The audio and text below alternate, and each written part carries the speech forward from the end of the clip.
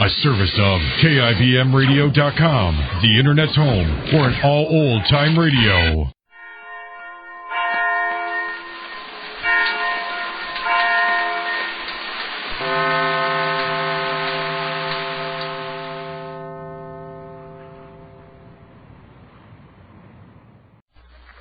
Well, Jane Ace is still without a signer on her note to borrow $100 from a finance company.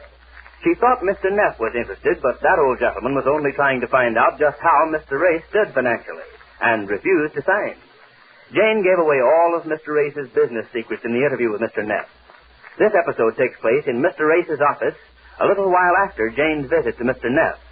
Mr. Race is at his desk as Jane enters. Listen.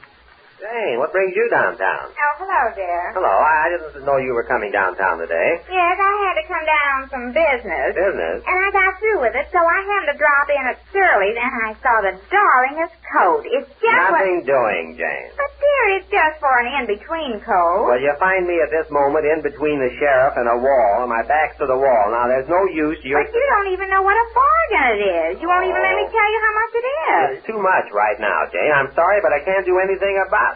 Oh, don't look so crestfallen. I can't help it. I'm in the middle of a big deal. If I put it over, I might do something about it. But as things are right now, I can't. But if you could only see it on me, it's only $45. It was $75. That's almost half. I know it's a bargain, Jane, but I can't do it. And if you'd only stay home, you wouldn't be tempted by dropping into places trying on coats. What did you come downtown for in the first place? Oh, about that note of mine. That note? Yes, I thought I was going to get Mr. Neff to sign it, but after I got Who there... did you say? Who said that? Who did you say? Oh, it was you. Mr. Neff I went to see. You went to see Neff about signing your note? Yes, I called him yesterday, and he said if I came to his office, he would sign it. But after I got there this morning, he said no. So I said, well, why did you tell me Just a minute. What goes on here? Why, Mr. Neff? How did you happen to pick him out of all the people in Well, I thought of everybody I could, and nobody would sign it. So I called up Mr. Neff, and he said I could come to his Wait a office. minute, Jane. You called him up? Yes. When was this? Yesterday? Yes. Was it about I'm afraid to ask this. Was it about 1:30? Yes, that's when it was, and he wasn't at his office, so they gave me a number to call, and I called it, and there he was. Was the number South 4230? Yes, how did you know? I happen to know my own number. You're not... Oh, that's right. I thought it sounded familiar. He was here. And it all begins to dawn on me, too. Here I was, trying to impress him that I had so much money I didn't know what to do with it, and you were telling him you needed $100. Oh, I understand now what he was talking about when I was at his office. What was he talking about? Well, he kept saying that you needed money, or why would I be borrowing $100? Of course he'd say that. It was a giveaway. Oh, Jane, how could you get mixed up in this? How could... But I wouldn't let him get away with that, dear. You wouldn't let him get away with what? Saying you need money. I told him that you had plenty of money. Oh, you did? Yes, I told him about the $3,500 you borrowed on your insurance. The 35? Oh, Jane, you didn't. Yes, I did. I said, don't you call $3,500 money? Well, that finishes me. It's all over. What? What is it, I'm dear? through. I might as well close up shop here. I might as well go out of business. The one deal I was banking on, and I had it cinched, too, because he needs this property. And I could have gotten my own price for it if I could have bluffed him through, and now this. You spoiled it. Spoiled it? Me? How? By telling him I borrowed money on my insurance. By telling him that you wanted to borrow $100. Don't you see it, Jane? I was trying to make him believe I didn't need money. If he'd have believed that, he would have paid what I wanted for that property. Now he knows I was bluffing.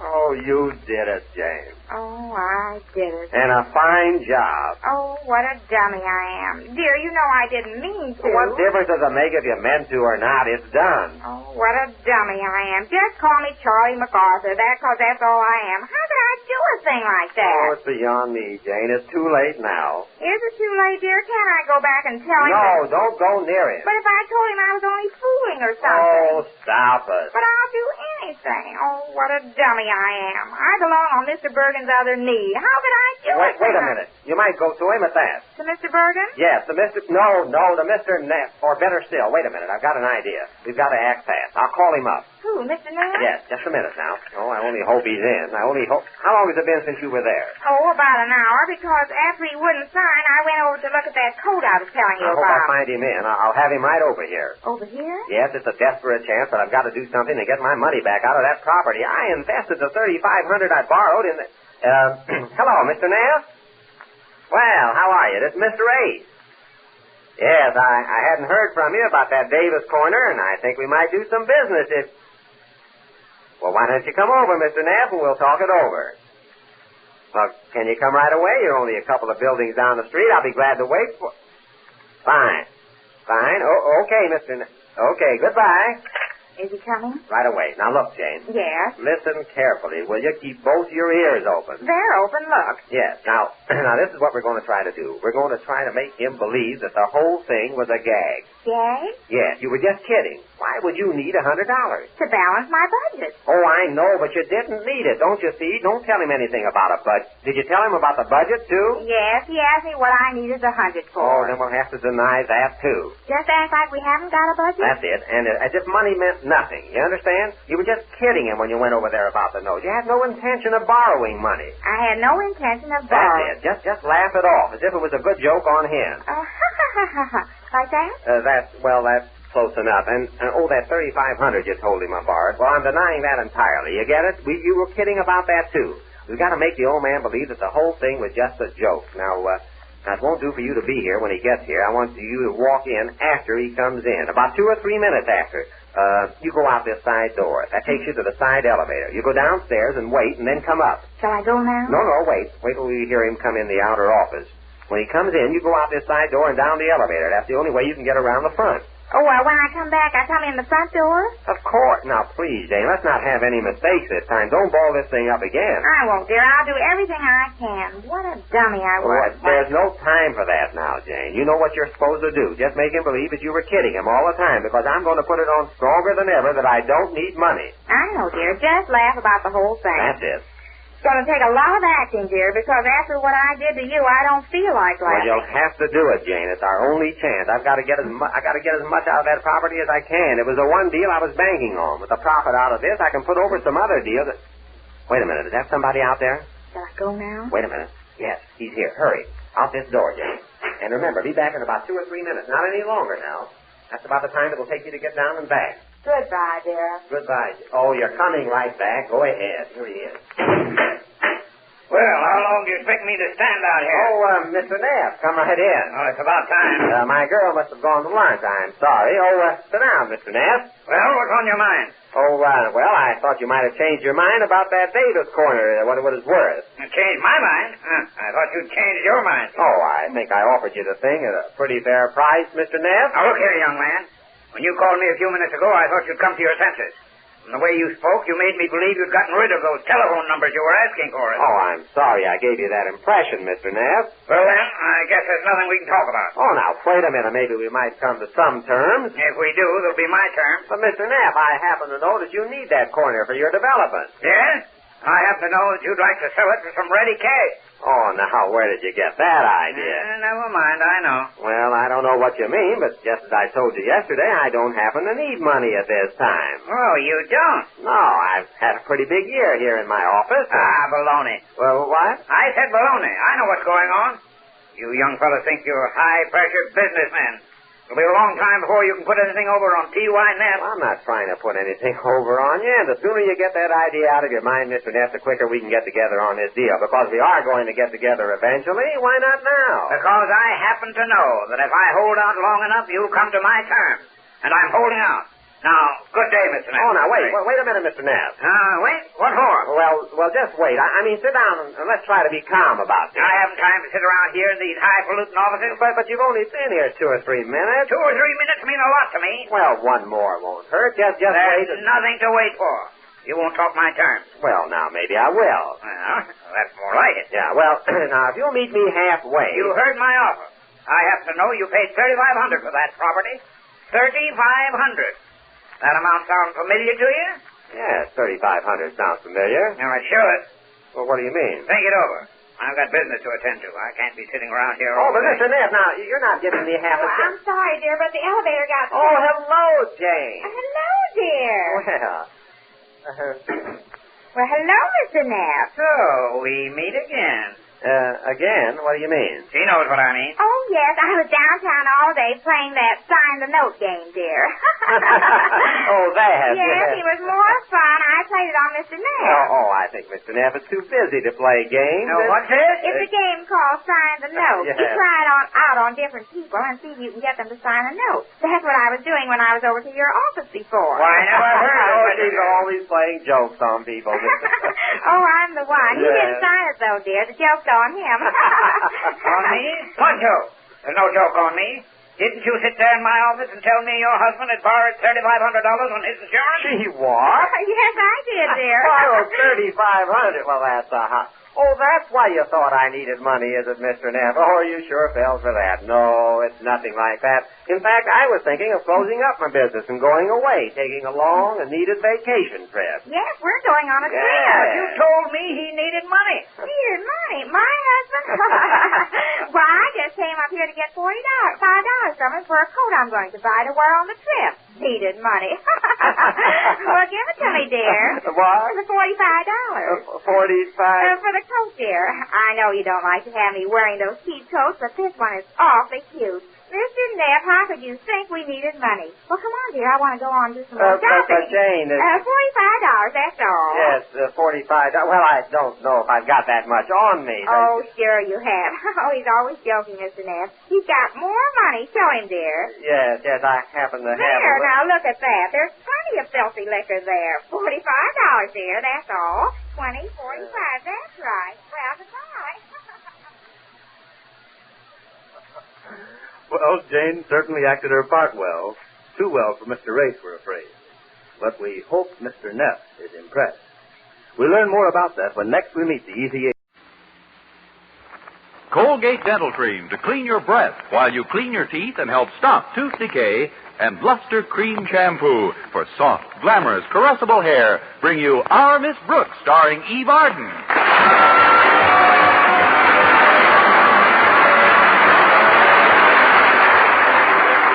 Time once again for another comedy episode of Our Miss Brooks, under the direction of Al Lewis.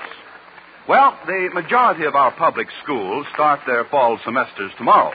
But our Miss Brooks, who teaches English at Madison High School, decided to go back last Friday. At breakfast, her landlady asked the reason. Why are you going down to school this morning, Connie? Oh, I don't know, Mrs. Davis. There are several reasons, I guess. I like to get my desk in order, see that the blackboards are all clean and ready. Besides, I won't be the only teacher at school this morning. A certain biology laboratory has to be put in shape for the coming term, too. I see. And there's a certain biology teacher who's going to do the putting in shape. That's right. A certain male biology teacher. Mm-hmm. A certain male biology teacher named Philip Boynton. Whee! I might have known. You get a different look when you just start thinking of him. A sort of golden light floods your eyes at the mention of his name. It's like somebody stuck a fork into 2 poached eggs. Well, that's a pretty thought. But I am fond of the bashful brute. However, there's something else that's been on my mind lately. I ran into some teachers the other day, and there's a rumor that some changes are going to be made in our faculty. Nonsense, Connie. These silly rumors start flying around before every new term. Why, down at the Ladies' League luncheon the other day, I even heard that Mr. Conklin might be leaving Madison. What? But without Mr. Conklin as our principal, Madison wouldn't be... Well, it just wouldn't be a high school anymore. What would it be? A paradise. I mean, who told you about his leaving? Oh, nobody told me. It's just some Ladies' League scuttlebutt. Well, I guess I'll find out more about the situation at school today. Walter Denton's driving me down this morning. Oh, what's wrong with your car? Oh, I had a little trouble with the drive shaft yesterday. What happened to it? It fell down an open manhole.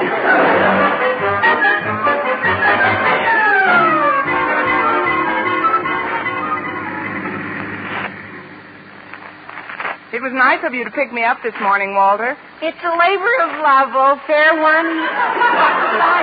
I promised to help Harriet Conklin get things straightened out at school. Oh, is Harriet coming in today, too? Yes, ma'am. I'm picking her up on our way down. She always likes to help old Marblehead, her dad, get things ready before school officially opens. Yes, I know, but how come she isn't driving down with him? Oh, their car's in the repair shop. The bottom of the motor's all ripped up. It seems some idiot left a drive shaft sticking out of an open manhole. Well, it takes all kinds of drivers to make a world, don't I? How has Mr. Conklin been acting lately, Walter? Awful. Even for him. Harriet told me yesterday he's been tense and irritable all week long. That's par for the course, isn't it? What do you suppose he's worried about, though? Oh, he got me. Well, here's the house, Miss Brooks. I'll go up on the porch and get Harriet. You wait right here. All right, Walter. Tell Harriet to hurry. It's almost 10:15 Boynton. 10. Hi, Walter. You timed it just right. Hi, Harriet. Hello, Mrs. Conklin. Is old Marble... is Mr. Conklin going along with us? I don't know if he's quite ready yet, Walter. Just a moment, I'll call him. Oh, Osgood, want to ride down to school? Who's driving? I am, Mr. Conklin. Me, sir. Me, Walter Denton. Me walk. It's just as well. Daddy's been in a pretty bad mood lately. The walk will do him good. Okay, let's get started, Harriet. See you later, Mrs. Conklin. Bye, Mother. I'll be back as soon as I help Daddy get Madison organized. All right, dear. Have they gone? Yes, Osgood. Good. There's something I'd like to tell you about, my dear. Something I wouldn't want blabbed all over town. Now, Osgood, that's no way to talk about your own daughter. Harriet never gossips. I was not referring to Harriet. I'm talking about her idiot consort. If there ever was a Marblehead, it's that boy. However, what I wanted you to know is that your husband, Osgood Conklin, principal, may soon be Osgood Conklin, assistant supervisor of schools in this area. No. Well, it's not definite, of course. As a matter of fact, I just read of my predecessor's transfer. But it shouldn't take the board long to pick out his successor. Do you really think you've got a chance, Osgood? Chance? What other principal has a better chance? The job requires tact, charm, diplomacy, and intelligence. Do you really think you've got a chance, Osgood? If you are selected, when will you find out about it? Probably within the next few days. That's why I'm going into school today and clean up my office from top to bottom. Never know when the head of the board might drop in. But that suit you've got on it's practically in tatters. Well, what do you expect me to wear around dirty desks and dusty files? My frock coat? Now, if you'll excuse me, my dear, I'll trot along to school. Well, don't walk too fast, dear. Remember what Dr. Frank said. While you're on your diet, you mustn't exercise too strenuously. Dr. Frank. Dr. Frank's fault that I've got to take off all this weight. What do you mean? If he hadn't cleared up my ulcer 3 years ago, I'd never have gotten so stout. Oh, well, food isn't everything. Before you go, dear, I'd like to ask a favor. Yes? Lucy Snodgrass phoned a little while ago and told me her washing machine is broken. Naturally, I offered to put her laundry in with ours this afternoon. Well, that should make our laundry very happy. What do you want me to do about it? Stretch Snodgrass, Lucy's boy, is coming down to school today to clean up the gym. He'll put the bundle in your office, and I'd like you to bring it home for me. A charming assignment. Well, I'm leaving, Martha. You may kiss me now. Thank you, dear. At ease.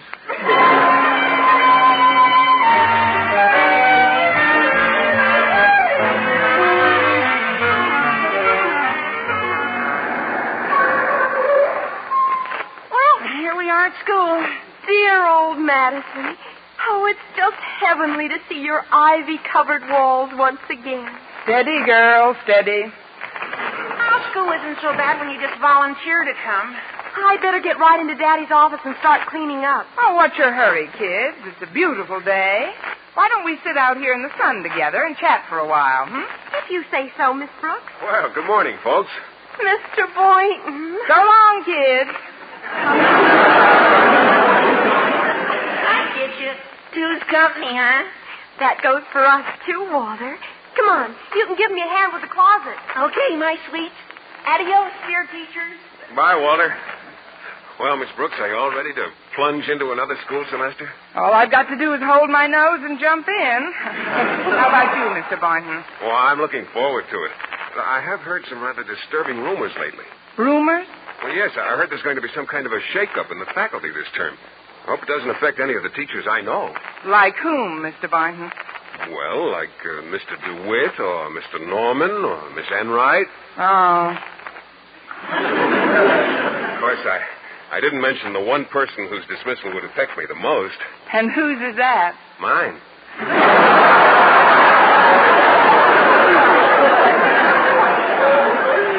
I couldn't afford to stay out of work for any length of time. It'd work a considerable hardship on my family. You mean your mother and father? Well, yes. They'd have to send me even more money than they do now. But, Mr. Boynton, what makes you so sure you're the one who's going to be fired? Oh, I'm not really sure. It's just that, well, if it were me, I wouldn't know quite what to do about it. My goodness, to hear you talk, anyone would think you were some kind of helpless moron instead of a brilliant, handsome, personable, capable scientist. Oh, me? Yes, you. That's the way you should consider yourself always. What do you suppose would happen if you lost your job here at Madison? Do you think you'd have to pack your clothes in a bindle and become a hobo? Do you think you'd have to shuffle through life like this poor tramp coming towards us? Well, no, but I should say you wouldn't. Why, you'd... Oh, excuse me, Mr. Boynton. I've just got to give this poor old bum a few cents. Here you are, my good man. Get yourself a bowl of hot soup. No, thanks. I just had breakfast. Mr. Conklin, please forgive me, sir. I didn't recognize you in that old suit. I'm wearing it because I have a lot of cleaning up to do today. Oh, of course, sir. Miss Brooks didn't mean to be... He never does. Now, if you'll excuse me. Oh, here you are, Daddy. I found this bundle of laundry in your office. Know anything about it? Yes, Harriet. It belongs to Mrs. Snodgrass. I'm taking it home to your mother this afternoon. Now, for heaven's sake, let's get into school and clean out my desk. Yes, Daddy. See you later, Paul. All right, Harriet. Did you hear that, Mr. Boynton? He's going in to clean out his desk. And those old clothes he was wearing. Taking laundry home to his wife. You know, he must be the one who's been canned. Dismissed. It seems to add up all right. Oh, poor Mr. Conklin. How could the board do such a thing? All these years as a principal, and suddenly... You know, Mr. Conklin has irritated me on occasion, but if he's actually out of a job, well, it's hard to hate a man when he's down. Now, this may not sound like me, Mr. Boynton, but I'm going to do everything in my power to show Mr. Conklin I'm behind him. What are you going to do, Miss Brooks? I'm going right in and help him clean out that office.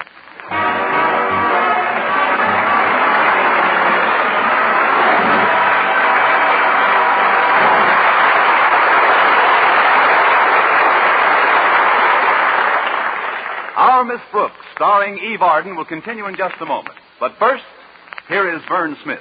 Reader's Digest reports the results of one of the most extensive experiments in dentifrice history. Yes, Reader's Digest reports the very same research which proves brushing teeth right after eating with Colgate Dental Cream stops tooth decay best.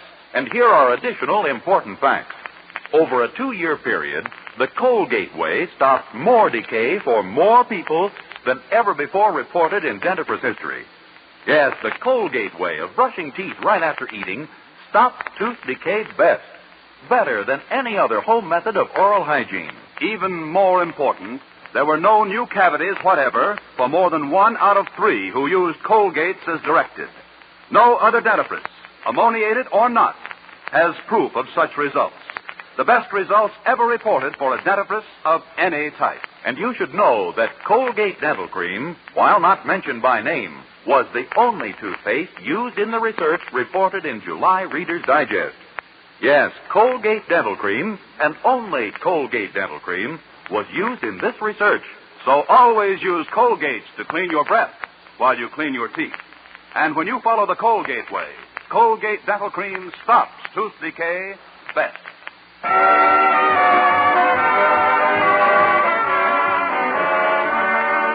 Well, Miss Brooks was practically convinced last Friday that Mr. Conklin had lost his job as principal of Madison High. But knowing what a proud man he is, she refrained from mentioning it and spent the morning getting her classroom in order for the fall semester. About noon, she and Mr. Boynton headed for Marty's malt shop across the street. Tell me, Mr. Boynton, have you confirmed our suspicions about Mr. Conklin's dismissal? Well, no, I haven't. I've been pretty busy getting the lab in shape. We could be wrong, you know. Uh-huh. Well, here's Marty's. Say, isn't that Stretch Snodgrass behind the soda fountain? Yes, it is. Since when has Madison star athlete become a soda jerk? Why not? He's a natural for the job. Let's go in, huh? Hello, Stretch.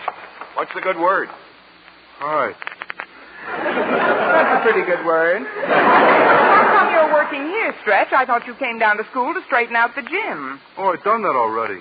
Stretch, I did that. No wonder it looked so neat when I got there. Oh, I'm just minding this place till Marty gets back. Well, where's Marty? He's out to lunch, but I'll take your order, folks. He's out to lunch? What's wrong with the food he serves here? Please, not while I'm ordering. Oh, the food here's all right, but Marty likes to change once in a while. He's over at Cesanini's. It's an Italian restaurant. You know, a pizzeria? A pizzeria? Yes, ma'am. They fix veal a certain way he likes it. Scallopini? No, they only charge 40 cents a plate. We got a veal cutlet blue plate here today that looks good. It comes with mashed potatoes and lima beans and includes dessert and coffee. Well, how much does that cost, Stretch? 6 bits. Think you'd like that, Miss Brooks? Sounds fine, Stretch. Okay. Well, how about you, Mr. Boynton? Want some? How much is 6 bits? 75 cents. I see. How much is the pork chop blue plate? Well, that's 65. He'll take that. I'll bring them both to 2 cakes of a lamb. Good, Stretch. Now, about Mr. Conklin, Mr. Boynton, if he hadn't lost his job here, I'd feel awfully foolish if we quiet, offered... Miss Brooks, quiet. He just came in. Oh, hello there. Getting a bite of lunch? Oh, yes, sir. Why don't you join us, Mr. Conklin, and sit right down here? Oh, Stretch. Coming up. Right up, folks. Here's your lunch.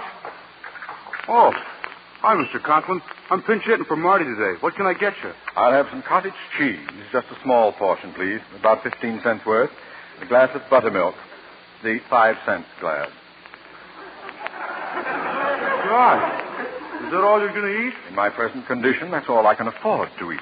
Yes, sir. I'll get it for you right away, Mr. Conklin. Hi, everybody.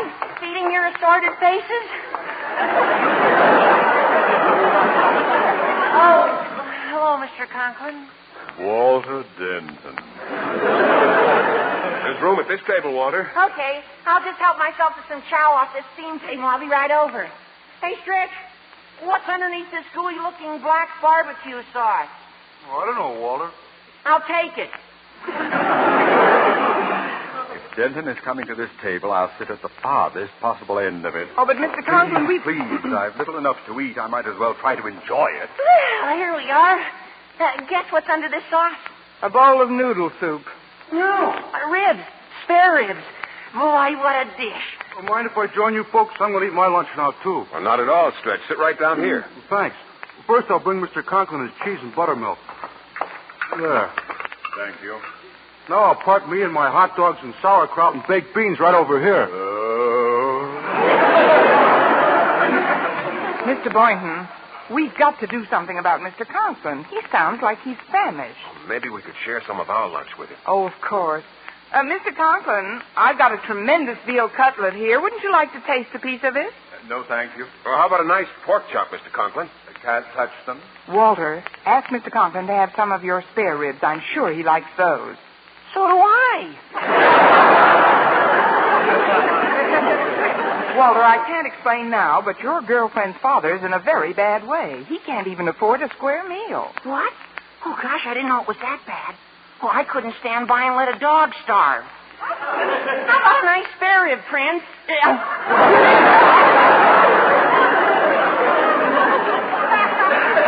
Mr. Conklin, want some of my spare ribs, sir?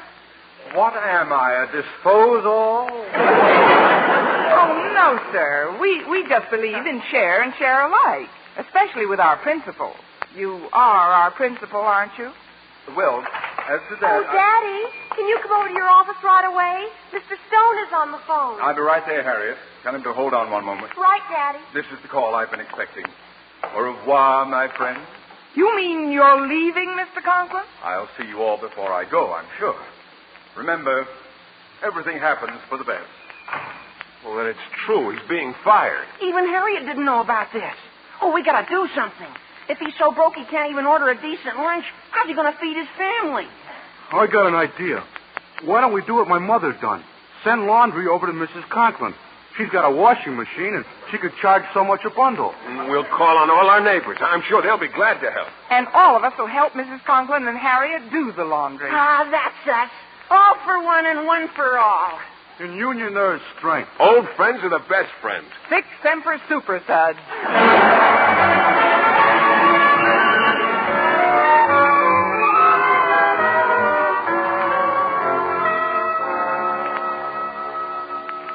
It's awfully nice of you all to help out like this, but I can't help wondering what Mother will think when she gets back from her shopping trip. It'll be a nice surprise for her, Harriet. But we got enough business here to tide Mr. Conklin over for 2 weeks. Did you rig up the clothesline in the yard, Mr. Barnum? I did. I also put some up in the living room. We'll need every inch of space we can get. Stretch is still out getting more bundles. I had no idea Daddy was in such dire straits. But with friends like you, nobody could ever consider themselves poor. A friend in need is a friend indeed. Your problem is our problem. If I've said it once, I've said it twice. Sic semper super, Suds.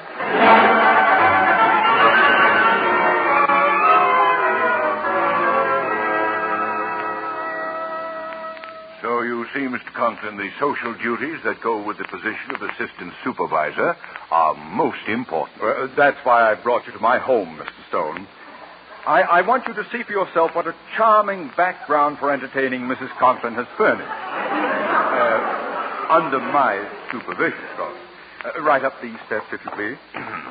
Let's see now, where's the key? You realize that you'll be called upon to receive city officials, as well as many of our most influential PTA members from time to time? Oh, of course, yes. Ah, here we are. After you. Thank you. Now, what in the world is this? Sheets and towels hanging everywhere. Is this a laundry room? Laundry room? Where did you... How could you... Say, it does look like somebody's laundry. It looks like everybody's laundry. I can't understand this. Let's go into my den, and then I'll... Mr. Stone? Where are you, Mr. Stone? I'm over here in the underwear department. Just what is the meaning of this? I don't know anything about it, Mr. Stone, but I assure you, sir, that I can... Hi, Mr. Conklin. Business is great. Here's 4 more bundles. Snodgrass. But no time to kibitz with you now. I got to get some more stuff down the block. Oh, before I go, I'd like to remind you about that bundle my mom sent over. Whatever you do, don't put no starch in my running pants. I got to bend my legs getting over those hurdles, you know. Wait right here, Mr. Stone. I'll get to the bottom of this at once. What the devil's going on here? Oh, shucks. We wanted to surprise you. Surprise me? Shut that contraption off, Boynton. Yes, sir. Now, speak, somebody. And speak quickly. Well, we thought that... Shut up!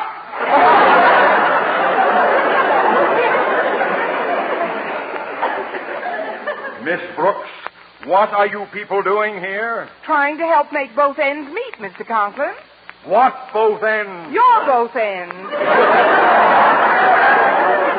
we found out you were fired, sir, we thought... Fired? I'm up for the most important job of my career. And the president of the Board of Education is standing in my living room right now, up to his neck in underwear. We only wanted to raise enough money so you could feed your family. Shut up!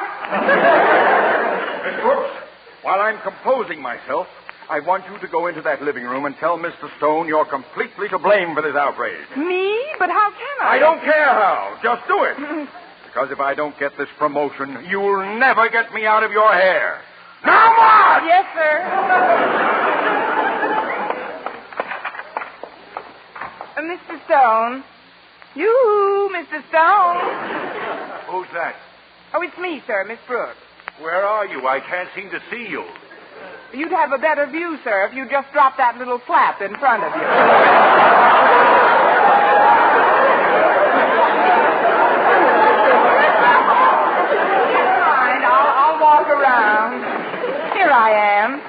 Oh, you really must forgive the appearance of Mr. Conklin's living room, Mr. Stone. Why must I? Because it's my fault. You see, my washing machine broke down, and Mrs. Conklin was kind enough to let me rinse out my personal things and hers. Do you expect me to believe that this laundry is all yours? That's what I hope you'll believe. But there are 24 bed sheets hanging here. I have twin beds. And how do you explain the fact, Miss Brooks, that there are men's pajamas hanging here? Pajamas? Well, I bought them for my hope chest. 16 pairs? I got a lot of hope. Besides, I like to wear pajamas myself. But these are all different sizes. Well, sometimes I feel smaller than others. Right now, I could curl up in the cuffs. Oh, look, Mr. Stone, there's no use my trying to deceive a clever man like yourself. I'd better tell the truth. Well, it's about time. You see, we thought Mr. Conklin was about to lose his position as principal at Madison, so in order to help out until he got another job, we started this little laundry business in his home. And who is we, Miss Brooks? Another teacher and some of the students. You mean that you felt such an intense loyalty for this man that you all rallied around in time of his need? Well, he looked so hungry. Well, I trust Miss Brooks has cleared this matter up to your complete satisfaction, Mr. Stone. She certainly has, Osgood. As a matter of fact, she's been of great value in helping me to arrive at a decision about our new assistant supervisor. You mean I'm it? No, Osgood, you're out. Any man who commands such respect and admiration from his colleagues is much too valuable just where he is. Mr. Stone, That's my final word. Stay where you are, Principal Conklin. Good day.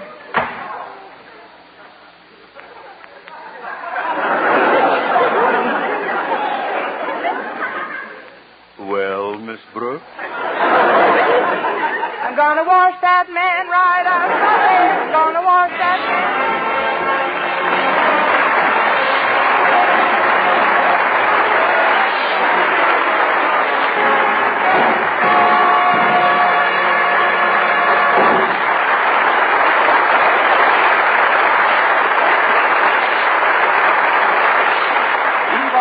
Our Miss Brooks returns in just a moment. But first... Dream girl, beautiful luster cream girl.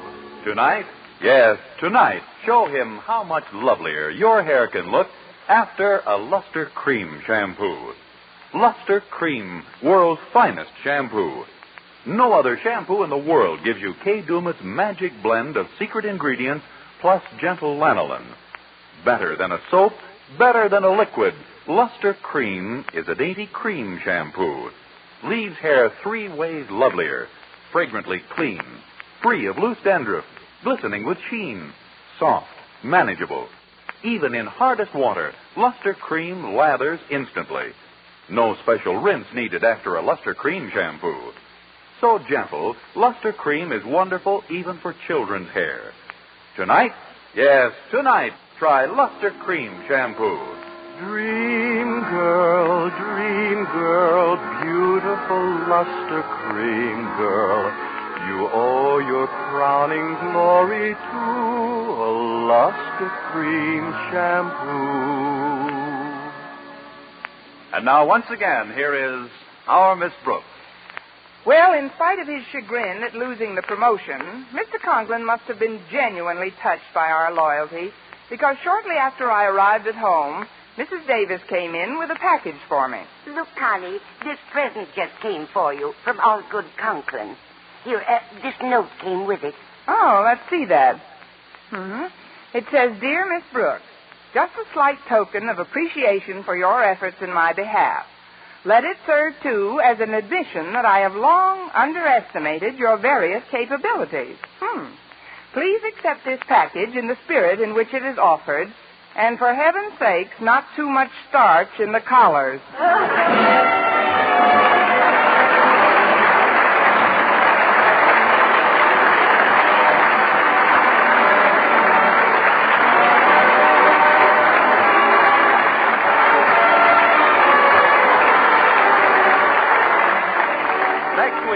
to another Our Miss Brooks show brought to you by Luster Cream Shampoo for soft, glamorous, caressable hair and Colgate Dental Cream to clean your breath while you clean your teeth and help stop tooth decay. Our Miss Brooks, starring Eve Arden, is produced by Larry Burns, written by Al Lewis, with the music of Wilbur Hatch. Mr. Boynton is played by Jeff Chandler, Mr. Conklin by Gail Gordon.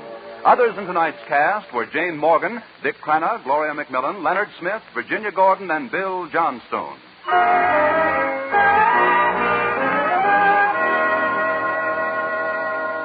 Doctors prove Palmolive soap can bring you a lovelier complexion in 14 days. Yes, 36 leading skin specialists proved in tests on 1,285 different women that Palmolive soap facials, using nothing but Palmolive, brought new complexion beauty to 2 women out of 3. Just wash your face 3 times daily with Palmolive soap, each time for 60 seconds, massaging Palmolive's beauty lather onto your skin. Then rinse and pat dry. So start your Palmolive facials today. Remember, doctors prove Palmolive soap can bring you a lovelier complexion in 14 days.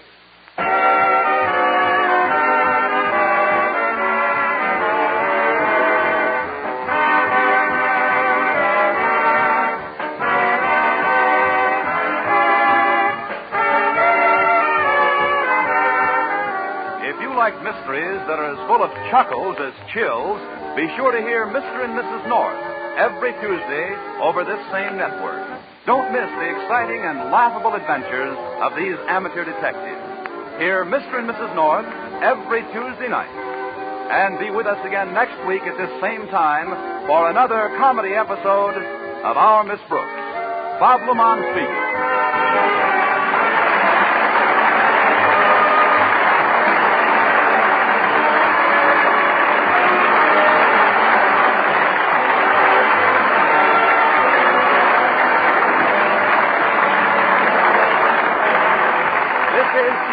The Columbia Broadcasting System.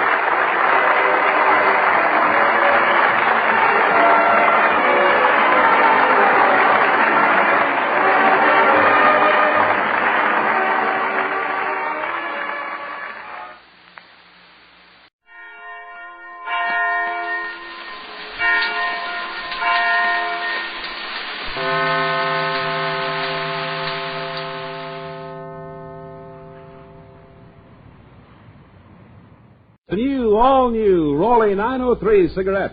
Listen. That jet of fresh, pure moisture stands for the new, different moisturized Raleigh 903. New blend, new taste, new freshness. It's the new, all-new moisturized Raleigh 903.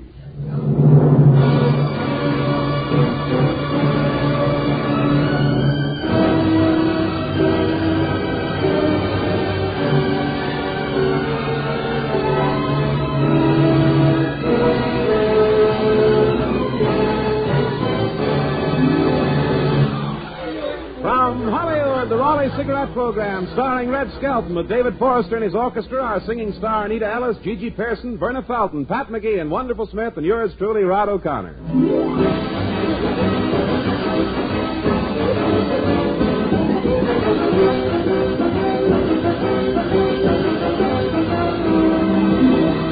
It's a pleasure to bring you Metro-Goldwyn-Mayer's popular young comedian and the star of the Raleigh Cigarette program, Red Skelton.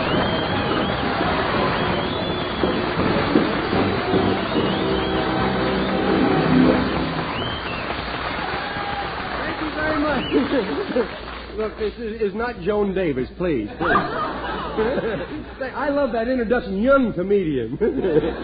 Wheel me closer to the mic, will you? Thank you and good evening, ladies and gentlemen. How are you tonight, Rod? Oh, fine. Say, Red, what have you been doing this last week? Nothing, and I've been waiting all week just to tell you. There's a brilliant line to stop the show off. I don't know why I let Edna write this stuff. They even fired her on frost warnings.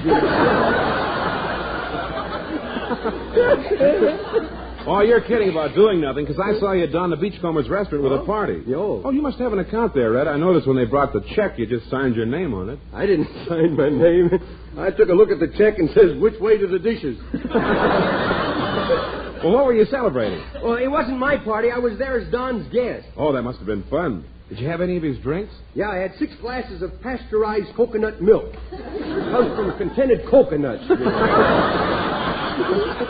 Well, did you ever I'm have... proud of that.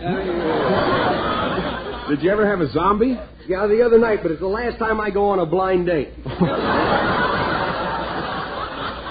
Oh, no, Red, a zombie's not a girl. You're telling me. This girl was the croquet champion of Cucamonga. Say, did you have any of Don's Chinese food? Yeah, I ate with chopsticks, too. Well, how was the food? It's all delicious. It smelled good. Next week, I'm going back with a spoon and see how it tastes. No kidding. I ate so much Chinese food, I went home and did my own laundry.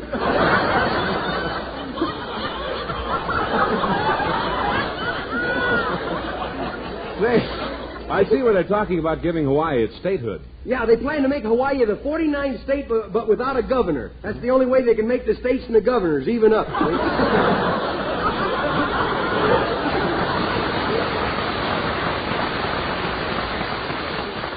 Thank you all. Thank you all. And I read in the paper they're going to take an island near Honolulu and make it into a paradise for millionaires. Yeah? Rich man's heaven, they're calling it. Well, I'll go to Catalina myself, the poor man's purgatory. Well, wouldn't you like to... Wouldn't you like to be a millionaire, Red? Yeah, if I had enough money to afford it. You know, Hawaii's a beautiful place. You can pick pineapples right by the road. Yeah, you know, my uncle used to manage a pineapple plant, you know, until he did something wrong and they canned him. Hey, what else do you know about Hawaii? Huh? Well, I know they have a firecracker tree, and when the blossoms open, they explode. Really? Yeah. No wonder so many of the boys came back from the islands married. Well, what do you mean? Well, can you imagine some nice moonlight night, you know? You go out with your girl and you sit under a tree. And finally she says, Papa thinks we'd make a nice married couple, see? And just then the tree starts to blossom. Which way to the wedding? Now you'll pay attention. We'll share. Hey, tell us some more about Hawaii, Rod. Well, when it rains, you know, the people take tea leaves and slide down the mud banks like we do when it snows. Really? That'd be wonderful. Have a Hawaiian walk up and say, pardon me, do you take cream and sugar with your belly whoppings? Silly to me.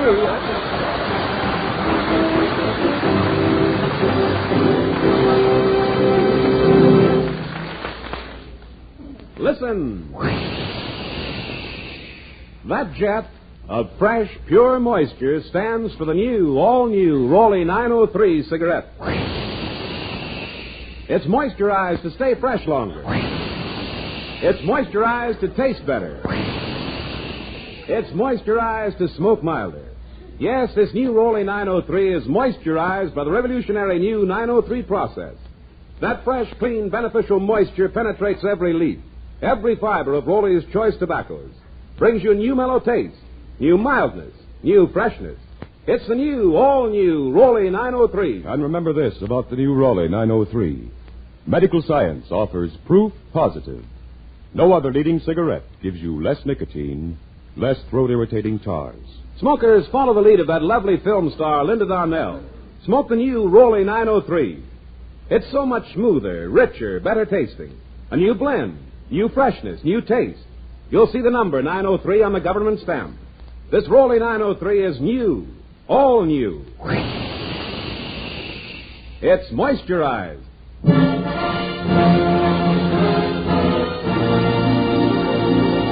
And now Anita Ellis, the Mercury recording star, sings The Moon of Monokura.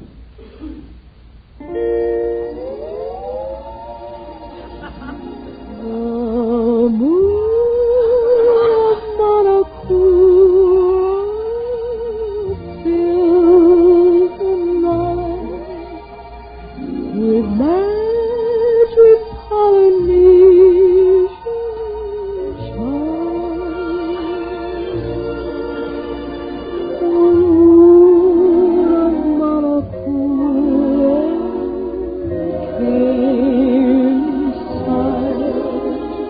and brought me to my eager eyes. The moon of Monokura soon rise.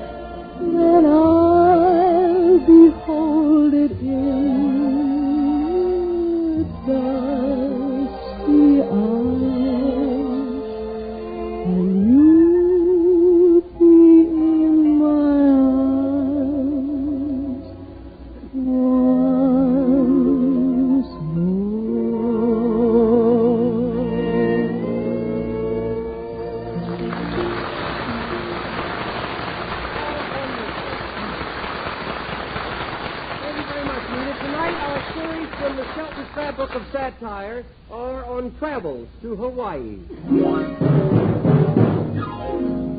Thriller gave him a talking to, I guess. So, Chapter 1, Flying Down to Hawaii.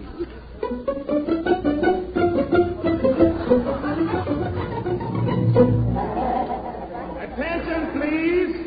Hawaiian Clipper loading on gate 5. Well, that's me, dear. Now, you cable me as soon as you arrive at the Royal Hawaiian Hotel. I'm awfully sorry I can't take you in the tube. Well, I understand, dear. You need the rest away from us. Yes, I've got to get where it's peaceful and quiet. Step aside, folks. We in a hurry. Now, what's the matter, Junior? You know, I've never been on an airplane before. This should be quite an experience. For the pilot, I mean. I do hope that little loudmouth isn't on this clip. Hey, Grandma, why are we going away, huh? Because your grandfather and I both need a vacation. Huh? But we can't take one at the same time. Oh. So I'm going to Hawaii with you. Oh, Gramps getting his vacation first, huh?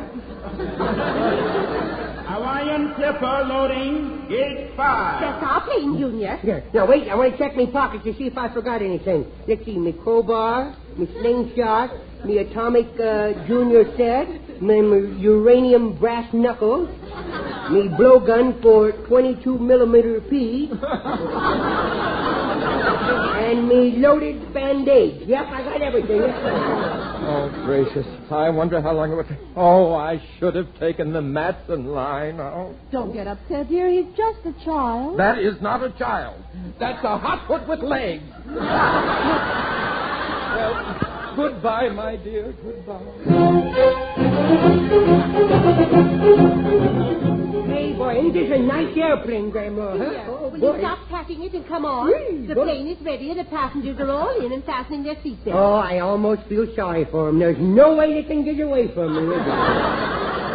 Here are your seats, madam. Thank you. Hey, is you a what? No, I'm the stewardess, Oh. and I'm going to take care of you, because I like nice little boys. Yeah, I was right. She's a what? Hey, I like this, I do. Now fasten your seatbelt Yeah, and okay. here's some chewing gum for your ears. Oh, come now. That's a little messy, isn't it? Is it real chewing gum? Yes, regular gum. Oh, you mean the kind you chew just for chewing? Yes. There's a lot of nice flavor to it? Yes. I'd rather have some bubble gum. That's enough, Junior. Oh, boy, please take enough. Sit back in your seat. Oh, boy. Yes, by all means. Hey, look out the window, Grandma. No, just sit still. Oh, we're going up. Up. Oh, we banking to the right now. Now we banking to the left. Engine trouble. This morning, stand by for right landing. Hold on to me, Junior. Our number has been called. No, just the pilots. We happen to be alone at the time. Please calm yourself. Where are the parachutes? Yeah, the parachutes. Hurry. Please, you're disturbing the other passengers. You ain't heard nothing. Wait till this thing takes off. Take off. Aren't we in the air? No, they're just warming up the motors. Yeah. I got a feeling you're going to warm up my motor now. Why do you do things like that? I don't know. Stewardess, get my coat. I'm getting off. Yeah. Now the plane has left the ground. You don't like me, does you, Sporty? Why, yes, certainly, yes. I like all children. Answer my question. Junior, Stop annoying that nice man. I should have stayed at home. Oh, don't worry, sir. I'll do my best to keep the child from disturbing you. Thank you, stewardess. And if there's an inquiry, I'll gladly testify that he wasn't pushed off the plane, that he jumped. I really need a vacation, don't you? Hey, how you going to keep me quiet, lady? I don't know. Huh? How would you like to get up in the cockpit with the pilot and see what makes the plane fly? Me? Up there? Yes. You realize what you're saying? Certainly. Boy, you're a natural-born sport, ain't you? Well, let's take a chance at it. Now, Junior, remember, don't touch anything. Trusting old soul, ain't you? You wouldn't do anything wrong. I'm convinced of that. Yeah, well, I wish you could convince me of that, you know. Yeah, I said you're telling me. Oh, Captain Gus, look what we have aboard. Well, howdy, fella. Hello. Where'd you get the red hair? The birthday party. What are you going to Hawaii for? Riding a surfboard? No, I'm going to see my uncle. He's a cowboy. He got the biggest ranch down in Hawaii. He does. Do they have cattle ranches in Hawaii? Good. Sure, the largest in the world. Yeah. This kid is smart. Yeah, it's smart. You know what a luau is? Luau, yeah. You mean where they bury a big pig and they put him full of hot rocks and they cover him over with tea leaves and bananas and yams? Mm-hmm. Yeah. No, but I know where the barbecue is. You like planes? Yeah, I don't know much about them. What's that wheel the pilot is holding there? Well, the controls. Do you want to fly the plane? Oh, no. Don't suggest such thing. Oh, it's all right. I have the automatic pilot on. Yeah, but not on me. You just explain how it works, that's all. Well, if I pull it this way, it goes up. Oh, you can feel it. If I pull it this way, it goes down. What happened if you push it this way? How about that? We backed him sideways. I'll take him back to his Yeah, grandmother. oh, boy, that was something. Hey, look at all the passengers doing fancy trips. Hey, mister, teach me to stand on my head like that. Oh. Junior, are you all right? Yeah. My, what a deep air pocket. Madam, in Honolulu, at what hotel do you stay? Why, at the Royal Hawaiian. Good. Then I will stay at the Moana. Oh, boy, what a summer puss he is. Huh? He could curdle milk at 20 pesos, this guy. Hey, why don't you want to stay where we done? I will not. I came to Hawaii to get away from children. I can't stand there asking questions and noisy games. Well, shut my mouth and call me Nor Printer.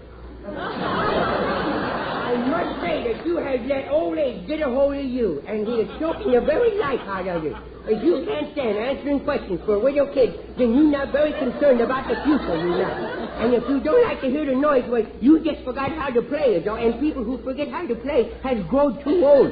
And Grandma played with me, and look how young she is. She don't look a day over 45, and that old kid remembers when the Big Dipper was a widow drinking cup.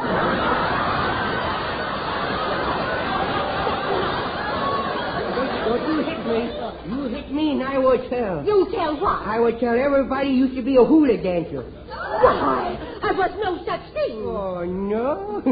Hey, Queenie, there's a crowd gathering. Well, mow me a shirt. Skirt.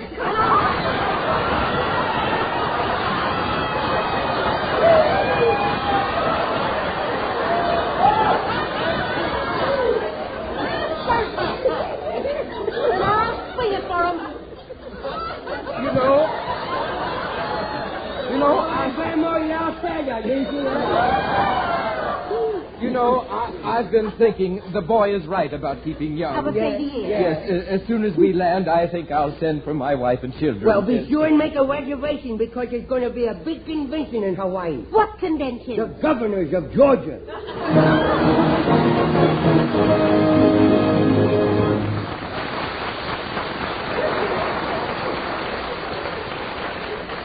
Listen. That jet of fresh, pure moisture stands for the new, all-new Rolly 903 cigarette. It's moisturized to stay fresh longer. It's moisturized to taste better. It's moisturized to smoke milder. Yes, this new moisturized Rolly 903 is unlike any Rolly cigarette you've ever smoked before. It's new, all new, new blend, new freshness, new taste. And remember this about the new Rolly 903. Medical science offers proof positive. Tests certified by a jury of 14 doctors based on a method used by the United States government prove that no other leading cigarette gives you less nicotine, less throat-irritating tars. Smoke the new, all-new Rolly 903.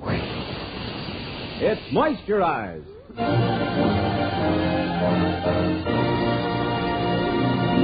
David Forrester and his Raleigh Cigarette Orchestra play The Hawaiian War Chant.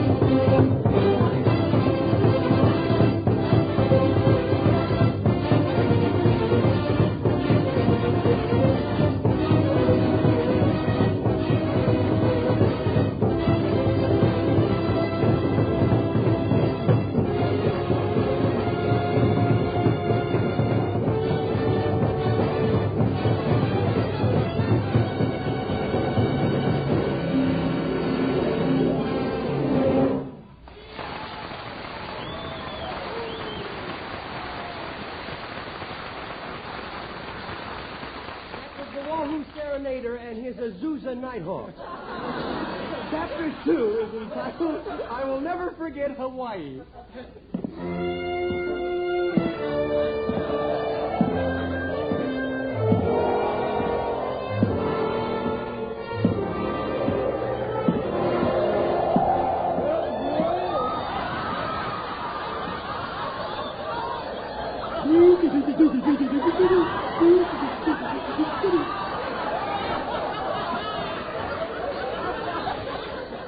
Boy, what a blizzard outside, boy. It sure is cold up here.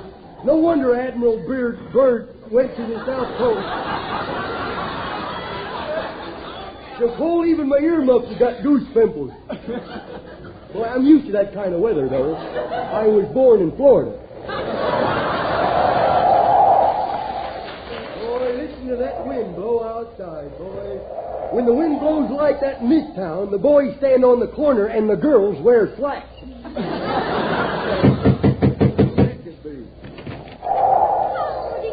Well, howdy doody, Sarah Doo.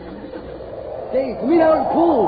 Oh, it's cold in here, Clem. Fur it is, ain't it? No wonder. Why don't you light the stove? Well, I've been trying to, but that darn metal won't catch fire. Hey, what are you doing out on a day like this, Sarah Doo? Well, I went over to my sister's. She's got a new baby. A new one? Well, they have got 12 already. What do they want with another one? Seems kind of silly to go out and get a new one when there's so many other things they need worse. Why didn't they get a used one? Clem, you're illiterate. Well, thank you. You'll have to explain what it means. I'm ignorant, you know. Okay, well, you smell good today. You got some of that perfume on I gave you? Nope, I took it off. Oh, I see you got a letter today. No, that thing's been here for a year. I can't even find out who it's for or what it's Open it from. and read it. Oh, give me the letter. I'll read it to you. Okay. The letter is from Dr. Duran, Honolulu, Hawaii. Really? Well, really. He was my old company doctor in the Army. Oh, he ever treat you for anything? Yep, he cured me of a bad case of gold bricking.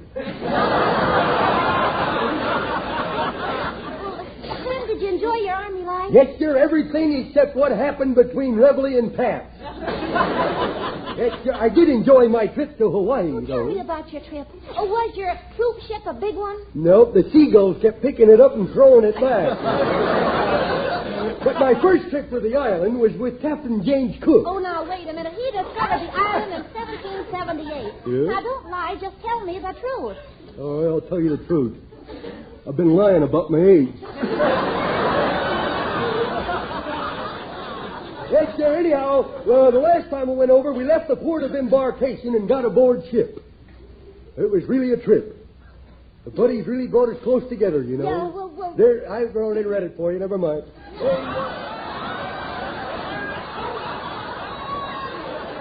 You're as bad as Alan and that Claghorn fella. You just don't get nothing, do you? There's nothing like a shipload of 25,000 soldiers to bring you close together, you know. Extra 2 meals a day, turn the water on for an hour, KP all the way over. That's sure I wouldn't have missed it for the world. But I wish I had. Did you get seasick, Clem? Only on the boat. The land didn't bother me a bit. I'd like to tell you about it. The third day we were out, boy, was it hot. I think the trade winds were having a fire sale.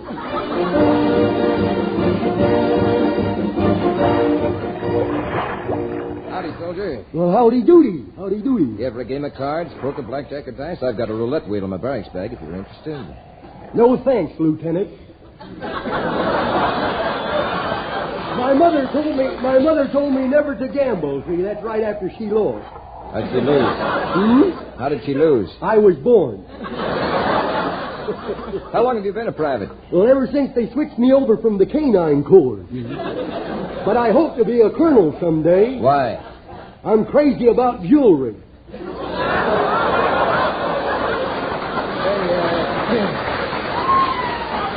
Tell me, didn't catch you yet, huh?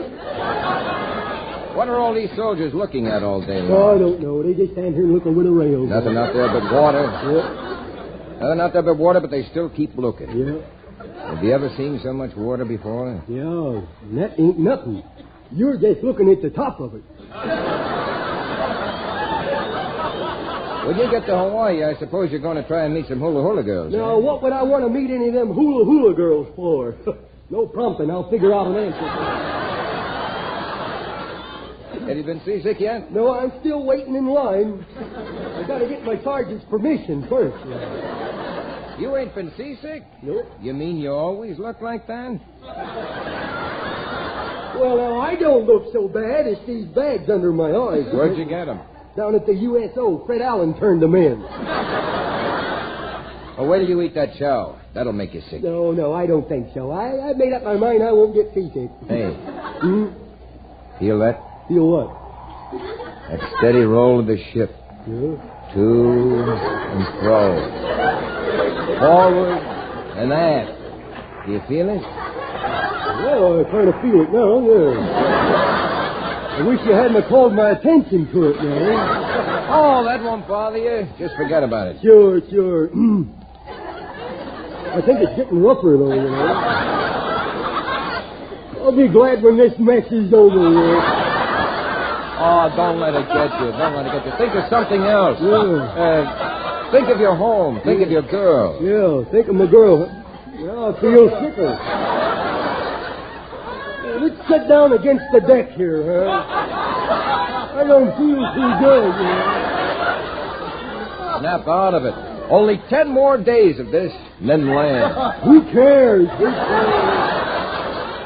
Wipe that perspiration off your head. Huh? Wipe the perspiration off your head. Which one? Boy, I never been so sick in all my life. I thought you could take it. I thought you could take it. I can take it, but they ain't giving it to me. If they could just pull into somewhere for a few minutes. You know? Where could they pull into out here? They'd pull in if they wanted to. What's that over there? That's the horizon. The horizon? Yeah. Well, pull for that. It's better than nothing. Oh, my goodness. You better go to sick bay. Not me. Last time I reported on sick call, they sounded taps and then tried to dump me overboard. I'll take a deep breath and... How do you feel now? I feel like my folks are going to be $10,000 richer, you know. Yes, sir, that was... Poor old Clamor, Yep. what happened there? Well, I got so sick that I finally jumped overboard. And as I was going down to the water, I see a shark standing there waiting for me. Good heavens, what did you do? What could I do? I wrote my congressman and asked him to repeal the law of gravity. And suddenly I remembered from the little pamphlets that they gave us that the sharks were supposed to be cowards. So I start splicing around, and that proved it. That the shark was a coward? No, that I was. He was closer and closer and kept swimming to me, see? And just as they pulled me into the lifeboat, he bit all three of my toes. Oh, I don't believe it. Well, I'll just take off my shoe and prove it. There you are. There. Oh, well, you got 5 toes on that foot. I know. But I did have 8.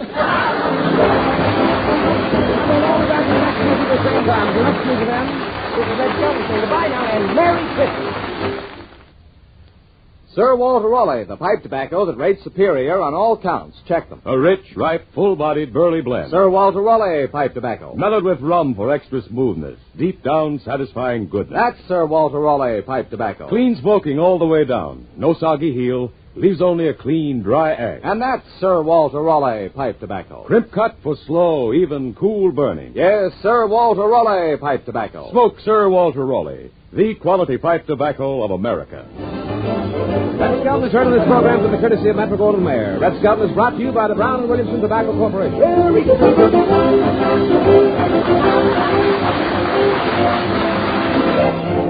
is NBC, the National Broadcasting Company.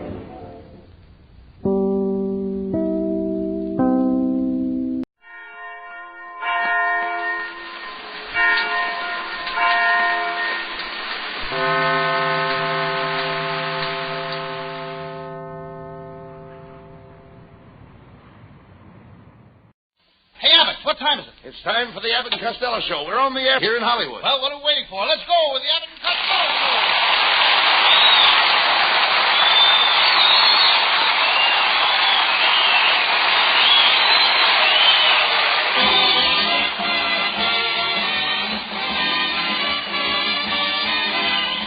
Yes, it's the Abbott and Costello Show, produced and transcribed in Hollywood for your listening and laughing pleasure. Chuckles with a carload and music by Matty Malnick. So hold on to your chairs, folks, for here they are, Bud Abbott and Lou Costello.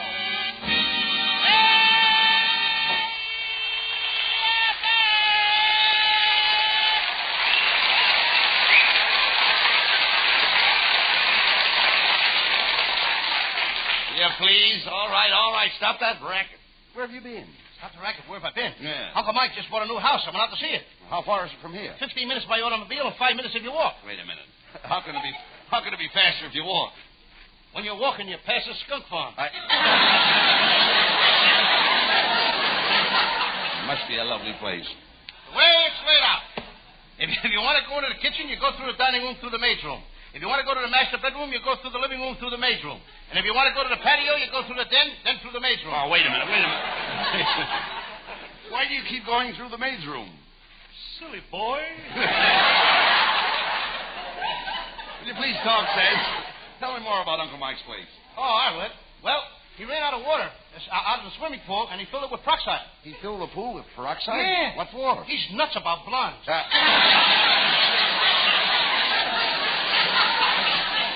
By the way, how's Aunt May getting along with Uncle Mike? Just fine. You know, Mike is expecting a blessed event at their house next Tuesday. Well, wait a minute. They've been married for 35 years, and they're expecting a blessed event? Mike's mother-in-law is leaving for Patterson.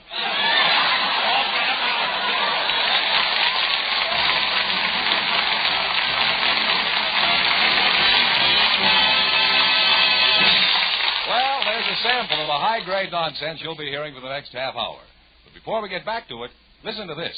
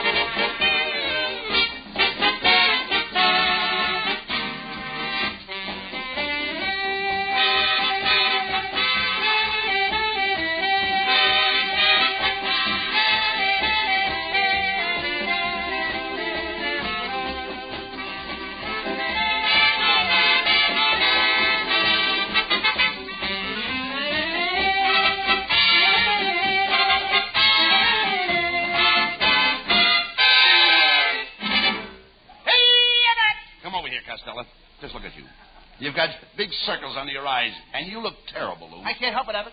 I've been up all night working on my invention. I just finished my latest invention. It's a cellophane mattress for old maids. Oh, now, wait a minute.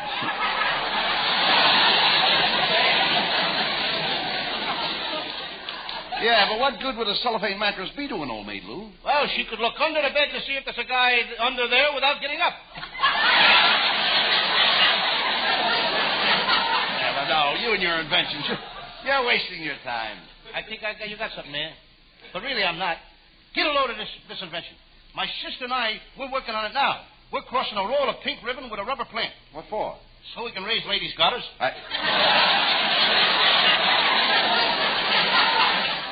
When I look at you, Costello, I wonder how you ever became such an enormous idiot. Well, it's easy. I could teach you in no time. You dope your entire family is stupid. None of them knows anything. Now, wait a minute. Just a minute. Now, how can you say that? How can you say that? My Aunt May is considered an expert authority on insects. An authority on insects? Did she study insects in college? She didn't have to go to college. She studied at home. Now, wait a minute. How could she study insects at home? Her first 3 husbands were barflies.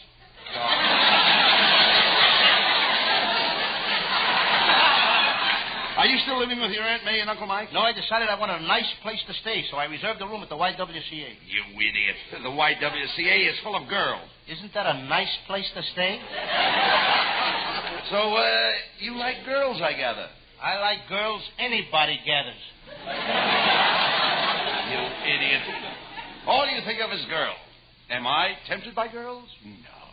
When a girl flirts with me, do I flirt back? No. Why, I could go out with a different girl every night, but do I do it? No. Look, Abbott, all the little kiddies are asleep now. Let's tell them the right answers. Help!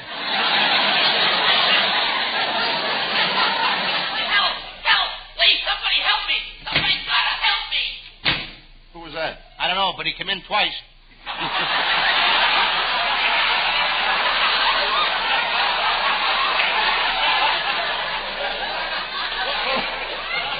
Well, who was it, Lou?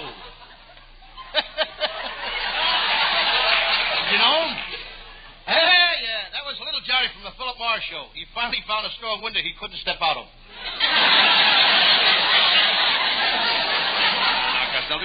Be careful what you say about that little Johnny. You know, I've heard he's a pretty tough kid. I ain't afraid of him. I can fight that little Johnny with one hand tied behind his back. You mean one hand tied behind your back? Who's fixing this fight, you or me? If you're so tough, Costello, why don't you enter the heavyweight division?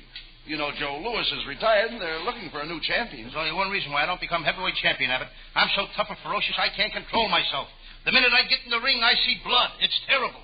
Well, what's terrible about it? It's my blood. You couldn't fight your way out of a paper bag. Is that so? You're talking to a man who can lick anybody. Why, I'd take that Joe Louis apart and see what makes him tick. I'd take Joe Walcott apart and see what makes him tick. I'd take Lee Savold apart and see what makes him tick. I'd take Gus Lesnovich apart and any champion. Name any champion and I'll take him apart. All right, I'll give you an easy one. How about the swimming champion, Esther Williams? Could you take her apart? Anything put together that good don't need tinkering with.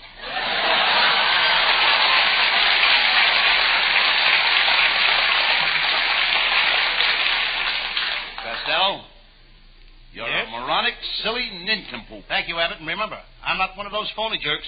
I'm the real thing. Costello, you're hopeless. No wonder you have no friends. Why, even Susan Miller won't talk to you anymore.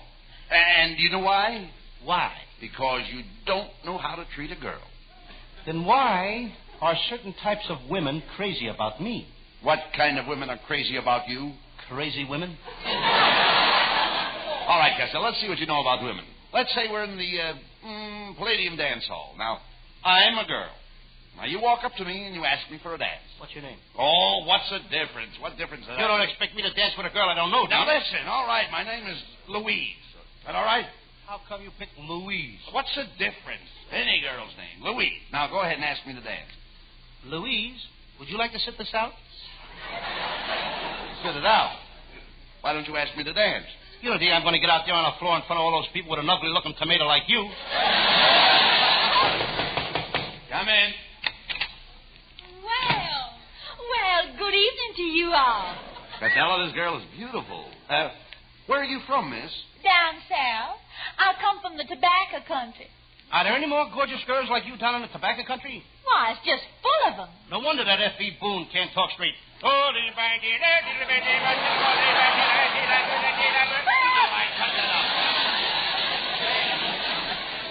that out, Miss.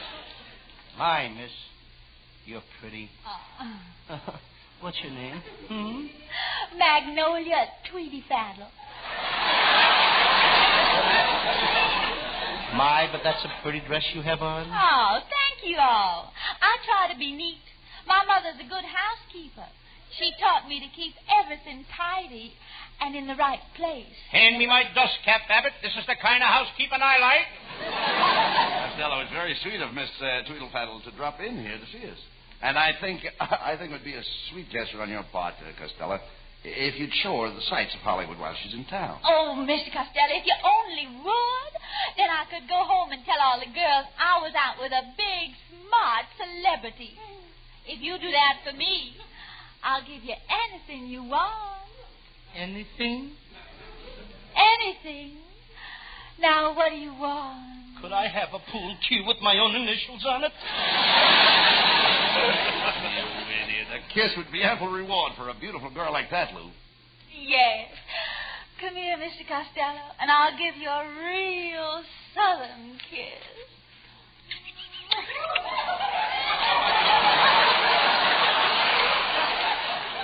There.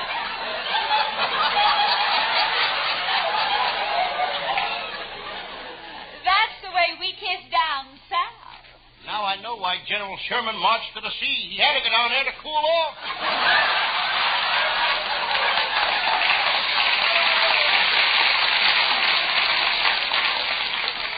You know, I just can't understand you northern men. Why, in Kentucky, the men are so impetuous, they carry a girl away.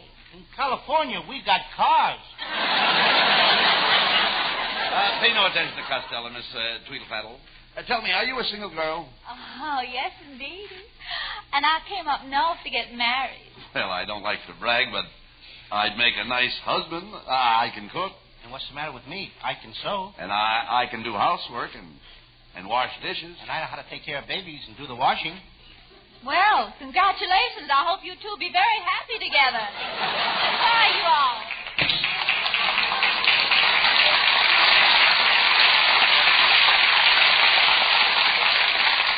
Costello, you missed a great opportunity. That girl is the daughter of Colonel Tweedlefaddle. They're very wealthy. Yeah, but I got a notion to put on one of my sand shovel detective disguises and follow that girl. Mr. Costello, I've got to talk to you. I'm Costello. What can I do for you? Mr. Costello, I've been listening to your detective series, and I think you're marvelous as Sam Shovel, the great detective. And, Mr. Shovel, I need your help. My wife has disappeared. When did she disappear? Yesterday morning at 7 o'clock. She left the house dressed in a nightgown. She had a frying pan in one hand and a box of matches in the other. Sounds like a pretty tough case. You say she left the house yesterday morning at 7 o'clock wearing a nightgown and carrying a frying pan and a box of matches? Do you have any idea why she left the house? Oh, sure. She was cooking breakfast and the stove blew up. Hey, you know, there was something familiar about that guy. Costello, isn't he your brother-in-law? No, sir. My brother-in-law is living.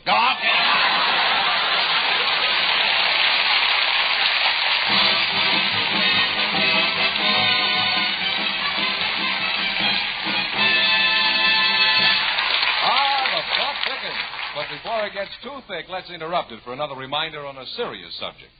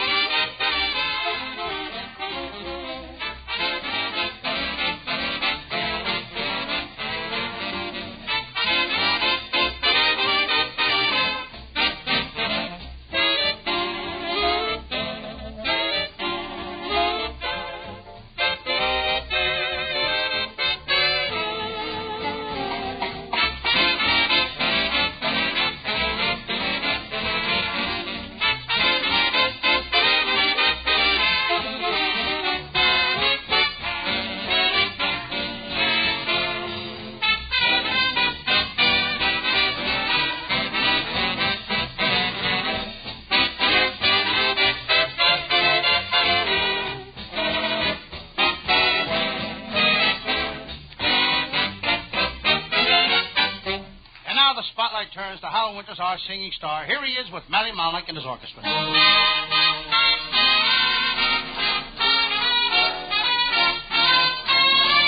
Somebody's lying when she says, I don't care.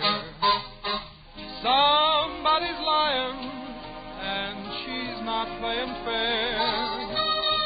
Somebody's lying when she says that I'm untrue. You know I'll never love no one but you. Somebody's hoping we'll break up someday, waiting and hoping you'll send me away. Don't you believe what someone else is saying? Somebody's lying, sweetheart.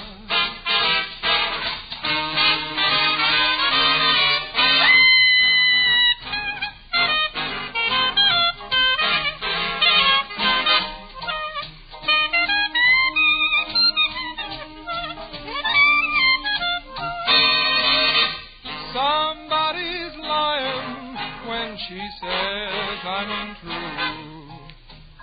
You know I'll never love no one but you.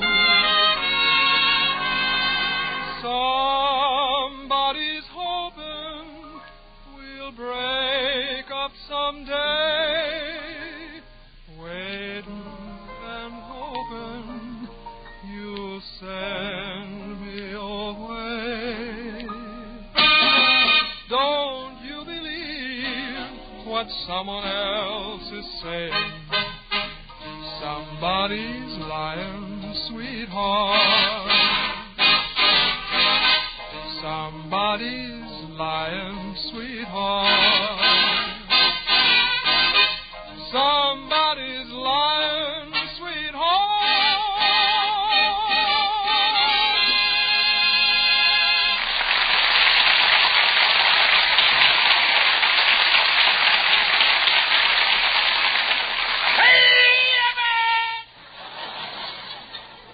You know, it looks like you'll have to get some new girls, Lou.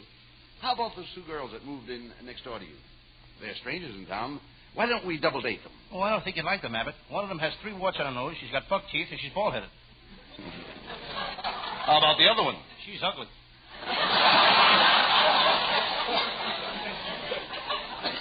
Costello, you've got about as much chance of getting a girl as Laurel and Hardy. They married? Married? They're not married to each other. They're partners, just like Sears and Roebuck. Sears and Roebuck, ain't they married either? Of course not. Ain't that a shame, with all that nice furniture they got, too? Where were you last night? Well, I had a date with our secretary, Viola Vaughn. She took me to the Palladium, and she wouldn't dance with me. Then she took me out to the House of Murphy for dinner, but she wouldn't eat with me. Well, if she wouldn't dance or eat with you, what did she take you for? $35. Throwing your money around like that. You ought to be ashamed of yourself. Right now, I need $75, and I don't know where to get it. Why, Abbott, you must have 100 friends that would loan you $75. Well, how about you loaning it to me? Abbott, you must have 99 friends that would loan you $75. I ought to know better than to ask a stupid, ignorant dope like you for money. Just a second now. Just a second. Don't call me stupid and ignorant. I'm a college man.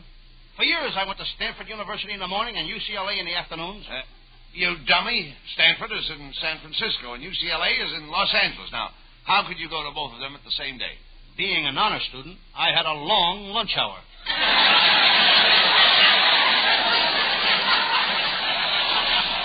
Honor student. How did you ever get to be an honor student? Well, I took the brain of a monkey and I put it in the head of a man. And today that man is alive and can talk. What does he say? Hey!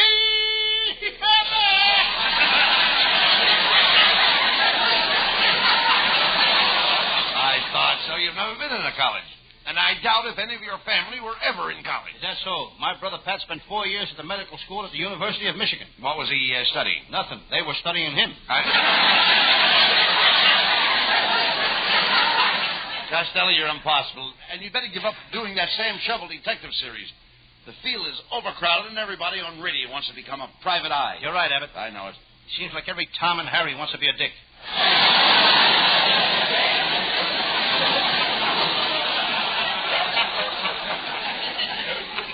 That ain't going to stop me, Abbott. Tonight I'm going to do one of my most famous cases. I call it Murder in a Butcher Shop, or have you seen those prices lately? Well, that doesn't sound like a very interesting case, Costello. Pick another one. Okay, here's a very, very interesting one. I call it the case of the man who drowned in the Los Angeles River, or Dust Be My Destiny. Oh, let's get on with the case.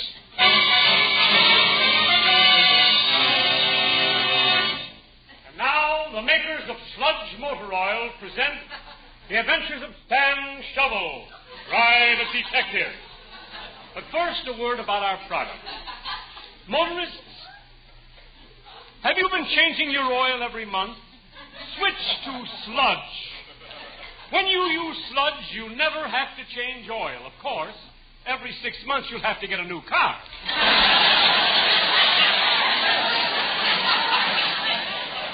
Friends, if you want extra mileage, use Naco gasoline. Listen to what one of our satisfied customers has to say. I bought 2 gallons of Naco gasoline in Chicago. When I got into Los Angeles this morning, I still had 2 quarts left. Thank you, sir. Thank you. What kind of a car do you drive? Who's got a car? I got a cigarette lighter.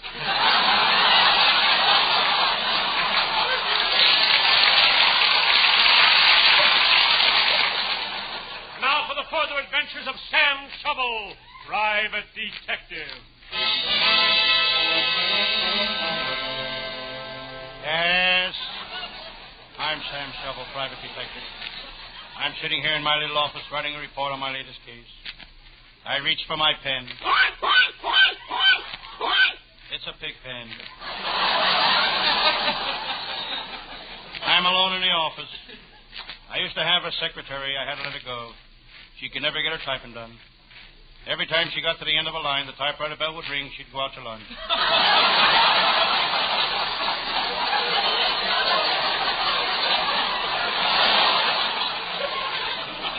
I'm getting sick of this detective business. Always on the run. I don't even get a chance to eat. Last night I sat down to a bowl of chicken broth. I started to eat the broth. The phone rang. I had to go out and catch a crook. I came back, started to eat the broth again. Another call came. I had to go out and catch another crook.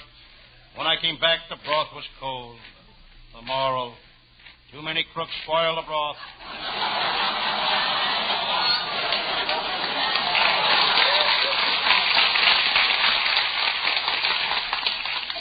Suddenly I hear a woman scream.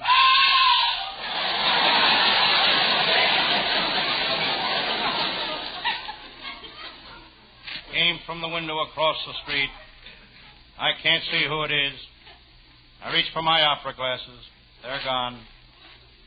Must have gone to the opera again. I turn to my file. There on top is one of my most famous cases. The case of the Lady Bluebeard.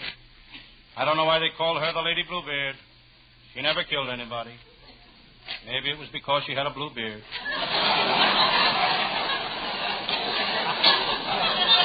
She was a hard woman to catch. I'd have never caught her except she was a flirt. She gave me the eye in Pasadena. She gave me the eye in Pomona. Then I caught her in Pisno Beach. It was easy. I had both her eyes. Kid was lost, couldn't see where she was going. Suddenly, through the window, I see my pal, Lieutenant Abbott of the Homicide Squad, approaching. Abbott's a tough man. He's got a dirty look and underwear to match.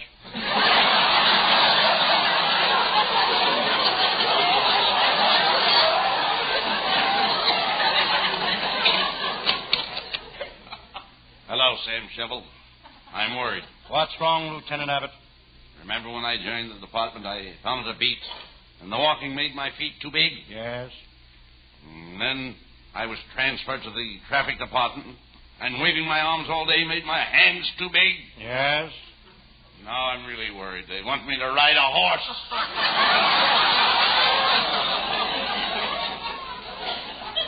I looked at Lieutenant Abbott. What a clever policeman. He's got a trigger mind, and he ought to give it back to Trigger.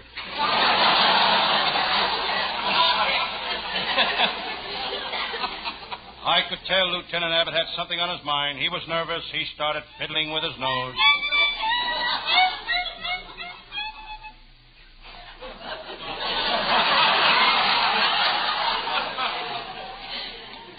Lieutenant Abbott had a tough day at headquarters. All day he had been given a rubber hose the 3rd degree. He kept hitting it with a detective.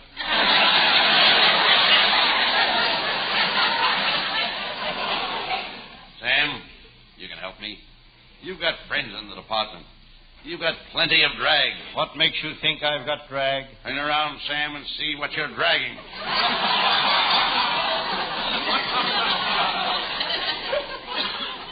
Lieutenant Abbott has insulted me again. I looked him straight in the eye. He had arrogance, conceit, and meanness written on his face. Seems silly for a man of his age to go around with all those words written on his face.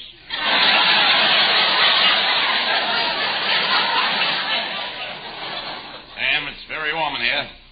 Why don't you open that door that leads to the balcony? I can't. I haven't got a key, and I don't know how to open it. Why don't you use your head? I don't think my head will fit in the keyhole.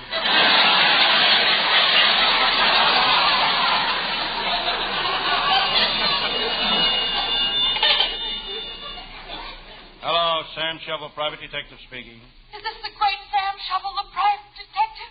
That's me. Sam, you've got to help me. What's the matter? There are 5 tough bugs with guns and clubs trying to break in here and kill me. Come right over. I can't hear you. There are 5 tough guys with guns and clubs trying to kill me. Come right over. I can't hear you. Sam, I'm not even on the phone and I can hear her. Why don't you go over?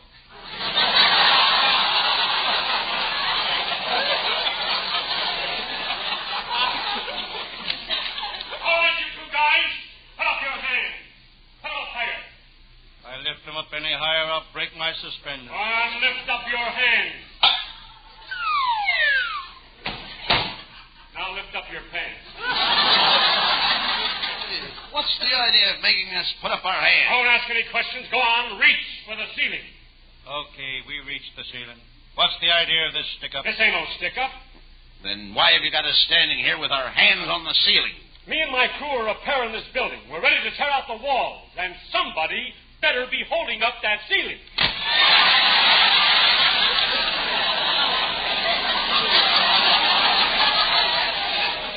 Lieutenant Abbott, this seems kind of silly. You and me standing here holding up the ceiling. Yes, Sam. It's probably something the writers thought up because they were stuck for a finish. It's ridiculous. Let's put our hands down.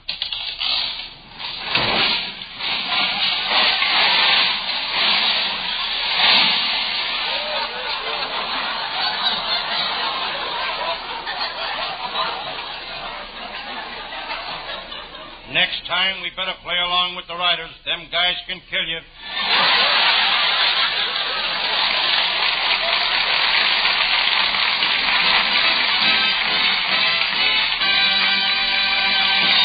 Don't go away, folks. Our mad men aren't through with you yet.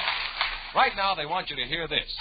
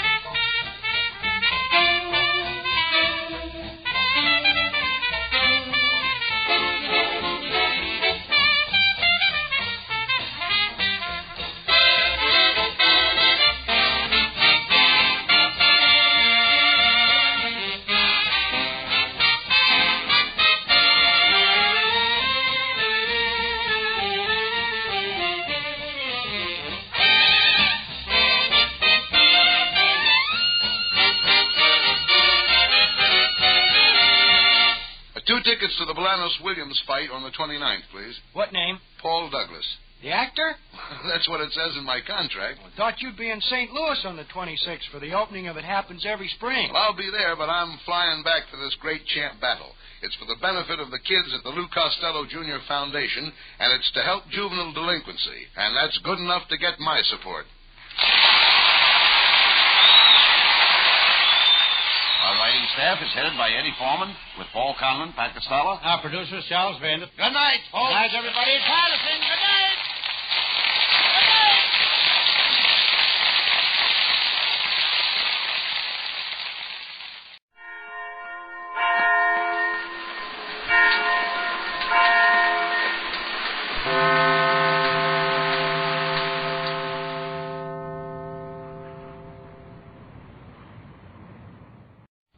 Ladies and gentlemen, the secret word tonight is face. F-A-C-E. Really? You bet your life.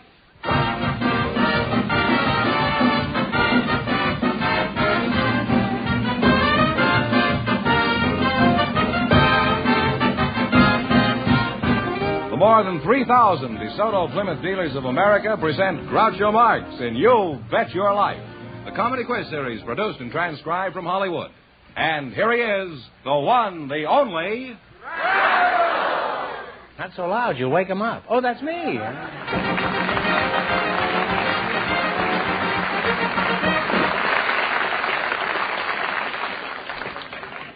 Well, here I am again with $4,500 for one of our couples. Groucho, we have a bachelor and a spinster for you, selected from our studio audience just before we went on the air. For me? Oh, you shouldn't. Yeah, Miss Frances Richardson, Mr. Herman Cantor, come in here and meet Groucho Marx. Well, welcome, youngsters, for the DeSoto Plymouth dealers. Say the secret word and divide $100. It's a common word, something you always have with you. A bachelor and a spinster, eh? Frances Richardson. Where are you from, Frances? From Washington, D.C. Washington, D.C. And how long did you stay in Washington? Well, I left there when I was 4 or 5 years old. Oh, you were very smart for your age, weren't you? You must be a Republican, huh? There hasn't been a Republican in Washington since you were 4 or 5 years old. Hyman Cantor, huh? That's right, Groucho. You're the bachelor? I'm the bachelor, yeah. How old are you? Well, I'll be 58 on my next birthday. 51. You're a fine-looking lad. Thank you, Groucho. Where are you from, Herm? From Bayonne, New Jersey. Bayonne? Bayonne, New Jersey. Oh, I thought that was the front part of a rifle. How is it you're a bachelor, a fine-looking boy like you? Well, I just decided I wanted to be a bachelor. When did you make this decision? Huh? Many years ago. I mean, approximately, how old were you when you... Oh, I would say about 20, 21, 20. And what was responsible for this decision? Don't let anybody boss me around, tell me what I can do and what I can't do. Well, if I ever saw a man who was ripe for matrimony, it's Hyman here. He's certainly ripe. I don't know if it's for matrimony. By the way, Hyman, did you see my picture in Look magazine this week? No, Groucho, no, I didn't. I'm sorry. Well, you don't have to regret it, but I was just checking, that's all. What sort of work do you do, Hyman?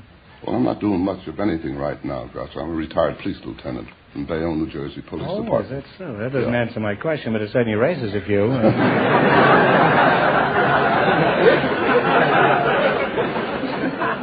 What did you retire from?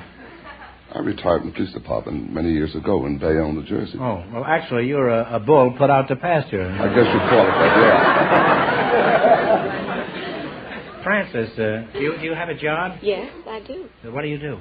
I'm head of the research department at 20th Century Fox. Oh, well, that's a pretty important job, isn't it? Could you give me a part in one of your pictures? Well, I'm afraid not. I just work in the library. Oh. Well, I've been on the shelf for the last 6 months. Do you ever get any unusual requests for information? Yes, we get quite a lot of them. What, for example? One quite unusual one was someone wanted to know what kind of chemical he could use to dissolve a body in a bathtub and not hurt the enamel. Nice kid, this was. Just a playboy, that's all. Well, it's been fun talking to you two, and I've learned quite a bit, and I hope you win lots of money from me tonight, particularly since it's not my money. Now, in just 1 minute, you're going to play You Bet Your Life for a chance at the $4,500 question. Now, Fenneman, suppose you handle this next interview. Okay, Groucho, and who are you, sir? Why, it's our sound effects man, and I hear you rode in the new 1952 Plymouth. Well, such enthusiasm. A real beauty, huh? And what about those new Plymouth tone-tailored interiors? You don't say. Well, tell us about the ride. What kind of a road were you on? I know what you mean, real bad, huh? But inside the 52 Plymouth.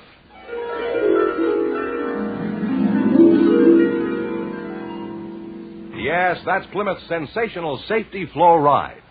Well, sound man, one more question. How about the engine? They tell me the cylinder head's been redesigned for smoother, high-compression performance. Can you show us how she sounds? Exactly. Quietest engine in Plymouth history. And these are just a few of the many exciting features. So, folks, run, swim, fly. To your DeSoto Plymouth dealers, see the 52 Plymouth.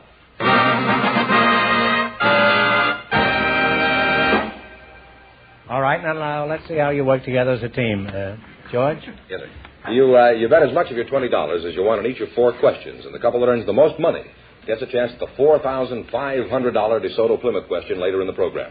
Let's see how I can build you $20. You selected characters in nursery rhymes and fairy tales. Here's your first question. How much are you going to bet? You have $20. What do you say?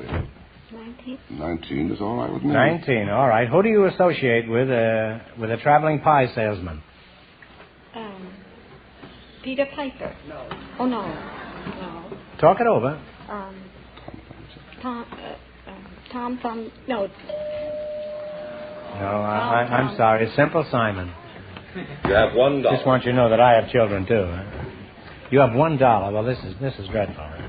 Well, you're going for $4,500 tonight, and that's the big prize. How much of the $1 will you bet? You do the talking. 50 cents. 50 cents.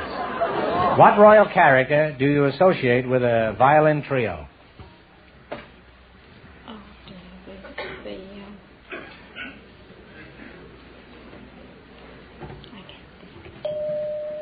Francis, you're either scared or nervous or...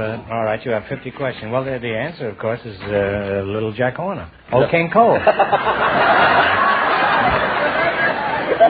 I know it. 25 cents. All right. Who do you associate with curds and whey? The spider that sat down beside her. No. Eating her curds and whey. Along came a spider and sat down beside her. Yes, but we have to have the name. It's Little Miss Muffet. You knew it, but you just didn't know the name. You just muffed it, that's all. That's all. Now, how much you going to bet? Bet it all. All right, who do you associate with a candlestick? Jack be nimble, Jack be quick. That's right, Jack jump over the candlestick. Well, we don't let anybody leave here with 50 cents. No. We're going to give you one question. We don't want you to leave here with less than $25. So we're going to give you a question now for $24.50, and if you guess this correctly, we're going to give you $25. What color is the little brown jug? Brown. Brown is right.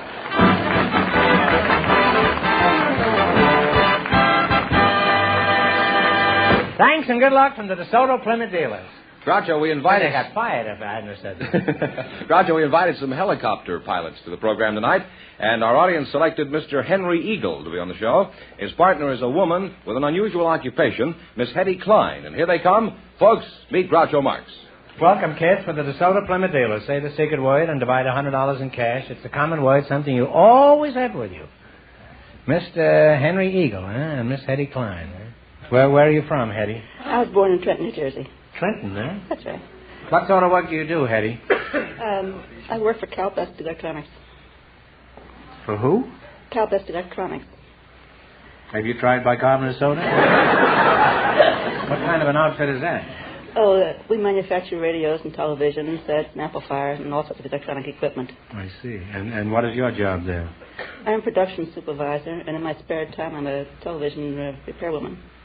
Really? Say, you're quite versatile, aren't you? Did you see my picture in Look magazine this week, Hetty? No, I didn't. I'm just checking this. Well, television is certainly a mystery to me. For example, what's wrong when those big gray lines suddenly shoot across my screen sideways? Oh, you have trouble with your horizontal circuit. Probably the oscillator isn't functioning properly, or the flyback transformer is not quite right, or possibly it's off frequency, or maybe just your waveform isn't proper. What are some of the other common complaints of a TV set? Oh, your vertical oscillator might not be oscillating properly. Or... You mean to say that my vertical oscillator isn't oscillating properly? Come outside and say that, Hetty. It's quite possible that your audio output transformer might have shorted to the frame and shorted B plus to the chassis. Well, that's true. That's definitely true. Or probably your rectifier tube is shorted and giving trouble with your power transformer. That could short too also. I guess I'm pretty much of a mess.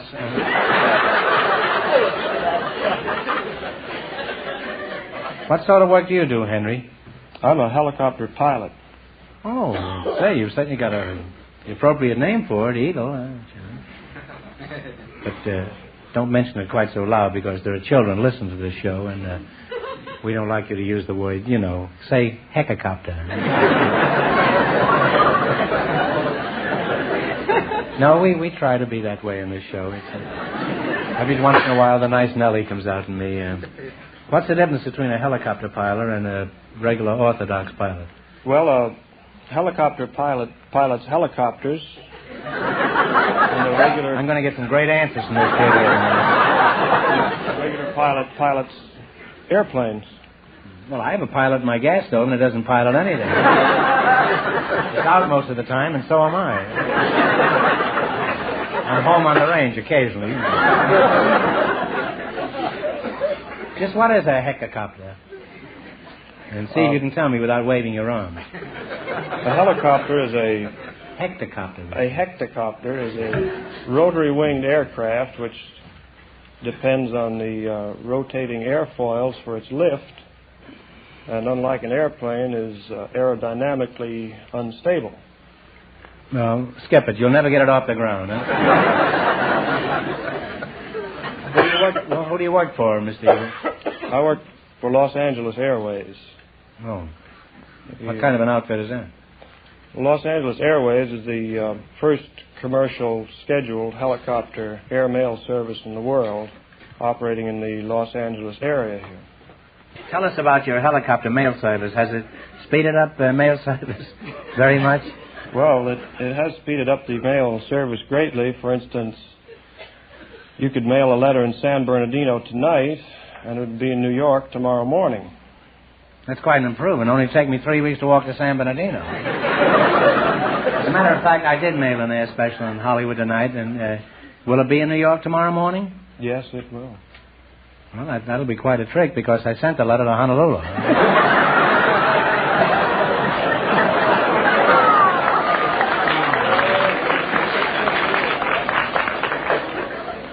Well, I've certainly added considerably to my education here tonight, particularly with my little joust with Hetty here. And if something goes wrong with my TV set, I'll call in my DeSoto Plymouth dealer. He can fix anything. Now you're going to play You Bet Your Life. You beat our other couples, and you get a chance at the $4,500 question. I can't tell you how much you have to win, but George is going to remind our listeners. The spinster and the bachelor went broke, so this couple has a clear field. And the secret word is still face. Here we go. Let's see how high you can build your $20. You selected Rivers of the World. Here's your first question. How much of the $20 will you go for? 15. That's fine. What is the name of the sacred river of the Hindus? This river empties into the Bay of Bengal. Ganges. Ganges is right. You're off to a good start. You have $35. Remember, you're going for $4,500 tonight. How much? 35. 35. Are you going to try this time? 30. 30. What is the name of the Alaskan river that served as a water highway for prospectors during the gold rush? Oh, Yukon. Yukon is right. You now have $65. Here's your third question. You have $65. What are you going to try? 64. What is 64? It's a number we try not to use on this show.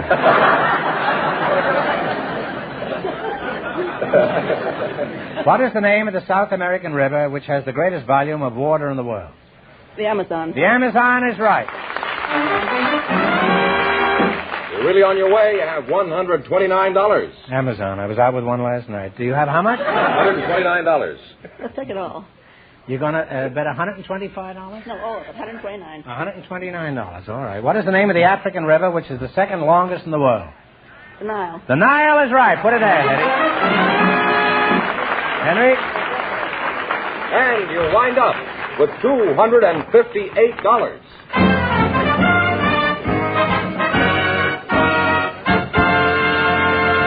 Thanks and good luck from the DeSoto Plymouth dealers. We invited some dairymen to the program tonight, Groucho, and just before we went on the air, our studio audience selected Mr. Jack Melbourne. His partner is a housewife, Yvette Hoppus. Folks, meet Groucho Marx. Welcome, kids, to You Bet Your Life. Say the secret word and divide $100. It's a common word, something you always have with you. Mrs. Yvette Hoppus. And Mr. Jack Melbourne, you're from Australia, eh? I'm from Ohio. Oh, from Ohio. I thought Melbourne was in Australia. You're the dairyman? I'm a goat dairyman. What's that? A goat dairyman. A goat dairyman, eh? Are you married? Yes. How'd you meet your wife? I met her at a goat show. Did she win any prizes? Yes, she did. She won first prize. I came in second.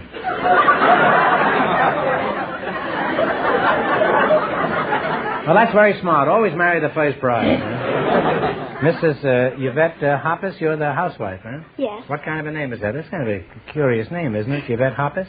Yvette is French, and Hoppus is Irish and Dutch. Oh, well, that's quite a combination. Anyone for smorgasbord? Where were you born? In France, Ireland, or Holland? I was born in Alexandria, Egypt.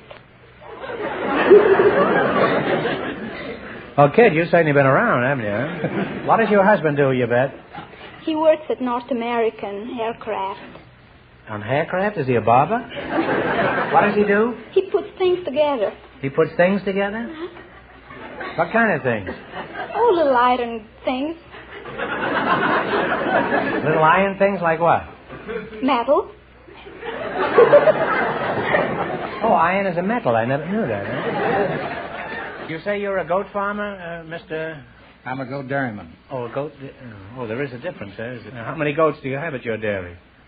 $10 and 290 does. That's a lot of does to get for $10. Yvette, let's talk about your husband. How did you meet this metallurgist or whatever he is?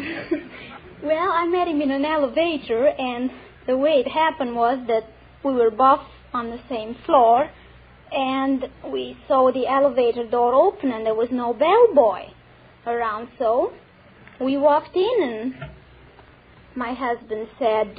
Oh, you were married before you met him? No. That's quite a trick. In Egypt, you know, they do that. First they get married, and then they meet each other.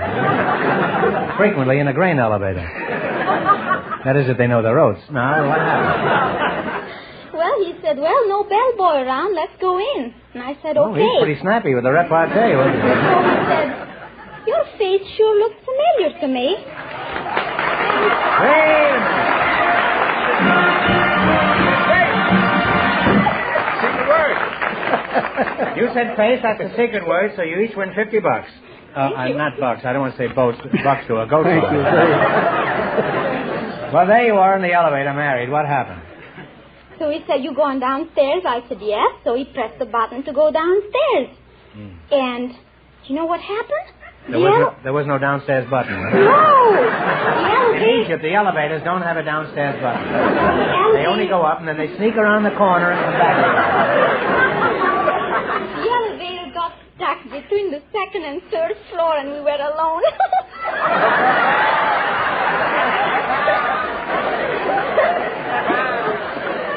So he said to me, isn't that intimate? I said, sure is. He said, isn't that intimate, huh? He meant romantic. How did you figure that out, you bet?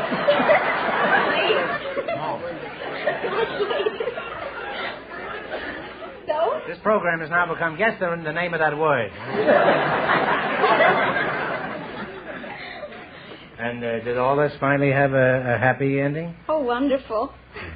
Now he's Thank putting... you.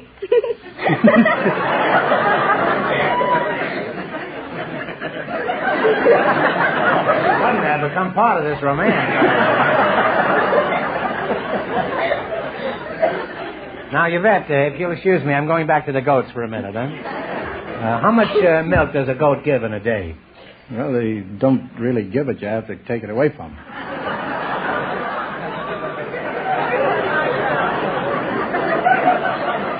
Trying to make a goat out of me, eh? I suppose if the goat gets obstinate, you just take things in your own hands, eh? Well, treat them gently, kindly. I guess you have to, don't you? Play music for them. You play music for them? Yes. While Nanny is being dehydrated, you play music? What kind of music? Everything I Have Is Yours, or... Do they like patriotic music, like the Yanks are coming? Hooray!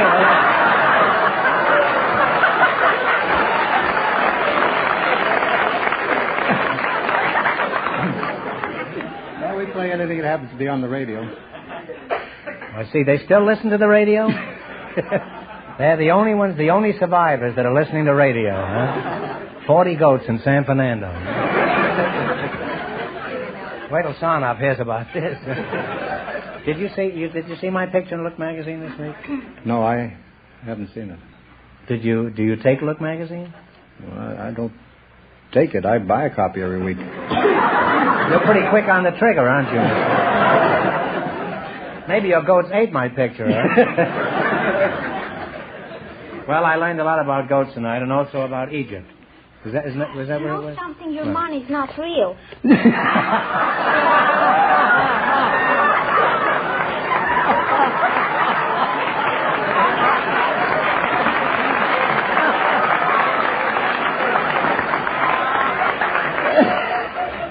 Yvette, I want to explain something to you. Yvette, I'm going to explain the facts of life to you.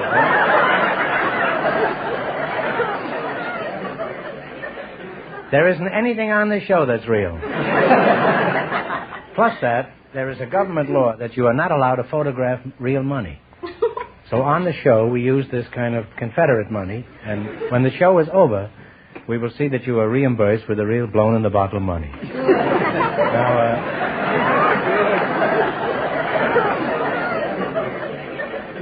does that wash away your skepticism about our whole operation here? Well, now you're going to play your bet your life for a chance at the $4,500 question. You run your $20 no more than the other couples. I can't tell you how much you have to win, but George is going to remind our listeners. The TV lady and the helicopter pilot won $258, and the secret word is still face. Here we go. Let's see how high I can build you $20. You selected foreign monetary units. Is that right? And there's no point of you looking at Mr. Fenneman's sheet because the answers are not on there yet.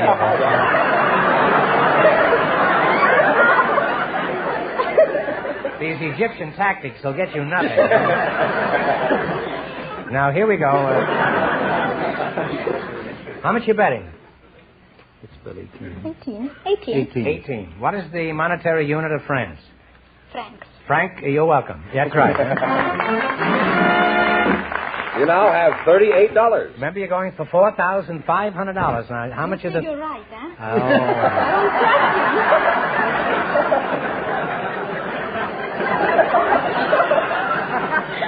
This kid should be a cashier at Alcatraz. And she looks so naive when she plays game up there. How much you going to bet? You have $38. Let's bet 36. 36, huh? I bet you handle the money in your family, don't you, Yvette? Huh? No. All right, what is you're betting $36. What is the monetary unit of Italy? Liras. Lira is right. You've now climbed to $74. You have $74. How much you going to bet? 73. 73. What is the monetary unit of Russia? Rubles. Ruble is right. You now have $147. $147, and this is your last chance to beat the other people. How much you going to bet? That's the whole thing. Yes. The whites. What is the monetary unit of Canada? Dollar. Dollars. The dollar is right. Put it there, kid. And you wind up with $294. And that means that you people, in just 1 minute, get the chance at the DeSoto Plymouth $4,500 question.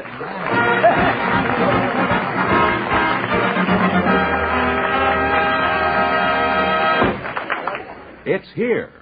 The car that's designed for you and your budget, too. The beautiful new 1952 DeSoto. And, brother, is it made for comfort. Big and luxurious in every way. Wide front and rear doors you walk through instead of crawl through. Inside, there's plenty of room to stretch out and relax in solid comfort. The seats are chair high, so you get more leg room. There's headroom to spare, even for Mother's favorite hat. And the luggage compartment, too, is big and roomy, designed to carry loads of luggage. You can slide luggage in or out without having to lift it over a ledge. Yes, sir, count on roominess, plus a whole host of other great features. And you've got the 1952 DeSoto, the car that's designed for you and your budget, too. Visit your DeSoto Plymouth dealers tomorrow and drive the exciting 1952 DeSoto. And remember, the dealers who sell DeSoto also sell Plymouth, the low-priced car, most like high-priced cars.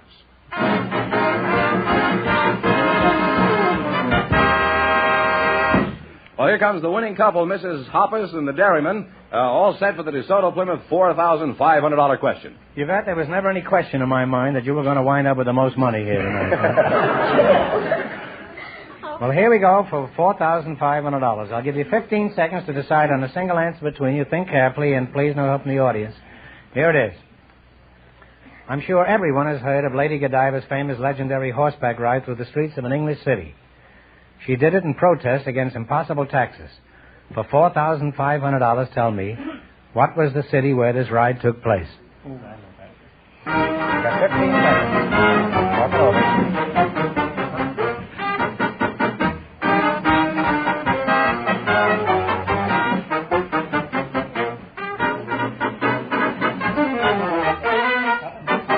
All right, what is the answer? Coventry. What is the answer? Coventry. Coventry?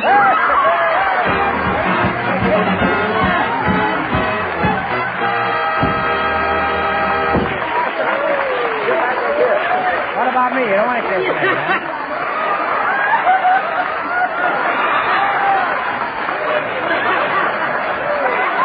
You get after my money. That's right. You win $4,500. Plus, how much in the quiz, George? Oh, I have no idea. I'm aware of that, George, but take a stab at it. $294 in the quiz. That means you win $4,794. Plus the secret word, which is a fake $100. You haven't got the audaciousness now to accept real money for that $100. Well, congratulations from the more than 3,000 DeSoto Plymouth dealers from coast to coast. You bet your life. Thank you very much.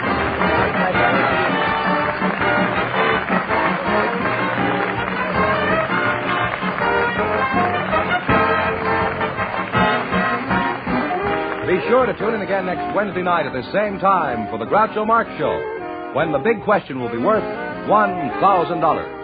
And don't miss Groucho's television show, also presented by the DeSoto Plymouth Dealers of America. And remember, all dealers who sell DeSoto also sell Plymouth. Two great cars, both products of the Chrysler Corporation. And when you drive in, tell them Groucho sent you. Good night, folks. See the 1952 DeSoto.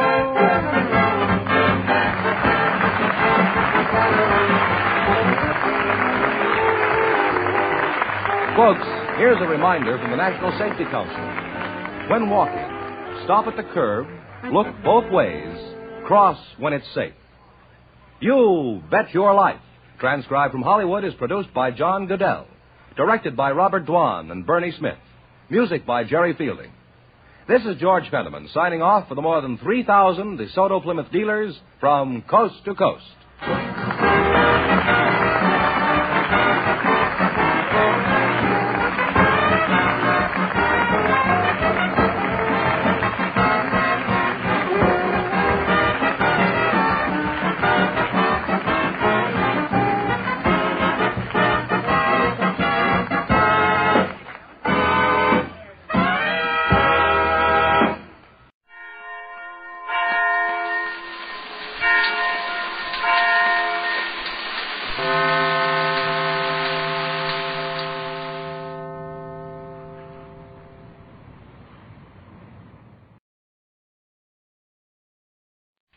Well, sir, it's early evening as we enter the small house halfway up in the next block now. And here in the living room we find all our friends assembled. Mr. Victor Gook sits in his easy chair, reading the newspaper. Mrs. Victor Gook occupies a corner of the Davenport, darning socks. And young Mr. Rush Gook at the library table stares at his open algebra textbook in a listless, lukewarm fashion. But now Sade glances at her husband and remarks, Hey, I'm liable to go in business and make $1 million. You rave, woman. No, but that's the truth. What would you do if I earned $1 million? Ask to borrow some of it? Sure. Bluetooth Johnson bought a book downtown this afternoon for a dime that gives 36 different ways to make $1 million. Did he? Yeah. Maybe you better take your algebra upstairs and study, Willie. I want to talk a little bit. I appreciate you'll jump right down my throat when I announce I'm all through studying. Oh, all through studying. See? I told you you'd jump right down my throat. How could you be all through studying? You no more than got yourself sat down there. People lose track of the passage of time. It's been at least 45 minutes since we finished the supper dishes. Yes, and half an hour, that 45 minutes you spent talking over the telephone. My conversation with Rooster Davis couldn't have ate up more than 8 minutes. 9 minutes at the outside. Why, I'll go so far as to say... All right. Suit yourself. No, I suppose there'll be hard feelings. You'll get a taste of hard feelings when you bring your report card home. I am confident my report card will be satisfactory in every respect. No, but what if I did go in business and earn $1 million? Vic. Put your paper down. I want to talk to you. Okay. I say no, but what if I did go in business and earn $1 million? Be a very nice thing. I bet you'd want to borrow some of it. Sure. I'd borrow a lot of it. I'd go buy myself a motorcycle and check suit and a diamond stick pin. I tell you what I'd buy. I'd buy a 28-cylinder automobile. If you're not going to study, Rush, maybe you better do something else. Don't desire my presence in the conversation, huh? Boys that's lucky enough to have the opportunity to get sent to high school and then don't take advantage aren't hardly in a position to throw stones at glass houses. See? I told you there'd be hard feelings. Oh, go on upstairs and hit the textbooks a while, George. I've done my homework, Al. Miss Monroe gave us a very short assignment for tomorrow. A very, very short assignment. Personally, I was astonished at the very, very, very short assignment. Okay, smart guy, you're the doctor. I haven't got the energy or inclination to argue with you. Tell me how you're going to make this $1 million. My services is in demand. It's so? Uh-huh. What is the nature of your services? Do you heal the sick, or do you give advice, or do you... I plant people's flower gardens for them. Oh. Ladies come to me and ask me how they ought to decorate their lawn, and I tell them and then charge them lots of money. No, but here's what I'm talking about. This afternoon I dropped over across the alley to see Miss Harris, and I had my little map with me. The diagram you drew? My different flower beds and borders and things, yes. Well, sir, Miss Harris swallowed her shoes. She thought it was so cute. You're clever, Miss Gook, she said. Did you get that all out of your own head? Pretty fancy compliments, eh? And the big thing is, she meant them. Miss Harris ain't on the extra grease and peach butter order. When she says, "You want something, Rush?" I want to say something, but I shrink back from saying it because I realize my presence ain't desired in the conversation. What you want to say? You people were discussing compliments. Well? I received a compliment this afternoon. Mr. Volk up at school told me to quit walking with a slouch because I got a fine pair of shoulders. No, she's not on the extra grease and peach butter order. She means what she says. And just more and piled it on. I never seen such an attractive layout, Miss Gook. Them 2 beds of yellow roses on opposite sides of the front sidewalk is a regular inspiration, Miss Gook. How did you ever get your idea for a border of panther's blood clear around the house, Miss Gook? Laid it on thicker. Oh, boy. I wish Mr. Rubish had called me in his office and praised my work like that. I never seen such magnificent invoices, Gook. Them 2 accounts you balanced yesterday were a regular inspiration. How did you ever get your glorious idea your salary ought to be doubled? No, but all joking off to one side, I guess I have got the right to have a few bouquets thrown at me. Sure. Because my diagram is cute. Uh-huh. And I am going to have pretty flowers this summer. Uh-huh. What you wiggling around on your chair for, oyster cracker? I had the remark on the tip of my tongue that the high school's going to have a tulip bed that'll run the length of the whole south side of the building. Indeed. Won't that be attractive, Ma? Very. Everybody's tough at me. I'm not tough at you. You resent my presence in the conversation. I think the chilliness you feel in the atmosphere, Charlie, is due to the fact that you announced at the supper table that you had a lot of algebra to study.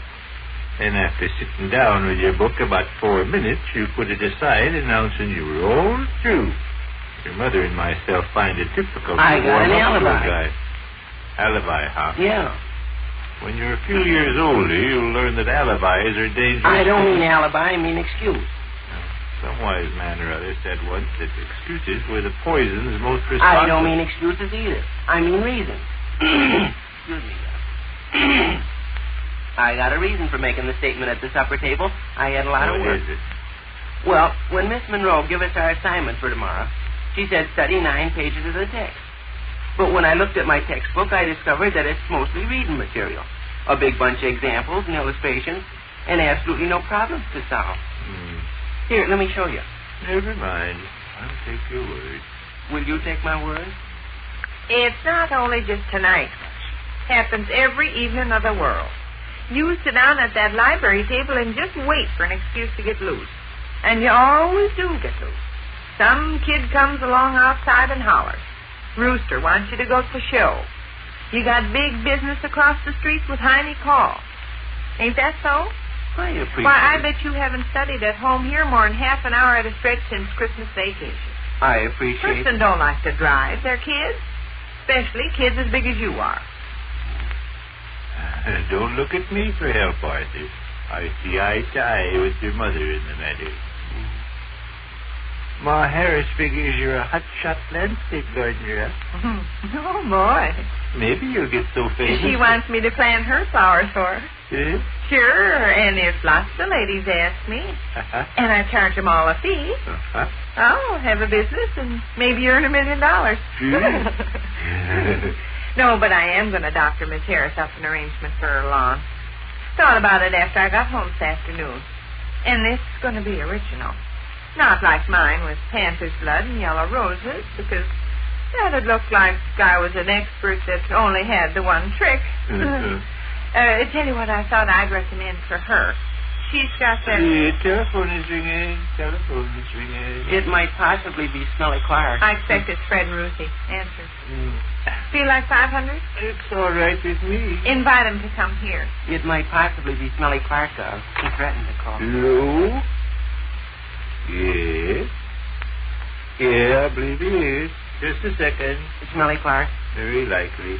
Thanks, For what? The receiver. Not at all. Take it and welcome. Hello? Oh, how are you, Smelly? Fine. Why, nothing. I've been studying some, but I'm all through now. Uh-huh.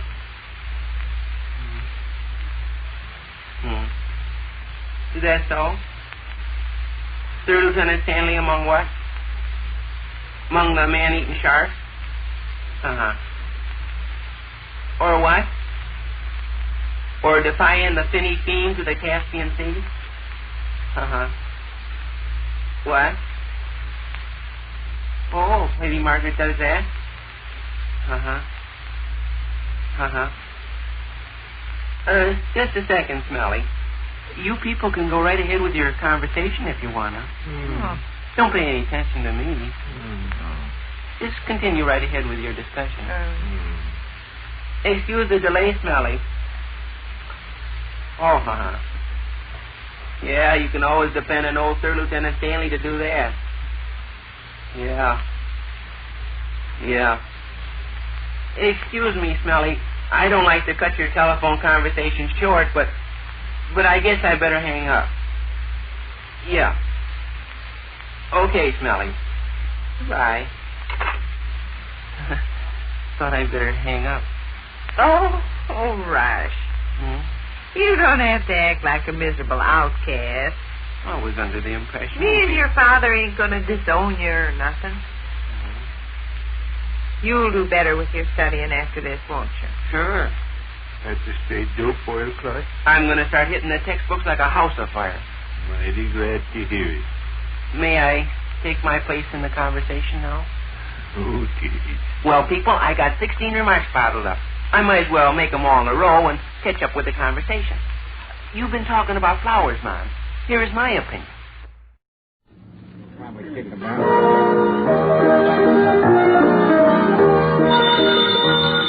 Bristol Myers, makers of Ipana toothpaste for the smile of beauty and Vitalis for well-groomed hair, bring you Duffy's Tavern with our guest tonight, Cass Daly, and starring Archie himself, Ed Gardner.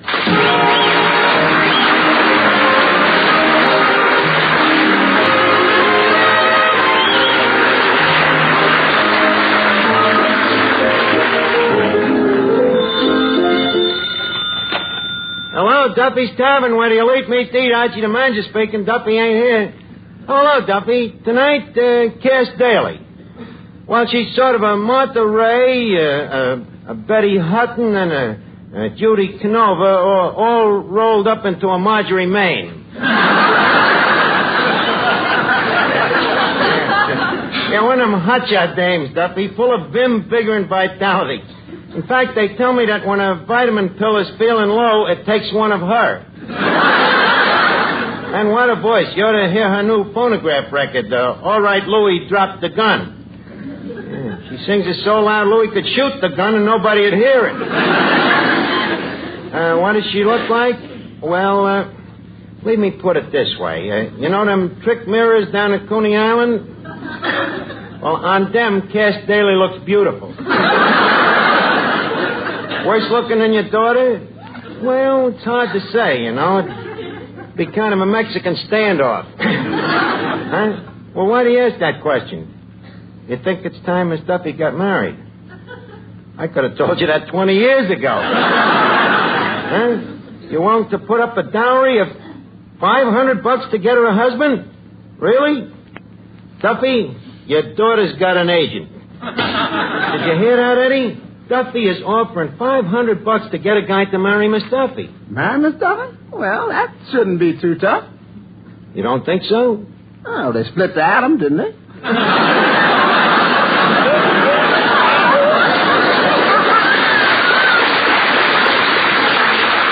Hey, look, why don't you marry Miss Duffy and collect the money yourself?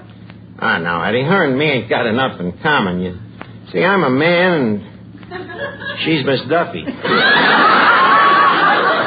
No, I don't mind a dame being homely looking, but she makes a fetish of it. I wonder who we could get to marry her. Yeah, she might be a pretty good wife for somebody. Yeah, but who though? Well, let's see. Well, guess that exhausts the possibilities.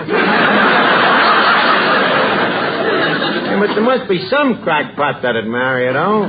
The only trouble is, if he's a crackpot, the chances are he's already married.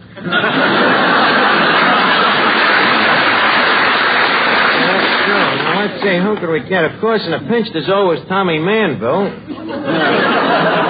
Naughty Shaw. No, I think he's already bagged his limit. Besides, guys like that is too sophisticated and too choosy, you know. We got to get somebody, as I say, somebody more on the crackpot side. Oh, hello, Finnegan. What? Hello, Finnegan. What? I said hello. What are you trying to do? Nothing much. Just jockeying for position. Eddie, I think this might be just the man. Finnegan, how would you like to get married? Arch, I didn't know you cared. Finnegan, I ain't speaking on my own behalf. What I meant was, how would you like to marry Miss Duffy? How would you like a punch in the nose? Now, just a minute. She ain't that bad. Besides, her father's got a lot of dough. Oh, yeah? Then why don't you marry her yourself? How would you like a punch in the nose? Why don't you think about it, though, Finnegan? You know, marriage might be a good thing for a guy like you. It might bring you a lot of happiness. Arch, what good is happiness? What good is happiness? Yeah. Can it buy money?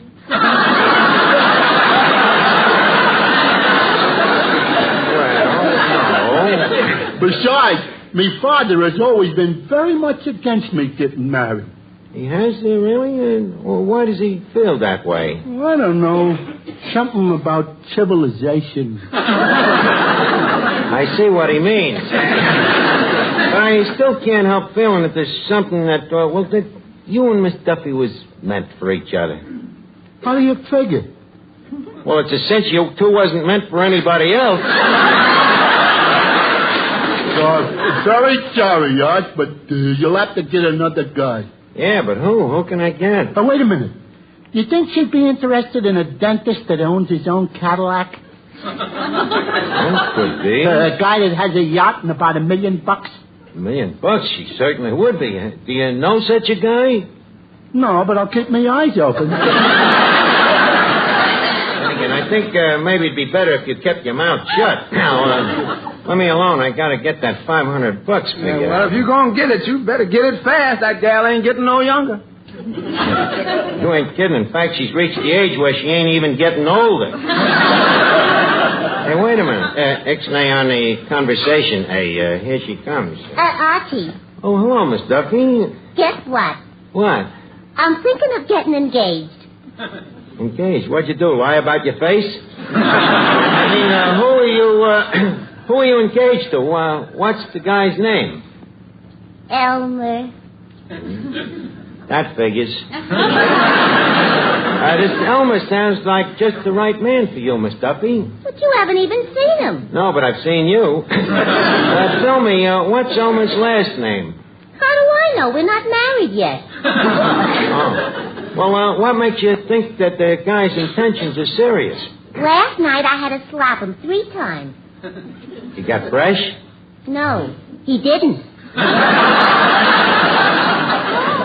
That's the thing about him, Archie. He hasn't tried to kiss me or make love to me. He hasn't even tried to hold my hand. Well, then you're in. What do you mean? Already he's acting like a husband. I think you better grab this guy off quick, Miss Duffy. A dame like you don't get too many chances. Oh, yeah? You should have $1 for every time I've been proposed to.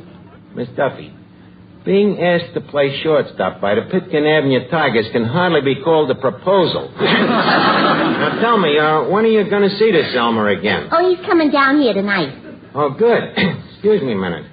Eddie, could you let me have a $10 advance on that $500? No, wait a minute now. She ain't married yet. She's as good as married. She says she's going out with him. So what? Any guy dumb enough to take that dame out is dumb enough to marry her.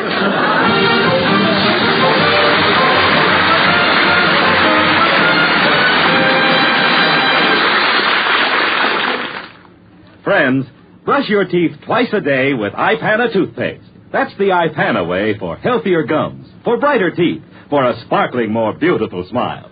That's what dentists all over the country say, too.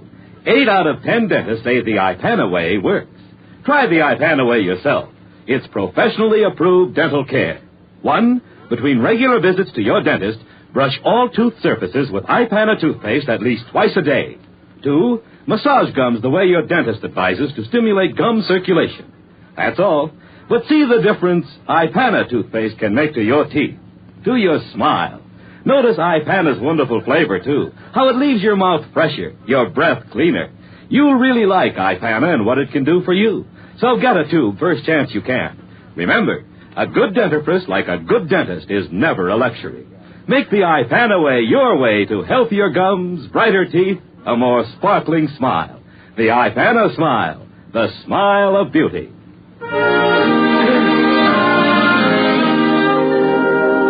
Well, Eddie, it won't be long now. We get this Elmer guy to marry Miss Duffy, and I collect $500. Yeah, but getting the man to marry ain't gonna be easy. What do you mean? Well, look at it logically. A marriage license costs $2, don't it? Yeah. Well, for the same investment, the man could get a license to marry Hedy Lamarr. Well, so what? Maybe Elmer wouldn't know the difference. You know, the old verboten, Eddie. Beauty is in the eye of the beholder. Hey, wait a minute. I think I got something in my eye. Something in your eye? Yeah, ain't that Cass Daly that just come in? Well, it ain't Hetty Lamar.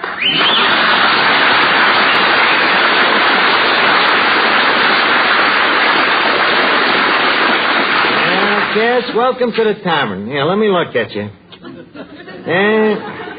You know, you ain't changed a bit. Thanks, Archie. Let me look at you. You haven't changed a bit either. Yeah, so much for insults.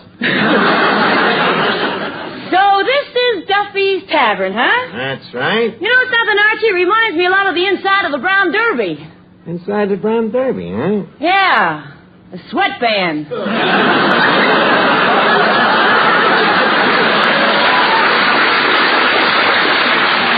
Jokes like that's going to bring back radio. But tell me, Cass, what's new in Hollywood? Well, things are pretty bad. Yeah, huh? Yeah, you know, we actresses are beginning to feel the pinch.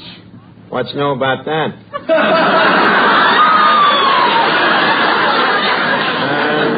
But things are really tough out there, huh? Yeah, Archie, you know, it's getting so bad in Hollywood that the agents are getting jobs for each other. They ever get them for anybody else?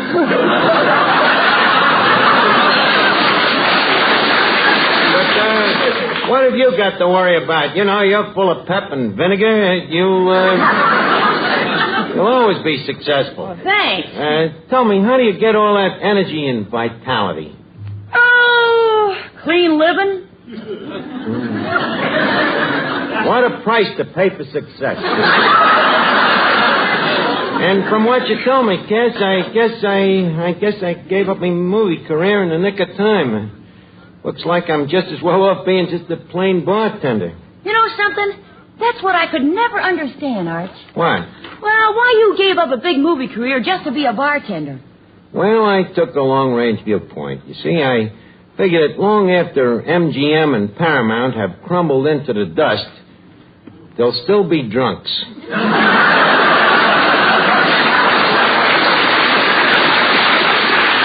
Another thing that I feel... Say, Art, I was just... Well, Zazu pissed. Finnegan, this is Cass Daly. Cass, this is Clifton Finnegan. Oh, I'm sorry. If I had known how to send flowers. Just a minute, Art. Who is this dame? What's her racket?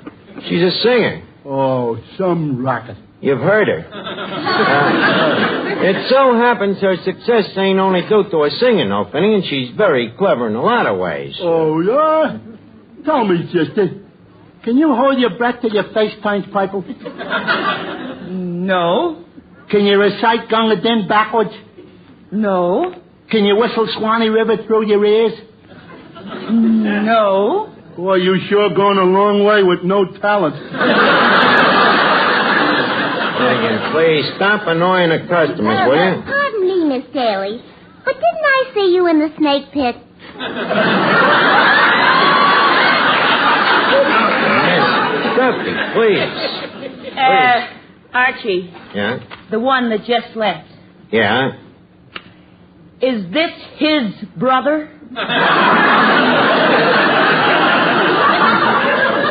Get her. Look, sister, you know you're no Ray Milland yourself. Wait a minute. Stop this argument here, girls.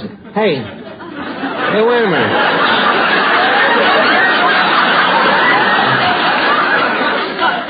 The one on the left should have a razor blade on her heels. Let me take a look at you two dames a minute. Them faces. Eddie, has the clock stopped? Not only stopped, it lost the hour. Well, this gives me an idea, though. Excuse me, girls. Eddie, take a gander at them two tomatoes. Look at them both at the same time. Yeah. You focused? Tell me, did you ever see Miss Duffy look better? You see, as Einstein says, everything is relative. So when Elmer gets here, one look at Cass Daly and anything will look good to him. You mean... Yep, even her. Now, look, fun is fun, Archie. How do I get out of this place? Wait a minute, you can't leave yet, Cass. Well, I have to. I'm sorry. I have an appointment at the beauty parlor. That's the last place you should go. I mean, sit down and have a bite to eat. Keep your face around. Me? Eat here? In this proving ground for ulcers? Oh, at least you can try. Here, look over the bill of fare. Well, I guess I'm stuck. Okay. I think I'll start out with some oysters. I'm sorry, but you're out of luck with the oysters, sir. But it says right here on the menu, oysters. I know, but we only got 2 of them, and we're saving them for breeding purposes.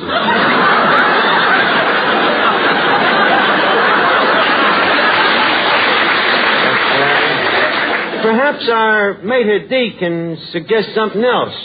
Oh, gargoyle. Gargoyle. Yes? I'm talking to Eddie. Eddie, our guest is ravished. What would you suggest? Well, Miss Daly, how would you like some nice golden brown southern fried chicken? Gee, you mean with candied yams covered with rich country gravy? Yeah, and hot biscuits and honey. Boy, that sounds delicious. Have you got it? No, but we were really living there for a minute, wasn't we? Look, kids, how about a hamburger? Well, okay, let's get it over with. I'll take a hamburger. Will you take it home or let it eat you here? Eddie, please. Well, here, one hamburger coming up. Go ahead, Cass. Take a bite. Well, what do you think of it? Well, I don't know whether it's a burp or weenie.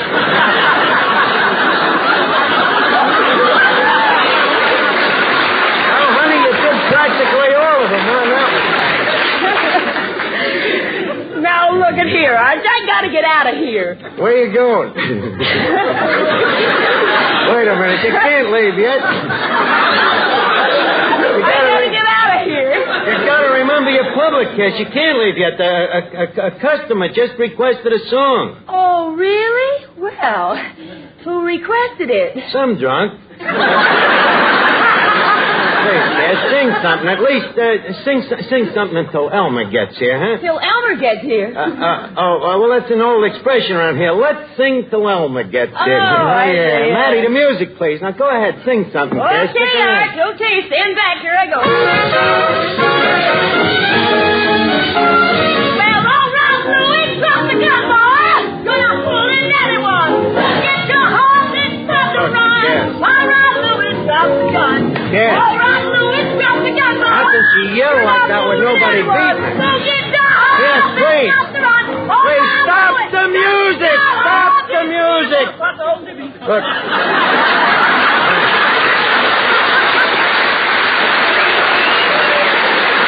You see, it's nothing personal, Cass. Nothing personal, but that voice of yours, you see, this is a very old building, and... Have you anything a little softer? A little softer? Yeah. Well, I might have. Listen. Okay.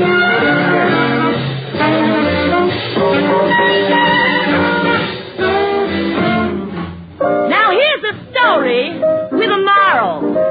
And all you gals better pay some mind. 'Cause if you find a man worth keeping, be satisfied. Make sure to treat him kind. 'Cause a good man is hard to find. You'll always get the other kind. Just when you think that he's your pal, you turn around and find him messing around some other gal. And then you rave, you even crave to see him laying right in his grave. So if your man is nice, take my advice. Hug him in the morning, kiss him every night, give him plenty of loving, hurry to ride, because a good man nowadays is hard to find. Yes, sirree, girls, you know, once I had a man of my own. he's gone, boy, I really miss him. You see, most girls have to kiss a man to hold him. But me, I have to hold him to kiss him. He wasn't much of Mr. Culture, and he had a funny pan.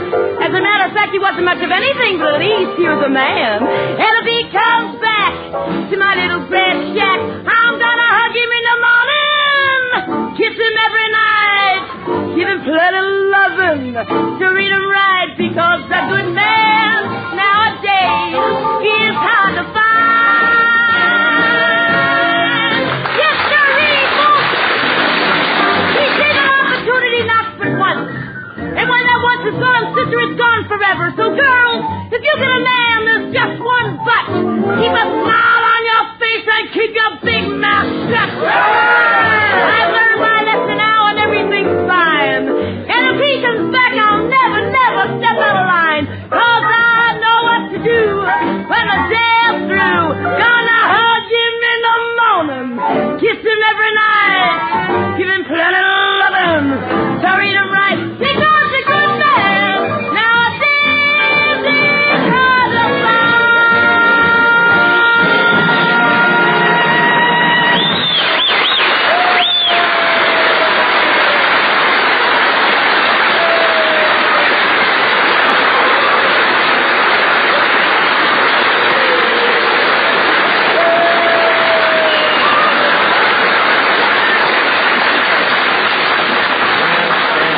Yes, that was wonderful. Well, thank you, Archie.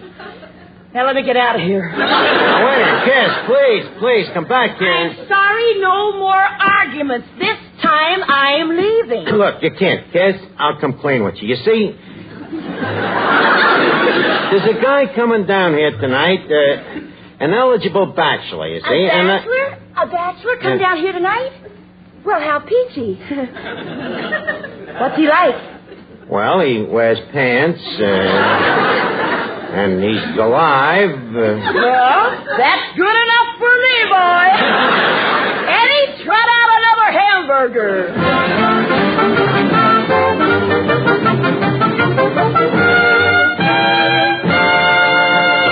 You know something? Summer's just a bud and a breeze away. And to a lot of fellows, that means tennis, golf, swimming, and dry, unruly hair.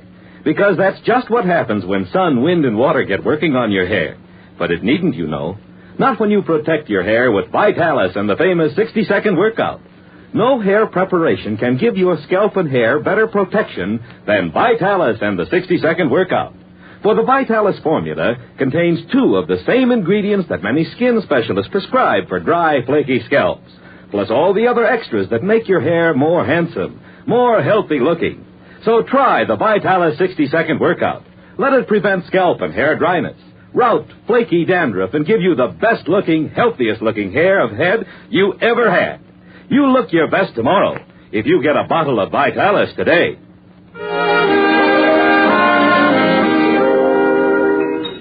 Miss Archie, this poor Elmer. What do you mean, poor Elmer? Well, I don't think it's fair to a guy trying to get him married to Miss Duffy. But, Eddie, she could make the guy happy. Just picture it. He comes home from work at night, and there she is, waiting for him with his slippers and his pipe and his blindfold. And she folds his paper and... Wait a minute. Look what just arrived here. Archie, I'd like you to meet my new boyfriend. Elmer, this is Archie. Howdy do, bub. He could get B.O. plenty. Well, glad to see you, Elmer. Thanks. Have a cigarette? Thanks. Elmer, when you light it, be sure you don't hold the match too close to that collar. Tell me, what do you do for a living, Elmer? Elmer has his own farm. Farm, huh? Yep. He raises hogs.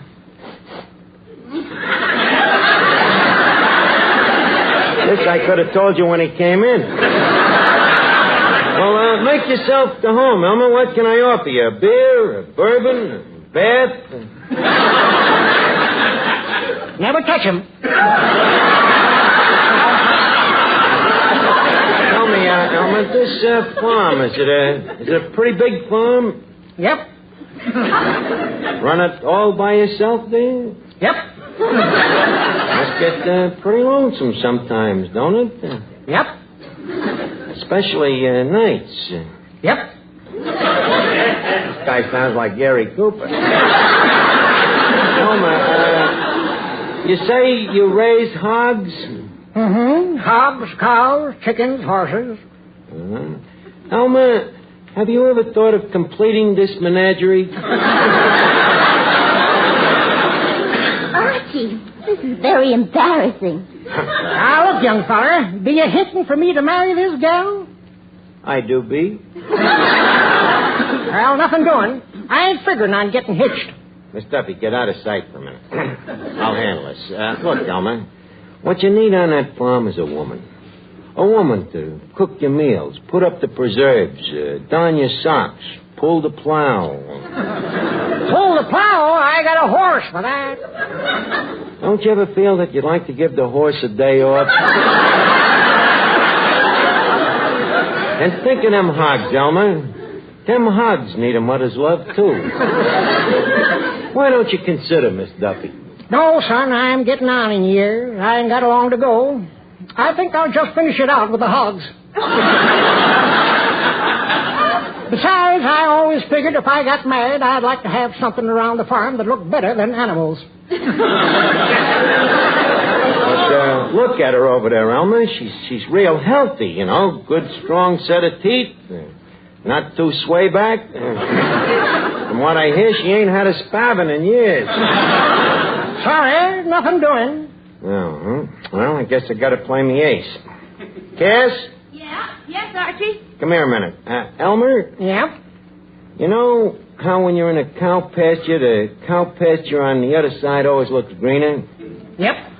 Then when you get over to the other cow pasture, the first one looks better to you? Yep. Elmer, I'd like you to meet the other cow pasture. Well, hello, Elmer. Say, you're kind of cute. Well, rotate my crops and call me dizzy if she ain't a looker there. Hey, sister. Are you single? Yep. You think I'm kind of cute? Yep. Do you like farms? Yep. I like the way she talks. Holy cat. I think I have created a Frankenstein. I got to break this thing up. Elmer, tell me, do you like good music, do you? Uh-huh. Love it. I thought you might. Kiss, why don't you sing a song to Elmer? You know, one of them nice square dance type of songs like Louis Dropped the Gun, you know? Sure. Well, all right, Archie. Would you like to hear me sing, Elmer? Yep. Will you do it? Yup. Okay, Cass, let him have it. Well, all right, Louis, drop the gun, boy. You're not fooling anyone. So get down. Hold that phone there. Hold there now. Drop the gun. Hold on, Louis. Hold there. I knew that song would do it. Well, Elmer, what's new? Well, Archie, I've made up my mind. You're going to get married? Yep. To Miss Duffy? Nope. You mean you're going to marry Cass Daly? Yep. After hearing her sing that song? That's just it. As I told you, I'm getting along in years, and my lungs ain't what they used to be. Someday I'm going to need a voice like that for calling hogs. Yes, it's a hit. Thousands of men have switched to new Benex brushless shave cream. Thousands are discovering that Benex gives them the best shaves they've ever had. Mister, it's time you, too, tried Benex. The new Wonder Shave with a sensational beard-softening formula. Benex brushless leaves your face feeling extra smooth and comfortable. And Benex doesn't clog or razor or drain. But don't take our word for it. Just try Benex yourself. Get a tube at your nearest drug counter. Or we'll send you a big 25-cent tube free. Write your name and address on a postcard and mail to Benex. B-E-N-E-X. Empire State Building, New York 1, New York. Remember, buy Benex brushless or get a big 25-cent tube free by writing Benex, Empire State Building, New York. Hurry, offer limited. This is NBC, the national broadcasting company.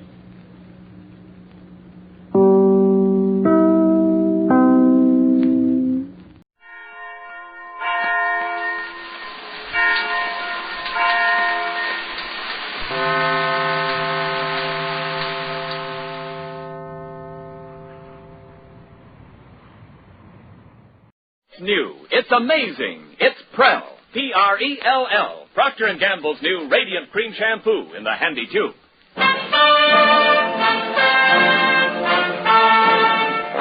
Prell brings you The Life of Riley.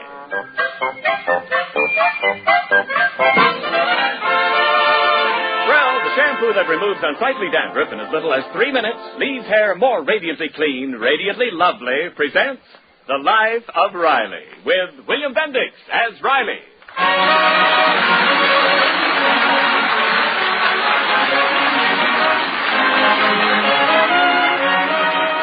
The first Tuesday of November approaches, and in almost every American home these days, the principal topic of conversation is politics. In this respect, the Riley home is just like all the others. In fact, right at the moment, Chester Riley is engaged in a verbal tussle with an opponent whose political acumen, sound knowledge, and keen intelligence is more than a match for Riley. He's talking to his 13-year-old son, Junior. Pop, who are you going to vote for president? Clemson 13, South Carolina 7. Pop, you are going to vote, aren't you? What? You are going to vote. Well, certainly. Like I always say, it's the duty of every citizen to study the records of the candidates, make up his own mind, and then go to the polls and exercise his constitutional right to vote. That's democracy. And who are you going to vote for, Pop? Who's running?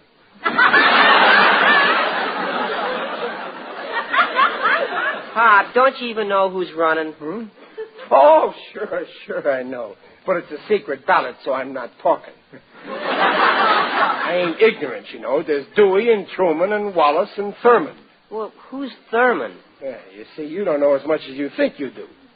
Thurman's that fella down south. He's representing the Dixie Cups. Now, let me read in peace, will you, Junior? We had a swell debate in school on politics. The subject was, which candidate offers the most to the voter?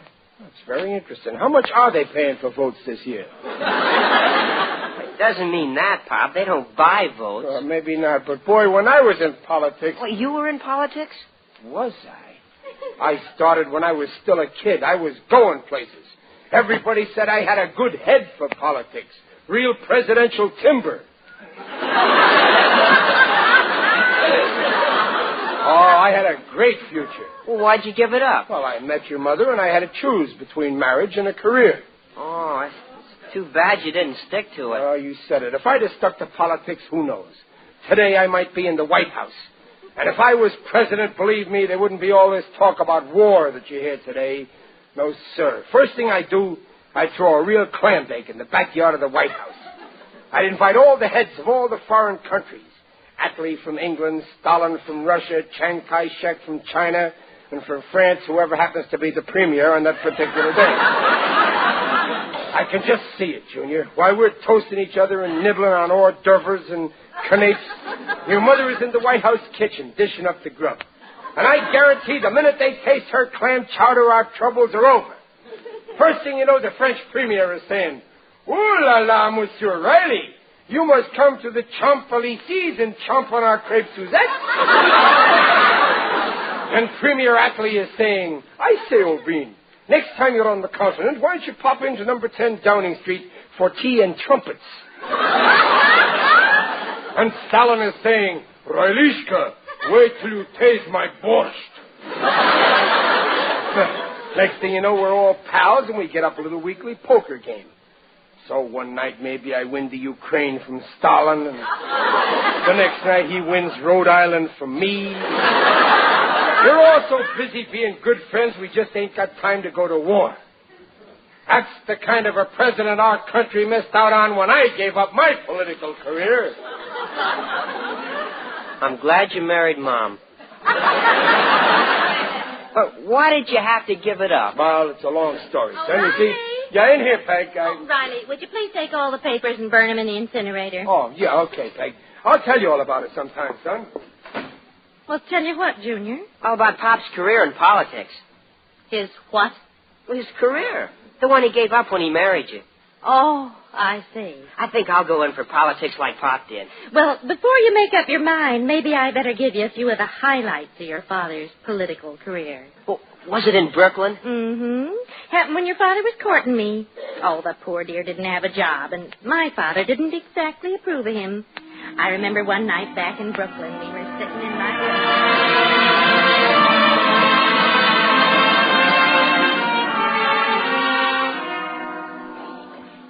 Gee, Peggy, it's sure swell of you to let me come up and sit in your parlor with you like this. Well, I enjoy having you, Chester. Yeah, I sure appreciate it. You know, some fellas being alone with a girl in a house would take advantage of the situation. Take advantage? How, Chester? Oh, you don't know how those sheiks operate. How, Chester? Well, first he makes some crack about the lights being too bright. Oh, these lights do glare. Yeah, so that gives him an excuse to turn them down low, like this. Then he says something about the chair being too hard. Well, that chair is very hard. Yeah, so then he moves over to the couch and sits next to the girl, real close. How, Chester? Well, like this. And then the guy cuddles up and puts his arm around the girl. How, Chester? Like this. Then he leans over real close to her. How, Chester? Like this. And then he... But don't worry, I ain't the kind of a fellow who takes advantage. Where's the light switch? Oh, Chester. Oh, something wrong? Well, I thought you were going to kiss me. Kiss you? Oh, no, then I'd have to marry you. Would that be so terrible? Oh, no, it'd be wonderful, but well, I ain't working and your salary ain't big enough to support the two of us. Oh, Chester, if you could only get a job. Well, I try every day. I just can't seem to hold one. I got a job just this morning. You did? Yeah, but I got fired at noon. What happened? Well, I got this job at the zoo in Prospect Park as a keeper. But my boss got sore at me. Why? I let the gorilla escape. Oh, Chester, I read about that. Yeah. It's in all the papers. But they haven't found him yet. He's still running around loose. Well, don't worry. They'll find that gorilla. I gave them a description. Oh, Chester, how could you let him escape? Oh, I didn't let him. He outsmarted me. The gorilla was eating a banana, and he offered me a bite, so when I stuck my head through the bars of his cage to take it, he grabbed me in a half Nelson and took my keys, locked me in the cage, and beat it. You were locked in the gorilla's cage? Yeah. It was 4 hours before they noticed he was gone.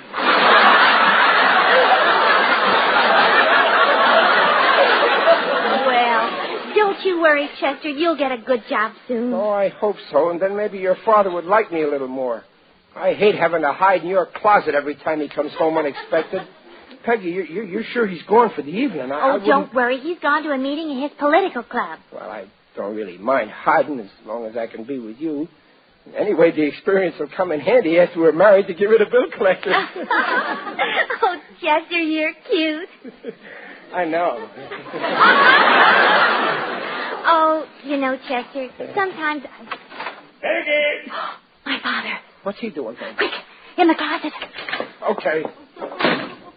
Peggy, what are you doing home? I thought you were going to a sociable with your girlfriend. Well, I changed my mind, Papa. Why did you come back? I forgot my glasses. You remember where I put them? Oh, I think they were... Oh, I remember. They're in my vest in the closet here. Oh, but Papa, wait! Hello, operator. Get me to Prospect Park Zoo, quick. Papa, listen! Run for your life. It's the gorilla. No, Mr. Blocker, it ain't the gorilla. It's me, Riley. Riley? I'd rather it was the gorilla.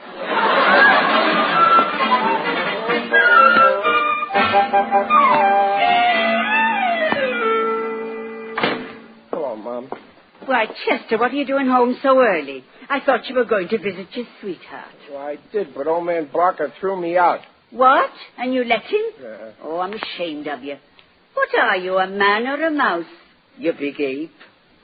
If I could only get a job, Mom, what'll I do? Well, now, let me think. I know just the man who can help you. Who, Mom? Who? Your Uncle Charlie. Yeah? I'd call him up right away. Hello, operator. Get me Canarsie 4367, please. Do you think he can help me? I'm sure of it. Your Uncle Charlie has a lot of influence in this town. Hello? Charlie's Saloon. Charlie talking. Charlie, this is your sister-in-law, Geraldine. Oh, hi, Geraldine. Ain't heard from you in ages. What can I do for you? Charlie, I want you to do me a big favor. I want you to get my boy Chester a job. Well, I don't know. Jobs are pretty scarce these days. I ain't seen the boy in years. Tell me, is he a go-getter? Oh, he's very ambitious. Can he stand hard work? He's strong as an ox. Has the boy got brains? He's strong as an ox.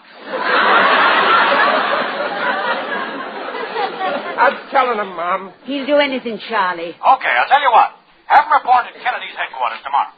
Kennedy, the alderman? Yeah? He's running for re-election. He'll give the kid a job ringing doorbells. Oh, thank you, Charlie. I'll never forget I you. gotta hang up, Geraldine. A gorilla just walked into my saloon. Good heavens. A gorilla just walked into his place. Or maybe he was thirsty. Well, Chester, what do you think? You're going into politics. Politics? Yes, for Kennedy alderman. Why, that's just the thing, Mom. Why didn't I think of politics before? Well, I'm a natural for politics. And there's a good future in politics. I'll say, and if I work hard and make a lot of friends, who knows? Someday I might even wind up in the White House. Imagine. Chester A. Riley, the first president from Brooklyn. Well,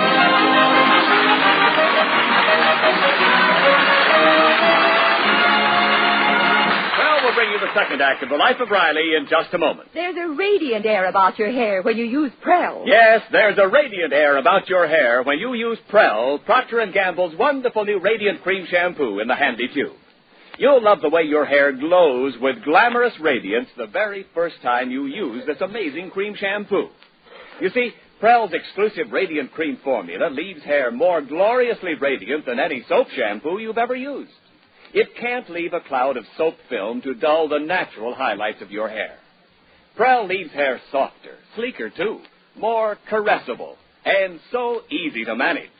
And Radiant Prel hair is radiantly clean hair, too, because with Prel there's no ugly dandruff to mar that look of loveliness. Yes, doctors' examinations have proved that Prel removes embarrassing dandruff in as little as 3 minutes.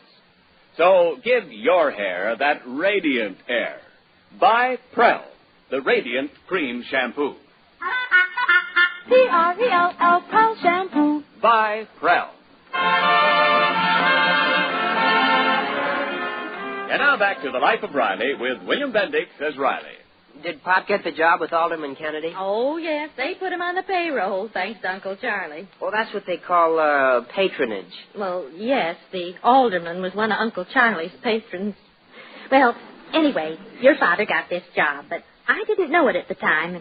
That night I was at home, and my father came home with some very exciting news.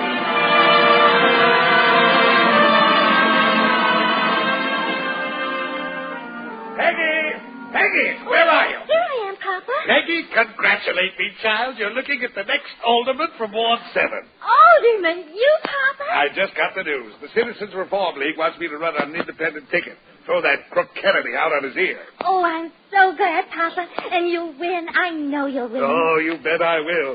That burglar may have the machine behind him, but we're building an organization of our own. A grassroots organization. Right now, the committee's interviewing people who want to work with us. Come in. Hi, Peggy. Is the old goat that... Did? Riley, come out of that closet. Mr. Barker, sir. I told you to stay away from my daughter. Oh, Papa, please. I won't have her associating with a lazy, good-for-nothing loafer. I ain't a loafer anymore. I got a job. Oh, that's wonderful. Papa, you hear that? Chester got a job. Yeah, with pay, too. Somebody gave you a job? Yeah. You shake my faith in American free enterprise. What kind of job, Chester? Well, it's an important job with a future. I'm in politics. Politics? You? Yes, sir. Ward 7. Ward 7? Sure. It's about time we had an honest alderman in there. Chester, you joined the organization? Yes, sir. Just today. Well, Peggy, do you hear that? I told you that committee's on their toes. Shake, Chester. I'm glad you're with us. Have a cigar, my boy. Thanks, Mr. Barker, sir. Oh, come now, Chet. You don't have to be so formal with me. Thanks, Dad. Pop, I'm so glad you and Chester are friends. Well, why shouldn't we be? After all, we're on the same side. Have a cigar, Papa. Thanks, Chip. Oh, I hope we win. Why, it's a cinch with the honest candidate we got. Eh, Daddy? You said it, son. Have a cigar. Yeah, we'll win in a walk. They tell me the other candidate is the biggest crook in town. They don't come any bigger. We're going to clean up City Hall. But you know, we've got to get a slogan that'll rally the voters to our side. Oh, well, we got a slogan already. We have? My George, what an organization. Yeah, it's a great slogan, too. Honesty, integrity, fair play, vote. What a slogan. Honesty, integrity, fair play, vote for Barker. Yeah, honesty, integrity, fair play, vote for Kennedy. Riley, come out of that closet. Please, Mr. Barker. Riley, are you working for Kennedy? Yes, sir, but I wouldn't have done it if I'd have known you were the crook running against me. What? Get out of this house. Peggy. Chester, Riley, how could you? But, Peggy, I never want to see you again as long as I live. But, Peggy. Well, all right, if that's the way you feel about it, okay with me. And here, take back your school pin. Here, take back your cigar. Get out, Riley, before I throw you out. Don't worry, I'm going. But you'll be sorry you treated me like this. Someday I'll be elected president. President? The only thing you'll be elected president of is a nut house. All right, but when I am, I'll see to it that you don't get in.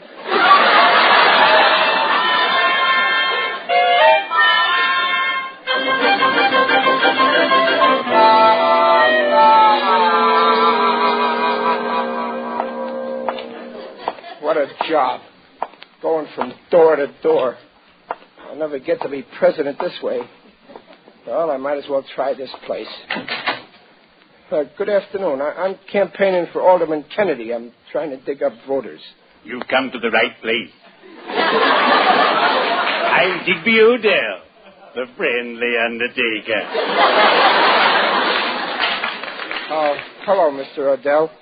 I've heard about you, but I never met you. Everybody meets me sooner or later.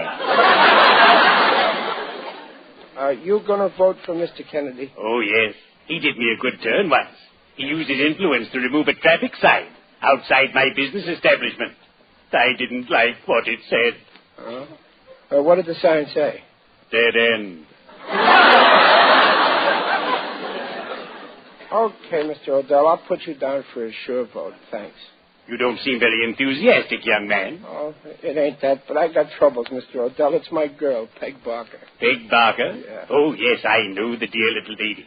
She once applied for a job as my secretary. We had a fight, and now she ignores me. She don't even know I'm alive. I'm glad I didn't hire her. I can't really blame her. You see, Kennedy is running against Peg's father, old man Barker. Maybe I should stop working for Kennedy. Oh, no, my boy. Then she'll lose all respect for you. Nobody likes a quitter. In our profession, we have a saying. When a man gives up, down with him. I don't think she'll ever talk to me again. I know so many people like that. But perhaps if you stay on the job, become a success, she'll be running back to you. Yeah, you're right. I'll show her. I'll work like anything, and I'll get to be rich. And everywhere I go, people will say, there goes Riley. I bet he's put away plenty. That's what they say about me. Cheerio. I better be shoveling off.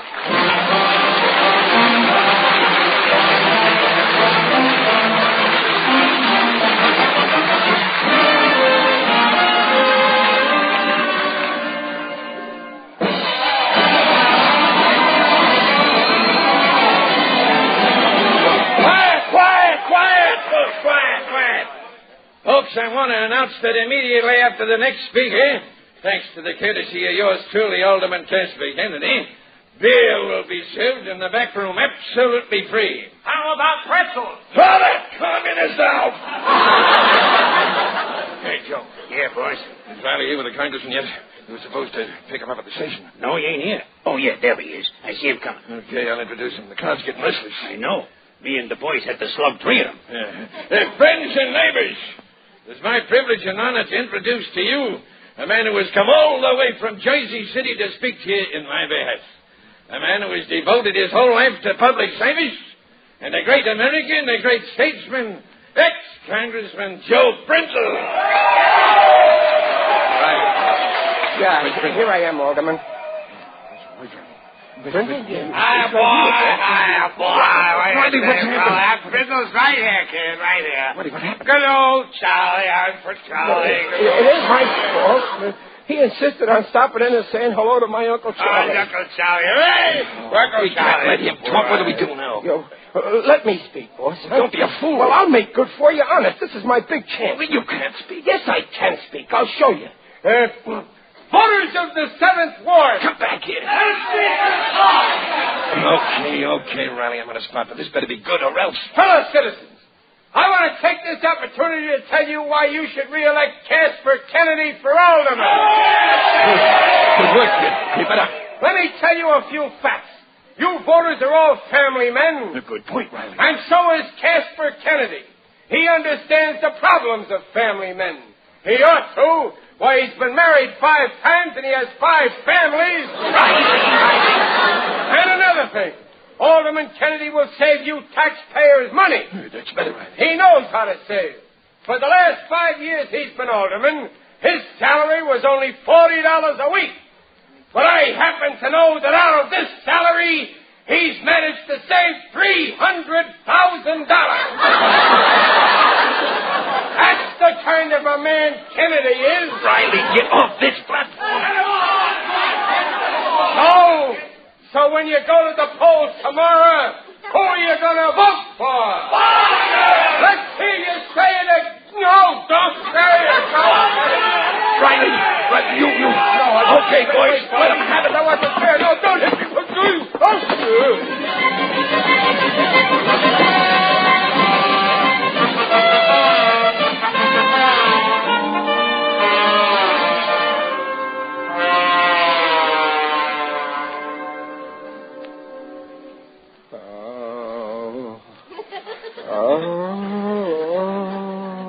Are you awake, Mr. Riley? Where am I? In the General Hospital. They brought you in last night. That was quite a fight you were in. Huh? Oh, yeah. Nurse, what are those big white things hanging up there in front of me? They're your feet. We had to rig them up on pulleys. They're both fractured. And so are your arms and your collarbone. Oh. I got a fractured heart, too. I'll never be a success now. My girl will never talk to me. Oh, yes, she will, darling. Nurse, I'm delirious. I hear Peggy's voice. It's really me, Chester. Peg, it's really you? What are you doing here? I didn't think you'd want to speak to me after Kennedy got elected. Oh, but he didn't. Papa did, thanks to your speech. But Oh, that was so clever of you. Pretending to be for Kennedy and then exposing him like that and getting everybody to vote for Papa. Oh, you were so clever. But, Peg, I was... I wasn't so clever. Oh, I'm proud of you, Chester. I'd give you a kiss if you were well enough. Oh, I'm well enough. Just a minute. Nurse, lower my left leg. Now my right leg. Raise my left arm.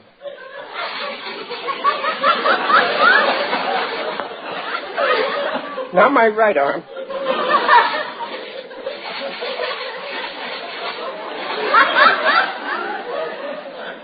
Raise my head.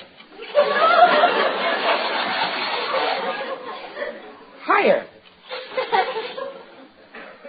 Okay, Peggy, I'm all yours.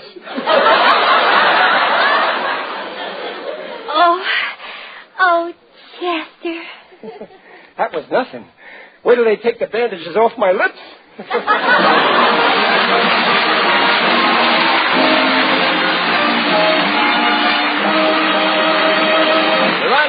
back in just a moment. Friends, is unsightly dandruff one of your hair problems?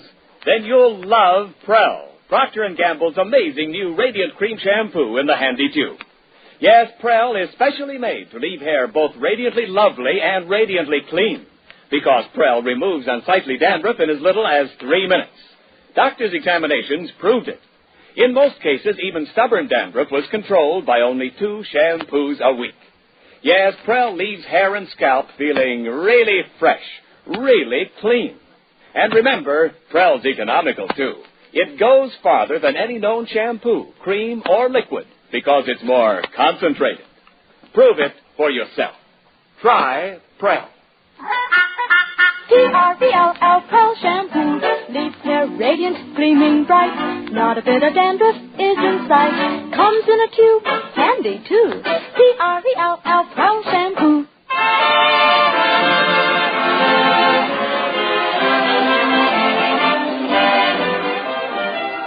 Well, Junior, that was the beginning and the end of your father's career in politics. Boy, he sure had a rough time of it. Hey, I burned all the papers. Junior. To get back to what we were talking about, I'm going to tell you all about my political career. I started at the bottom, ringing doorbells. And you know where I wound up? In the hospital. Yeah, Peg, you told him. Well, I'm afraid I did, dear. Everything? Everything. Peg, how could you? Don't you know that as the wife of a politician, you must never tell the truth?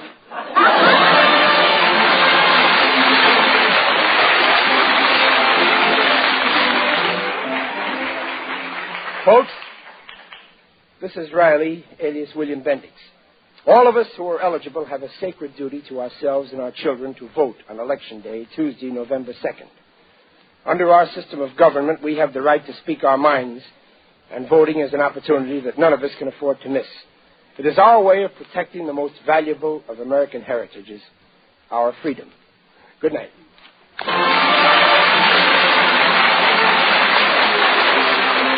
Procter & Gamble invites you to join us again next week to hear The Life of Riley with William Bendix as Riley. The script is by Reuben Shipp and Alan Lipscott. Mrs. Riley is Paula Winslow. Digger Odell is John Brown. The Life of Riley is produced by Irving Brecker. And remember, for more radiant hair, free of unsightly dandruff, get the shampoo in the tube. P-R-E-L-L. Prel Shampoo.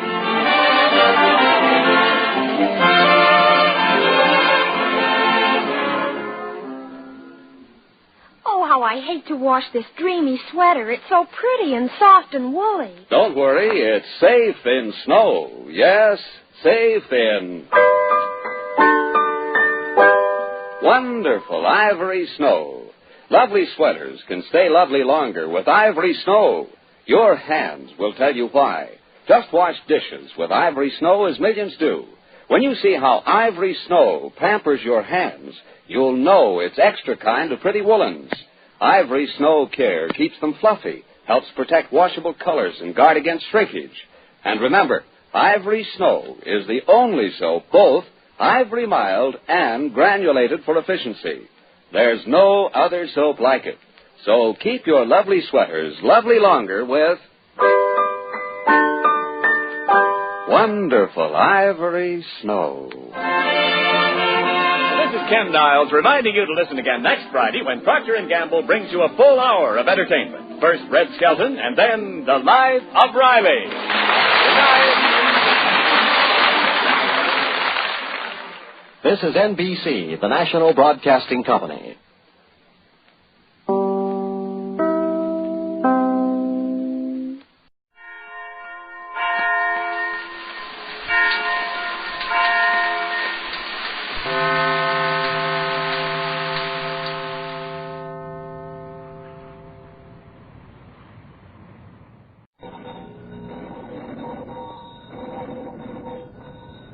Granny, Abner, I believe that's our ring. I don't as long, I believe you're right. I'll see. Hello, jot 'em down, store. This is Lum and Abner.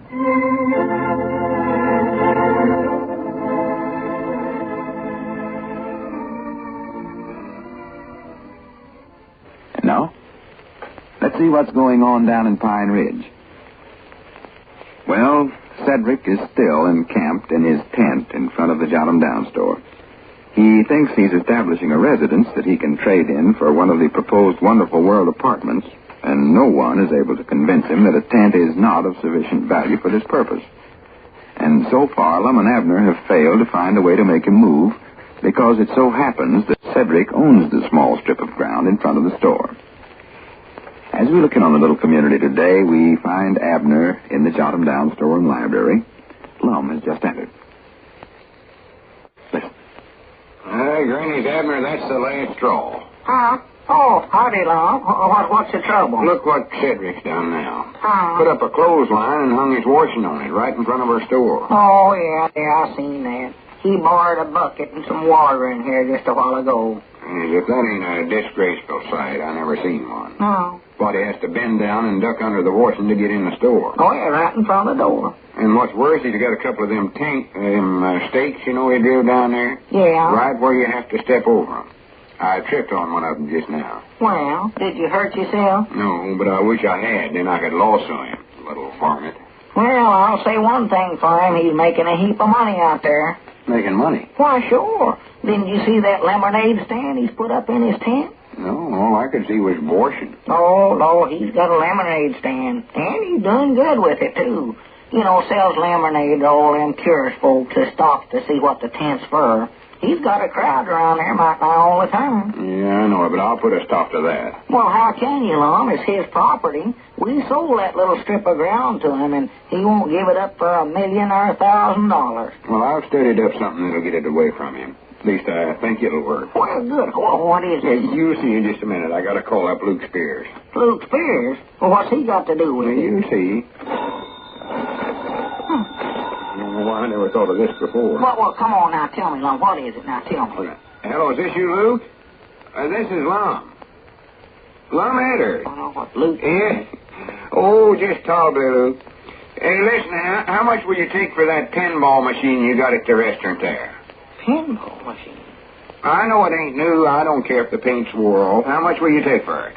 Oh. That's a little high, ain't it, Luke? Now, what does he want with that? Well, I don't believe I could go over 40 for it.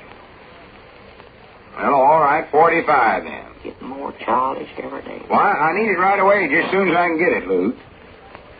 Yeah, how about getting one of them base boys to bring it over on his wagon? Yeah, well, I'll give him some candy or something. Yeah, they'll bring it. Huh?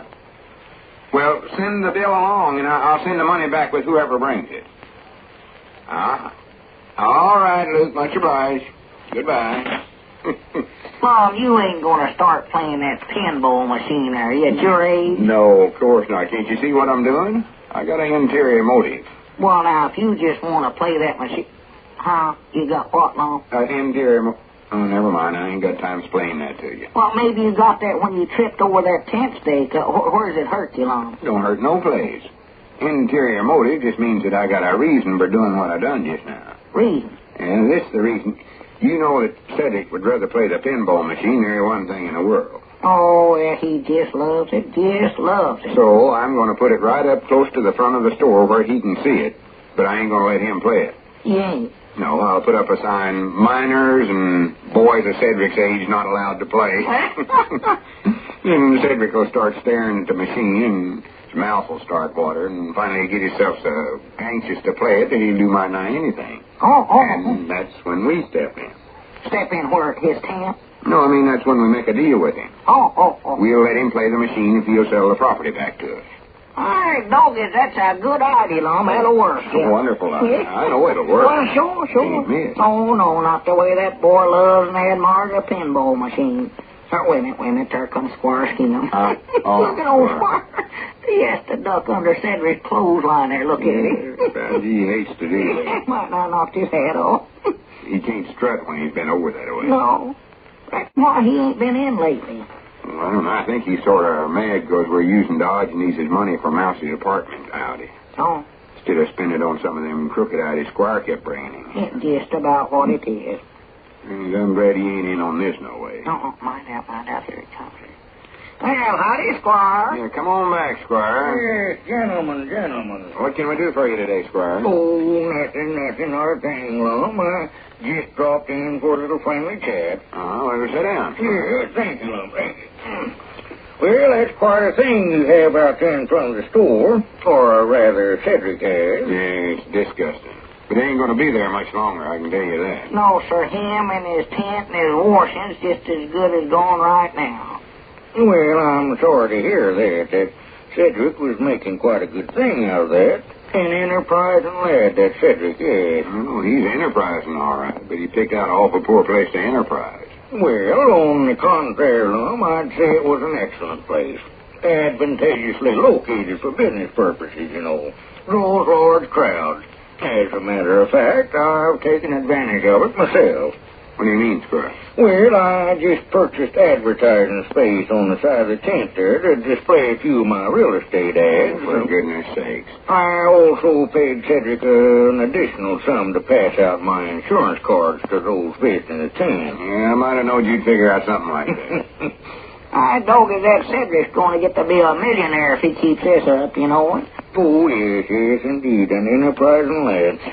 Lum, I've been hearing quite a bit about your proposed apartment house project, the Wonderful World Apartments, I believe you call them. Yeah, that's right, Squire. Well, the amazing and intriguing details of this ingenious plan have been bandied about quite a good deal.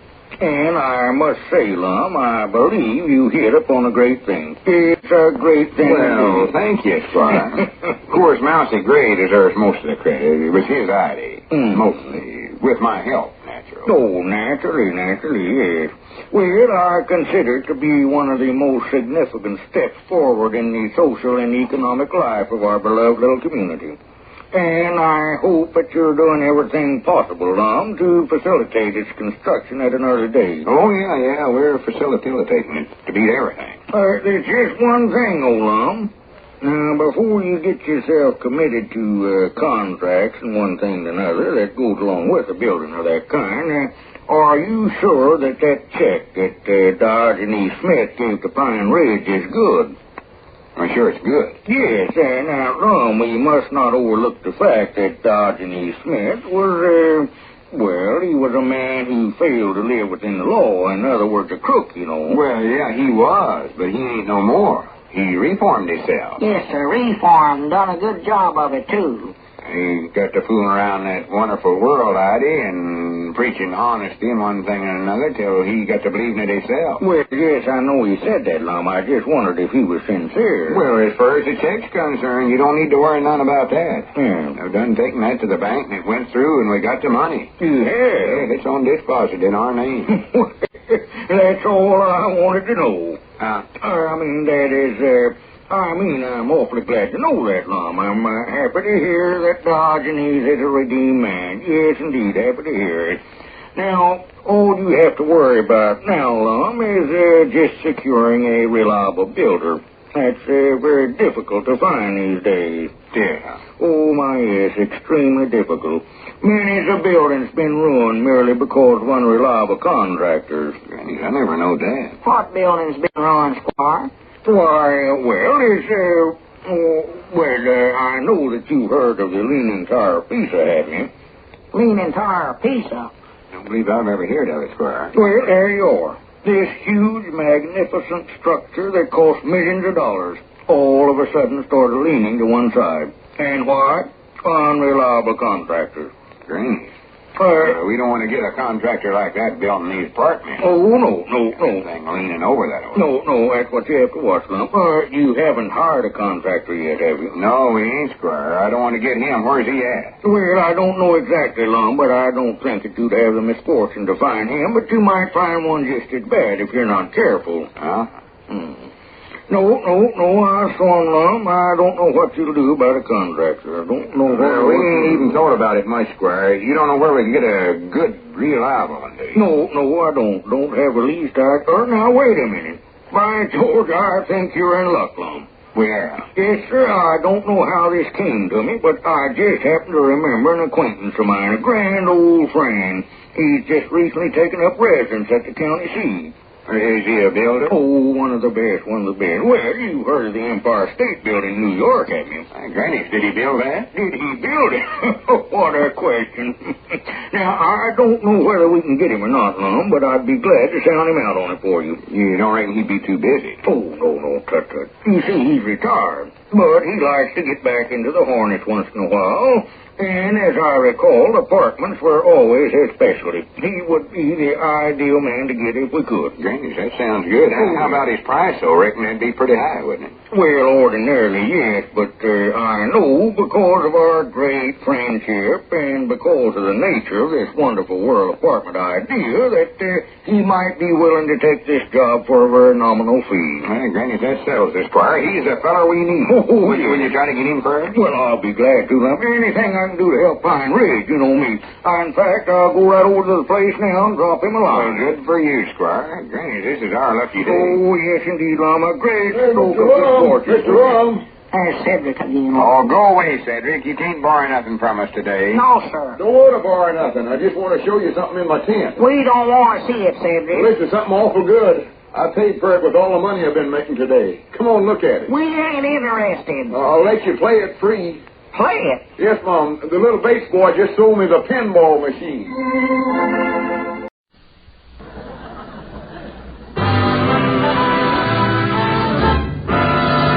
Andy, you know what that music says? Yes, sir, Amos. That music say good health to all from Rexall, the stores with the orange and blue sign.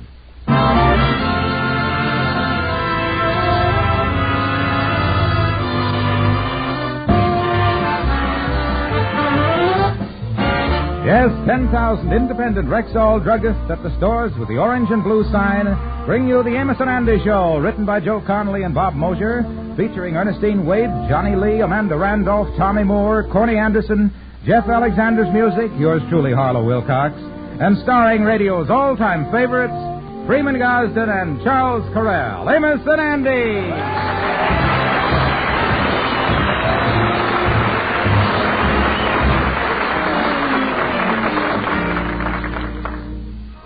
How do you do, ladies and gentlemen? I am Charles Correll. My partner, Freeman Gosden, and I were talking the other evening and wondering whether you listeners are acquainted with the Rexall family druggist in your town or neighborhood. If you haven't met your Rexall druggist yet, why not drop in and get acquainted? He'll be happy to meet you, and we're sure you'll be glad that you stopped in.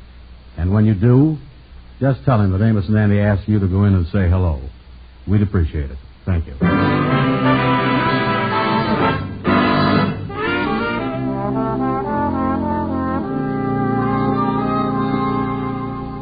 Well, there's been an epidemic of robberies in the Kingfish and Sapphire's apartment building. Every apartment but the Kingfishers has been burglarized. The police refer to the thief as the cat burglar. And right now, Sapphire, her mother, and the Kingfish are discussing the burglaries. Oh, Mama, ain't it awful? Burglary's going on right here in the building.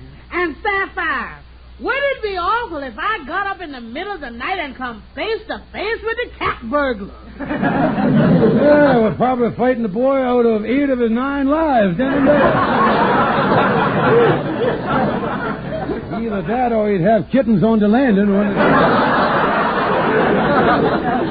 George, that ain't very funny. Well, I only telling the truth. You two is really something with your hair up in curlers, the chin straps, the mud packs, gliding around here in them flannel nightgowns. I tell you, you two would make a witch give up Halloween. There's a couple of trick-or-treat faces if ever I see them. George, this is serious. Me and Mama is really worried about these burglaries. It must be somebody in the building, George. The landlord done offered a $500 reward for his capture. Well, I'm suspicious of that old Mr. Thorndike on the 3rd floor. He always winks at me when I pass him in the hall. I wouldn't put nothing past that old roue. Now, listen, Mama, don't let that wink fool you. You was just mistaken St. Vitus dance for sex appeal. Well, it could be the janitor. It could be anybody. Well, what about them new people that moved in across the hall? The Haywoods. Nobody's done talked to them since they moved in. The Haywoods? Oh, yeah. I've been meaning to get acquainted with that boy. I noticed they had a lot of nice stuff on the van when they moved in. I done checked them in. I think I'll go over and introduce myself this evening. What you mean, George? Well, the first week is the time to move in on the new neighbors, you see. They're a little shy by their strange surroundings and in a weakened condition from lugging all the furniture. And before they knows what's happened, you get in there and borrow right and left. I'll harpoon that boy like a sleeping whale. Now, George, I want... Oh, me. Who could that be? I don't know. George, be careful opening the door. Maybe it's the cat burglar. Oh, I'm frightened. I'm going in the bedroom. Mama, will you cut out that noise? If this is the landlord coming up for rent, he'll think we're keeping goats in here again. Be careful, George. What can I do for you, sir? Well, how do you do? I'm Mr. Hayward. We just moved in down the hall. Oh, yeah. I was coming over to see you. Tell me, Mr. Hayward, is there any little thing we can do for you? Well, yes, as a matter of fact, there is. There is? My wife and I are giving a dinner party tonight. I wonder if we could borrow a tablecloth, some candles, a large platter, some extra glasses, and whatever silverware you have.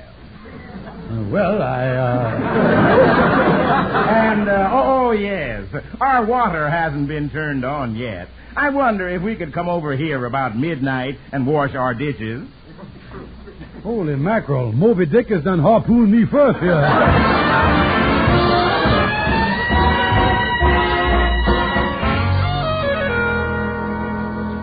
Yes, Andy, I come down here to the lodge hall to get away from that moocher, Mr. Hayward. Yeah, that's pretty tough, all right, having somebody move across the hall that's got the nerve to outmooch you. Yeah, and this fella is the sneakingest moocher you don't ever see it. Yes, huh? Yeah, he's the type that come over and say that they're just about to sit down to dinner and discover they ain't got no sugar for the coffee. Yeah. And while you was getting the sugar, he makes the discovery that he ain't got no coffee. And from then on, he's like Columbus.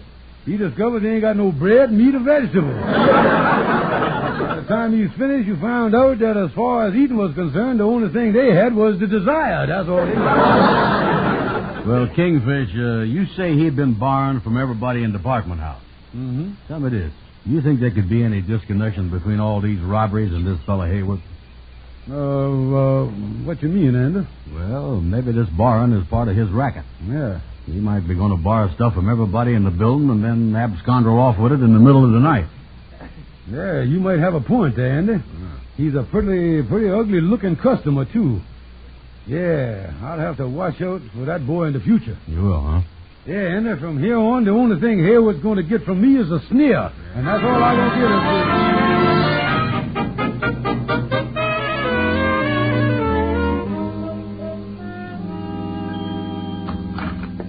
Well, I'm home, Sapphire, dear. Oh, George, I'm glad you're back. I just baked a whole batch of biscuits. I wonder if you'd take a pan of them over to the Haywards. To the Haywards? No, sir.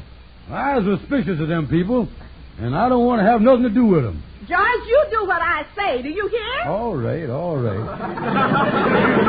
This is the last time that I'll ever good Samarinate them people, I tell you that. Oh, me. I ought to throw these biscuits right in Hayward's face.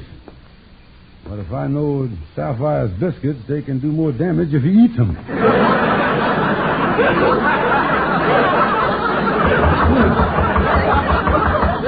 I wonder what his wife looks like. She's anything like her husband, she got a face like a sick beaver. Well, I'll bet you that, May I help you? Yes, Mrs. Beaver, is Mrs. Hayward in? Why, I'm Mrs. Hayward. You mean that a cute little thing like, that a pretty, you are, that, you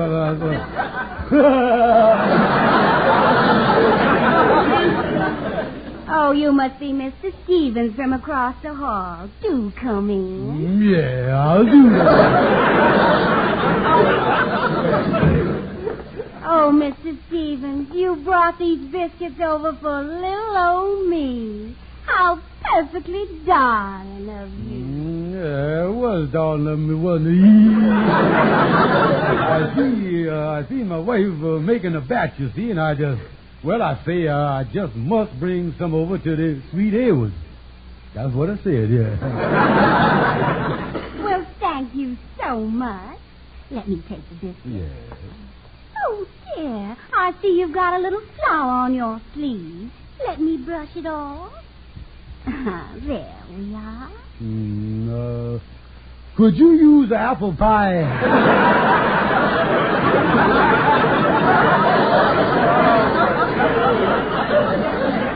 Oh, some other time, thank you. I'll put these biscuits in the kitchen. My husband's eating breakfast. I'll be right back. It was as nice of people as I think it was. They certainly got nice furniture and stuff. Too nice for a place like this. Let me see what's in this desk here. I might find a bill or two and get a line on their credit rating. Let's see in the drawer here. Uh-oh. Look at there. A loaded pistol. Yeah, Andy was right. The Haywards is the crooks. I got to get out of here. What'll I do here? I could call the FBI. I could call the police and turn them in.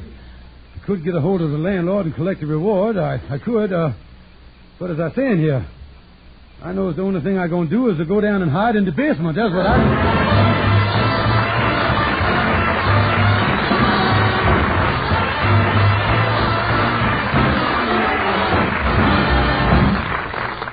Good evening. This is your Rexall family druggist, one of the 10,000 independent druggists who have made the word Rexall part of our own store names. We've done that because we recommend and sell Rexall drug products. One Rexall exclusive is the time-tested antacid Bismarex. This famous four-way formula for acid indigestion often neutralizes excess stomach acidity in less than 1 minute, gives relief that's fast and prolonged. And here's good news. This month, your Rexall druggist will give you 3 rolls of mint-flavored Bismarex tablets with your purchase of Bismarex powder. You get both powder and tablets for the price of the powder alone. This extraordinary offer is effective throughout November, so be sure to ask for Bismarex. That's Bisma-REX, Bismarex, at Rexall drug stores everywhere.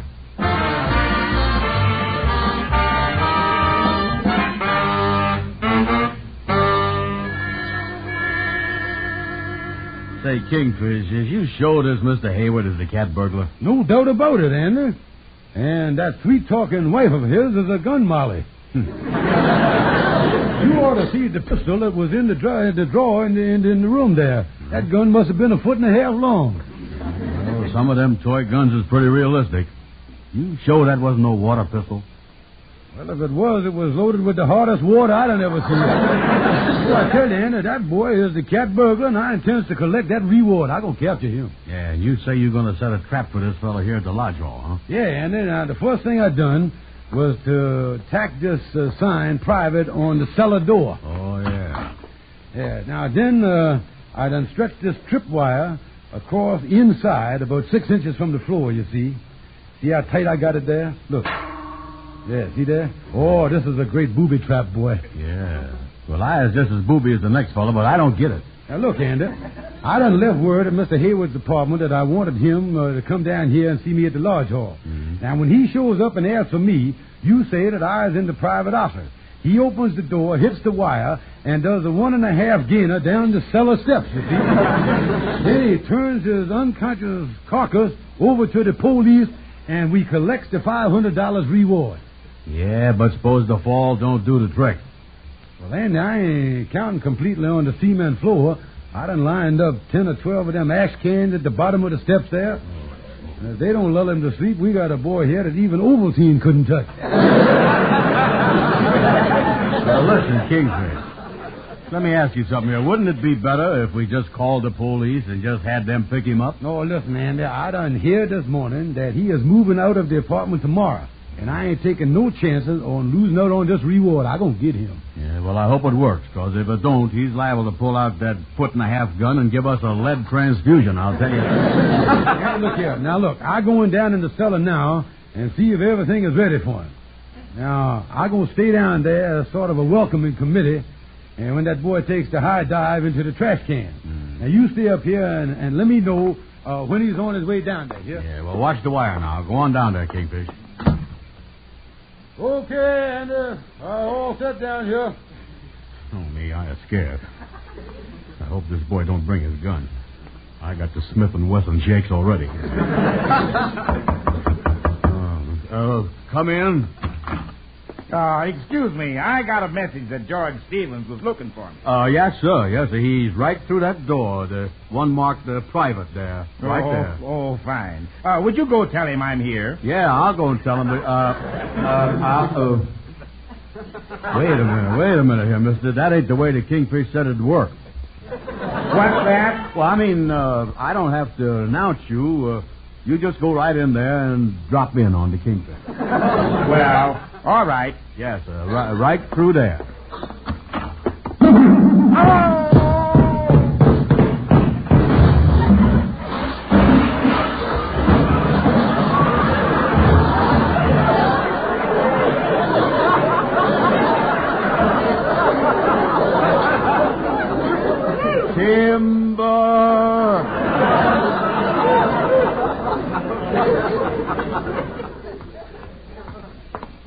How does it work, Kingfish? Andy, look here. He's out cold.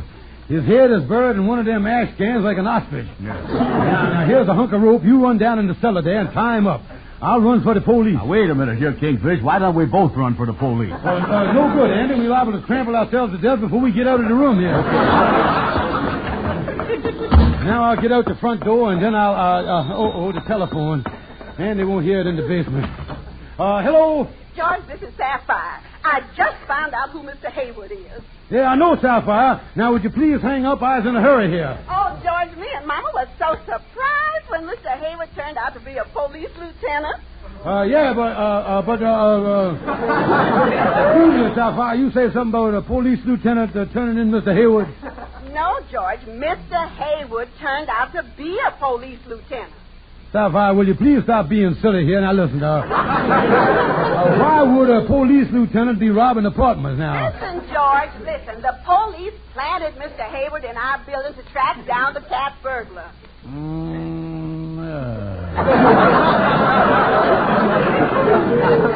That's the reason he was going around borrowing everything so he could get a line on all the tenants in the building.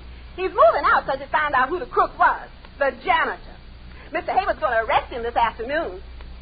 George, what's the matter? Ain't you happy about the news? Oh, yeah. I'm overjoyed. I was happy than Custard was when the Indians started giving him that mohawk haircut. Oh, me, there must be some way out of this short of suicide. If I only... hey, Kingfish, I got the fellow all tied up. Say, ain't you gone for the police yet? Yeah, I'll go in right now, Andy. Yeah, just leaving. Well, how soon will he be back? I am scared. Well, I don't know, Andy. The police are pretty busy these days. All I know, I might not be back for 2-3 weeks, you know.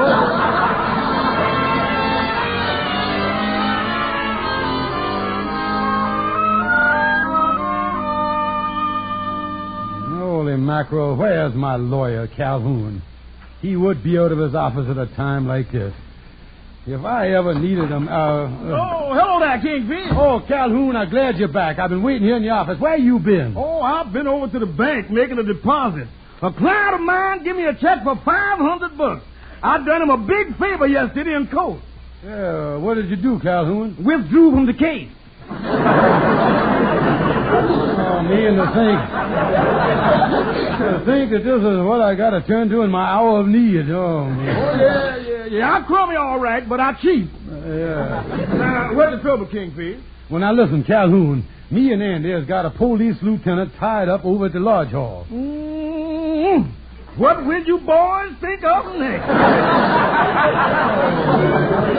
Yeah. We ain't playing no game. We think the police lieutenant was the apartment house bandit.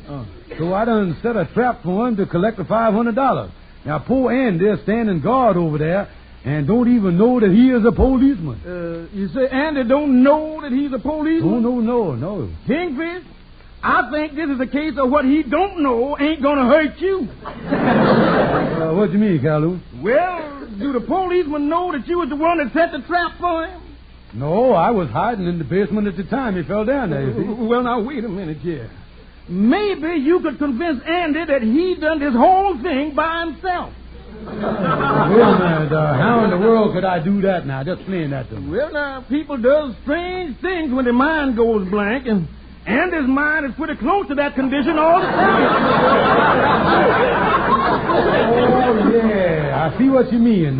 Make Andy believe that he done this all by himself while his brain was in a coma. Yeah, I'll hate to sacrifice a friend, but I'm going to have to do it, don't I? Oh, well, sacrificing other people to save yourself ain't nothing new.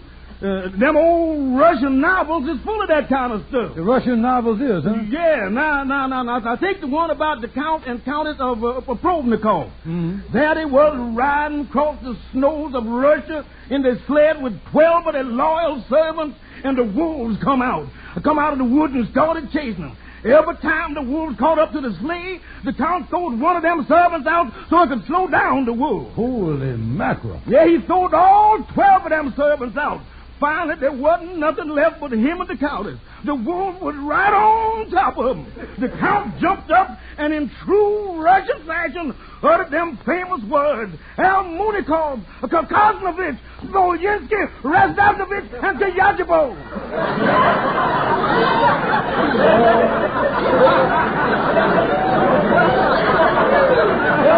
Calhoun, what do that mean? I told you we should have brought the children.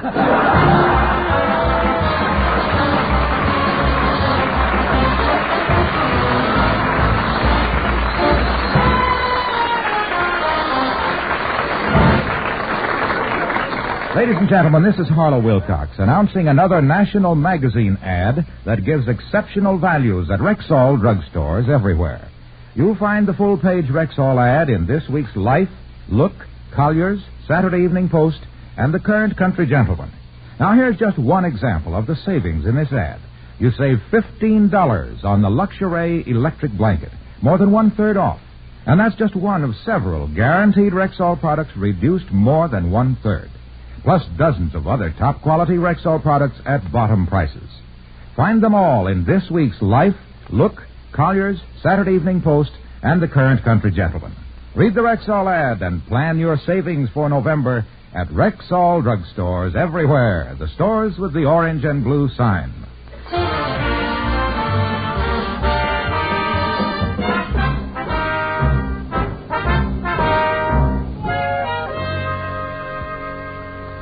Oh, me, I wish the Kingfish would get back.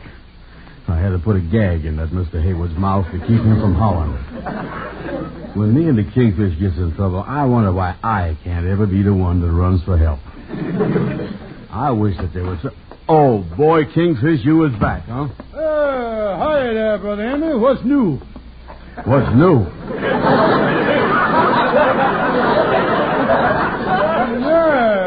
I dropped over to see if you wanted to shoot a little game of pool today.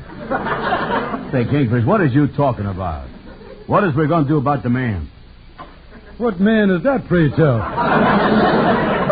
The man we got tied up in the cellar. Excuse me, Andy, did you say something about having a man tied up somewhere? What is this, my strange talking friend? Listen, Kingfish, don't you remember? You put a sign on the door marked private and had the fella trip over the wire and knock himself out. Holy mackerel, Andy, if I didn't know that you never touches nothing stronger than cherry coke, I'd say you've been hitting them Energene highballs again. Kingfish, what is you talking about? You know we got a man tied up. He's the apartment house bandit, and you went for help about 15 minutes ago. 15 minutes ago, and I don't know what you're talking about, boy. You know, for the past 2 weeks, I've been on a South American cruise. My boat just docked a half hour ago. I was bringing you a banana, but I got hungry and headed on the way up here. Wait a minute. What is this, Kingfish? Is you out of your mind? We has been together all day. Don't you remember how after the fellow done knocked himself out, falling down them steps, you left to get the police so that we could get the $500 reward? Let me look at your eyes, then. Yeah, you got that far-away look in them there, boy. Just like you was here, but your eyeballs was over in Hoboken. And I got bad news for you. You done it again. Done what? Blacked out, boy.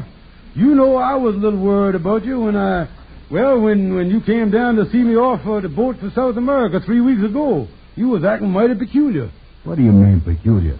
Well, just as my boat pulled away from the dock, you come sprinting down the pier hollering, "Gangway for the new atomic submarine." Then before they could stop you dove off the dock hollering, "Which way is Russia?" Last I see of you, the tugboat was nudging you back into the slip there. Well, yeah, I is a little confused. But all I know is there's a man tied up in the basement. Now, what is we going to do about it? We? After all, boy, I was cruising down around the Caribbean. I was cruising while you was tying up that police lieutenant in the basement. Now, the thing for you to do is go down and confess. What's the matter, Amos? Listen, Kingfish, you just said something there that brung my eyeballs back from Hoboken. How do you know that the man is a police lieutenant? Well, it's a simple sapphire call. She told, Stand where you is, Kingfish. I'm going to minister you to permanent type of blackout, the kind that come with a pine box. Now, wait a minute. Don't start swinging, Andy. Don't forget we is all in this together now. Ain't no time to turn on each other here. It's the time to stick together. I was only testing your sense of humor, old pal. Oh, I'm with you. I'm with you, boy. Yeah. Well, that's different. What is we going to do? Well, I don't know, Andy. I think the best thing to do is to hop on a freighter and keep sailing until we sight the kangaroo off the poop deck. Now, that's the thing.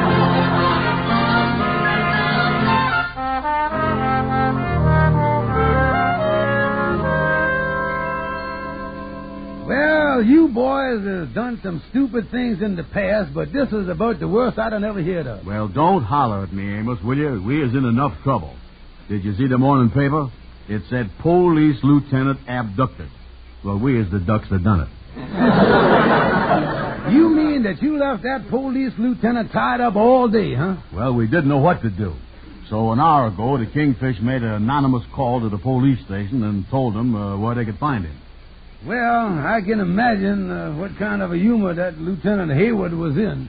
Well, you see, he don't know that the Kingfish is involved. He only seen me at the lodge hall.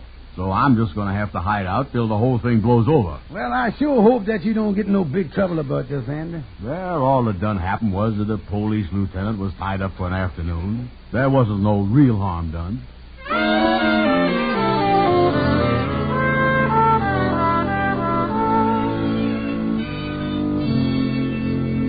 Well, let me get on in my apartment here. I done had a close call, but nothing done happened. Mama, this is terrible. Yeah. Just the worst thing that could have happened. Oh, terrible. Just terrible. Hey, wait a minute, what is you two cackling about here? What's the matter around here? Oh, George, me and Mama lost all our jewelry, $300 in cash, your gold watch, and everything. Well, wait a minute, how did this happen? I thought the janitor was the cat burglar and Lieutenant Hayward was going to arrest him. He never got a chance. Some Confederates of the janitor lured him away from the building, and while he was gone, the janitor come up here and cleaned us out of everything we had. Oh, no, don't tell me that.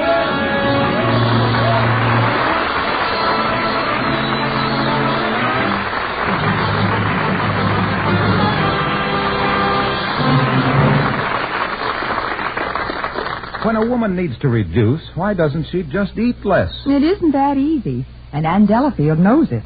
That's why the Ann Delafield Reducing Plan includes appetite-reducing wafers to help take the edge off unruly appetite. Ann Delafield ought to have a plan like that for men. She does. And both reducing plans, for men and women, solve 3 problems for wavering willpowers. You don't count calories, a menu book plans your meals. You don't over-exercise, and you get appetite-reducing wafers. What's more, you get vitamins for dietary protection while you're losing up to 5 pounds a week. Well, can anybody reduce that easily and safely? Yes, if your doctor says your excess weight is not organically caused. And you can get the Ann Delafield reducing plan at Rexall drugstores everywhere. Yes, ladies and gentlemen, rely on your Rexall family druggist. And when you visit him, would you be kind enough to say that Amos and Andy sent you? Thank you, and good night. See you next Sunday.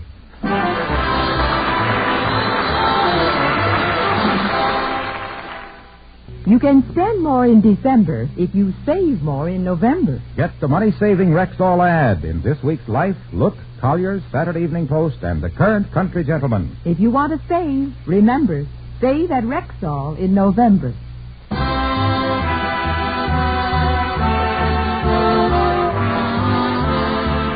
Be sure to be with us at this same time next Sunday when your Rexall druggist will again present the Amos and Andy Show, directed by Cliff Howell.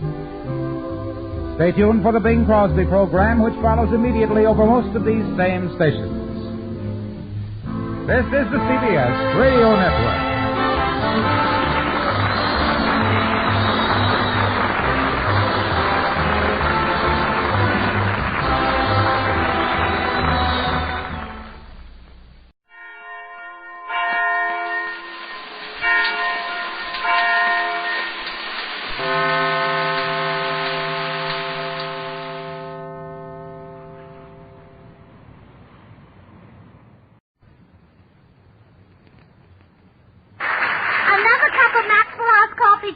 Sure, pour me a cup, Gracie. You know, Maxwell House is always good to the last drop. And that drop's good, too. Yes, it's Maxwell House Coffee Time, transcribed in Hollywood and starring George Burns and Gracie Allen.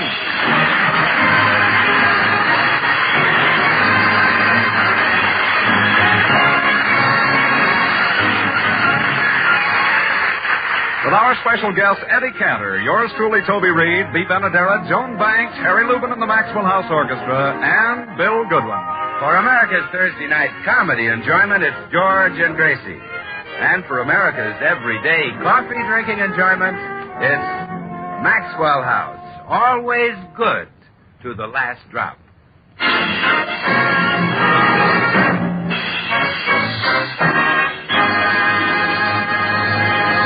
Well, in the process of spring house cleaning, Gracie ran across George's old vaudeville trunk filled with newspaper clippings and other mementos of those never-to-be-forgotten days. Gracie dusted off the trunk, called George, and the two of them are now reminiscing. Listen to this, George. Let me read what it says about you here. What does it say? George Burns, vaudeville's finest singer, most graceful dancer, and funniest comedian, is now appearing in this city. Where'd you read that? It's printed on the outside of your trunk. Oh, yeah. Well, in those days, I handled my own publicity. Now, you... I couldn't afford Maggie Ettinger. Yeah. Well, you were wonderful. Thanks. I remember when you played in San Francisco. My mother took me to see you. That's when I first fell in love with you. You did? Mm-hmm. I'll never forget the thrilling moment when that tall, handsome man walked out on the stage and introduced you. Yeah, Benny Fields was a good-looking MC. Yes. And then you made your entrance, and I said, Mother, there's the man I'm going to marry. Something went boom in my head, and it spun around. Really? Yeah, my mother hit me with her purse.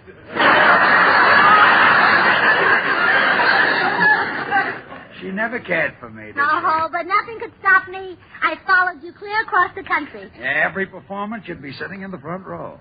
I got so I sang right to you. The audience must have known we were in love.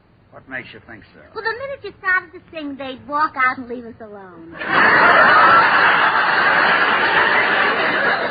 Yeah. Even the orchestra left. Sometimes. Yes, sometimes. You kind of got that on the downbeat, yeah. Well, I pestered you until you finally let me team up with you. You said if I made good, you'd pay me $25 a week. Yeah, that was 17 years ago. Gee, I hope I make good someday. Don't give up, kid. You're coming along fast. Well, we better get back to work now. Oh, no, George. Let's look through this trunk. It brings back such wonderful memories of our courtship and marriage. You love this old beat-up relic, don't you? Oh, sure. I wouldn't trade you for Boye.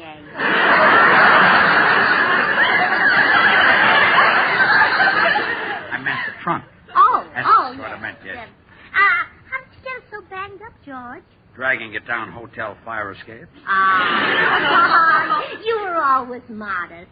I guess you were afraid if you went through the lobby, they'd recognize you and ask you for your autograph. Especially at the cashier's window. Let's go through some of these old pictures, George. Who are the people in these pictures? Different vaudeville acts. There's a picture of Eddie Cantor. This was taken while Eddie was playing Buffalo. Gee, his makeup was perfect. He looks just like a buffalo.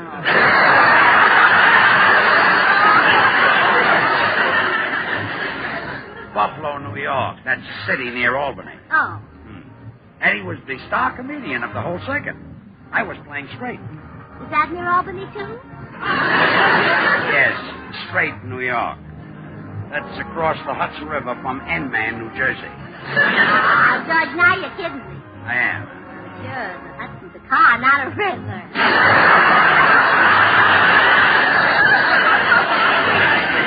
I should have known I couldn't fool you. Well, let's get back to Eddie Cantor. He was a big star, wasn't he? One of the biggest, Gracie. And just think, he started out pressing pants on the east side. Didn't he press the other side, too?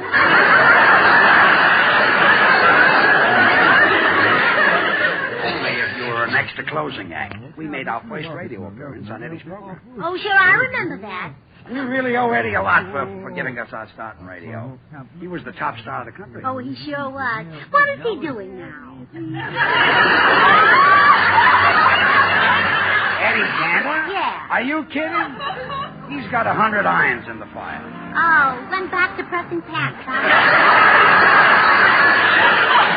Gracie, Eddie Cantor does radio, television, pictures, stage appearances, club dates, benefits, luncheons. In fact, he does too much. If he doesn't slow down, he'll ruin his health. Well, George, here's our chance to repay Eddie for giving us our start in radio.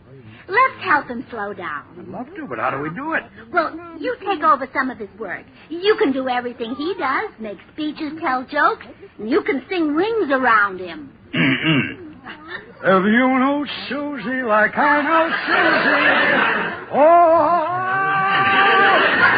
what a girl. Oh, darling, hold back a little. Don't think so good.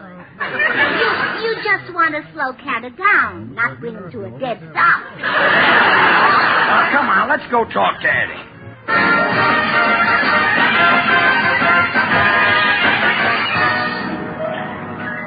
Why, George and Gracie, how wonderful to see you. Well, it's nice to see you too, Ida. Is Eddie here? Who? Eddie. Who's Eddie? Your husband. Oh, the little man who rushes in now and then for a clean shirt. I see him so seldom, I've almost forgotten him. Well, George said he was very busy these days. Oh, it's terrible, Gracie. He's gone all the time. I've reached the point where I'm not sure that I'm married. Well, with your family, you better be. Yes, look, Ida, you mean that you never see Eddie anymore? Yesterday I saw him for a bare 5 minutes. Oh, peeped at him in the tub, huh?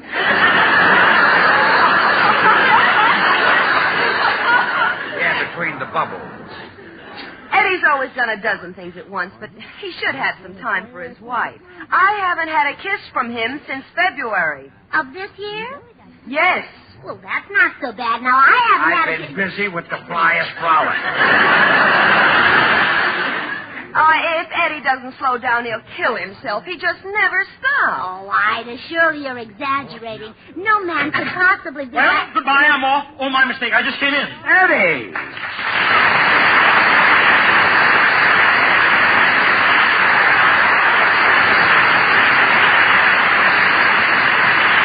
Well, George and Gracie, what are you doing here? We came over to Well, talk. it's been a nice visit. Where's my secretary, Miss Titus? Right behind you, Miss Cantor. Did my agent line up my personal appearance schedule for next week? Yes, sir. Starting Monday, you play San Francisco, Seattle, Tacoma, Portland, Cheyenne, and Salt Lake City. So much for Monday. Now, what about Tuesday? Eddie, could I have a kiss? My agent will take care of it. Eddie, a kiss. Oh, a kiss, sure. Hey, not me.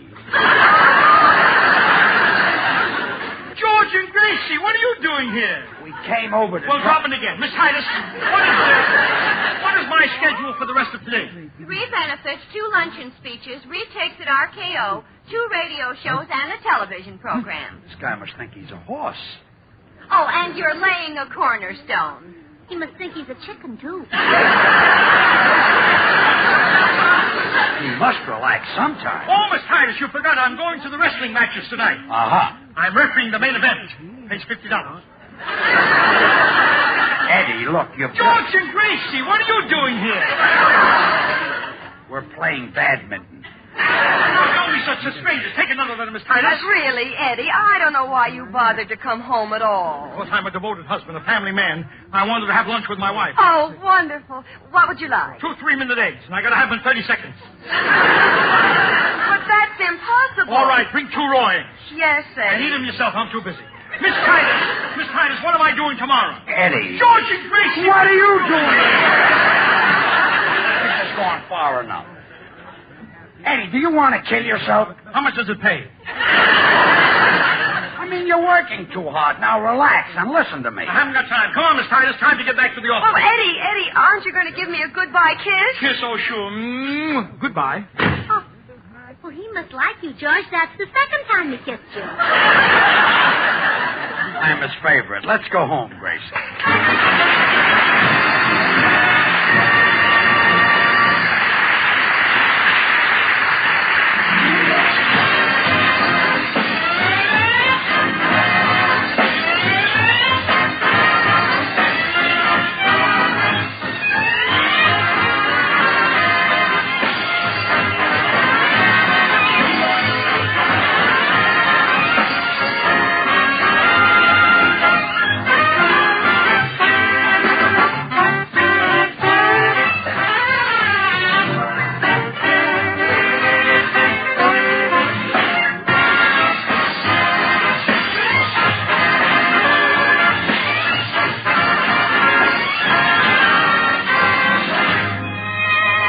Wonderful. That's the name of the song, folks. And it's wonderful how much real enjoyment there is in a steaming cup of truly good, truly satisfying coffee.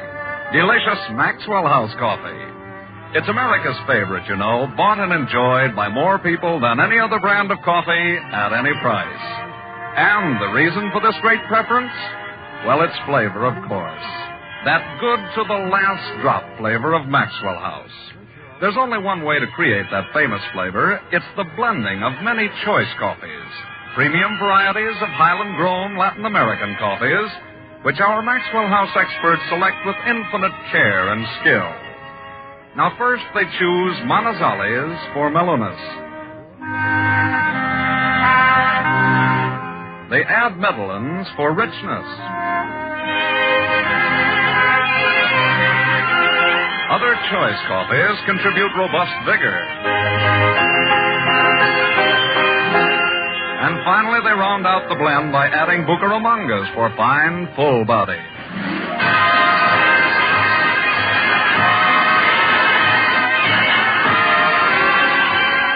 This perfectly balanced blend is then radiant roasted to flavor perfection and brought to you vacuum packed in the familiar blue Maxwell House tin. And, ladies, vacuum packing means you get all the flavor and goodness you pay for.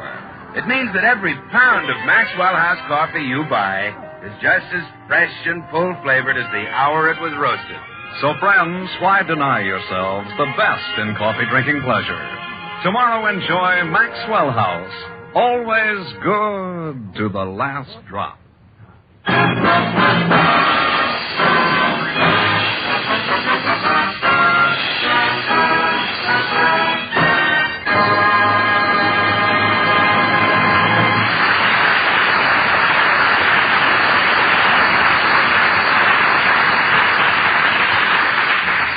George, we've got to think of some way to help Ida Cantor keep Eddie at home. If we don't, he'll ruin his health and his marriage. You're right, Gracie. What would you do if I were Eddie Cantor? Oh, I'd go home to my mother. Maybe Ida can try that. Well, I don't think she knows my mother.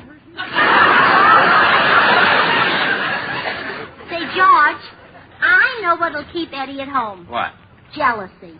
Jealousy? Well, sure. He'd stay home if he thought some handsome, attractive man were interested in Ida. Some man like you. Oh, go. Well, he would. You're the most attractive man in Hollywood. Ooh. Whoa. Back up a little. Well, you're just as attractive as Eddie Cantor. Now go forward a little. Well,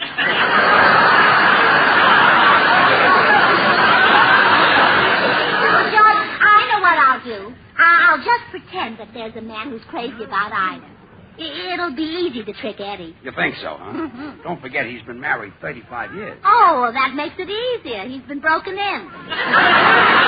See you later, dear. Goodbye, dear.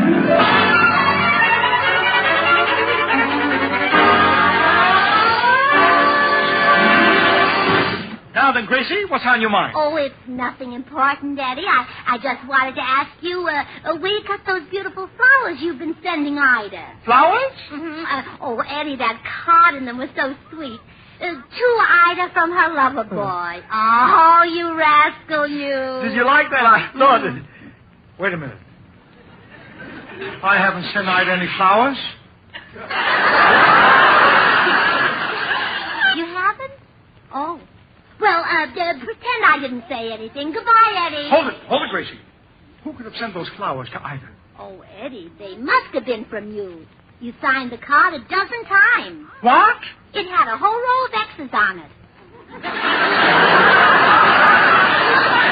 Gracie, those were kisses. Well, whoever made them sure had funny-shaped lips. Do you realize what this means? Some man is trying to take Ida away from me. You think so? Sure. How do you like that? 5 daughters and he goes for Ida. I know what I'll do, Gracie. I'll hire detectives to put a tail on Ida. Oh, Eddie, don't do that. Her clothes won't fit her. Gracie. And people will be stepping on it all the time. Gracie, when you put a tail on somebody, they get followed. Well, I don't doubt it. She'll stop traffic even on Hollywood Boulevard. Oh, forget it. Ida getting flowers from another man. How could she do this to me? Well, it's your own fault, Eddie. You've been neglecting Ida. I don't neglect her. Every week I send her a ticket to my radio program. Well, that's not enough. No? No, now that she's got a boyfriend, send her 2 tickets.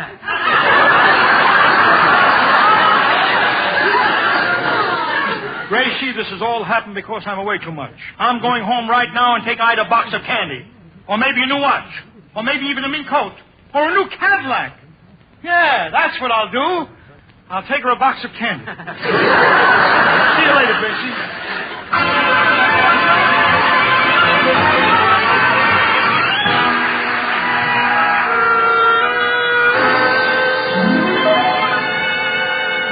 I just dropped by to tell you, Ida, that Gracie and I are still trying to think of some way to slow Eddie down. Oh, well, that's very sweet of you, George, but don't bother. Gracie had an idea that jealousy might do it. I doubt it. Well, what would Eddie do if he came home and found a young, attractive man here?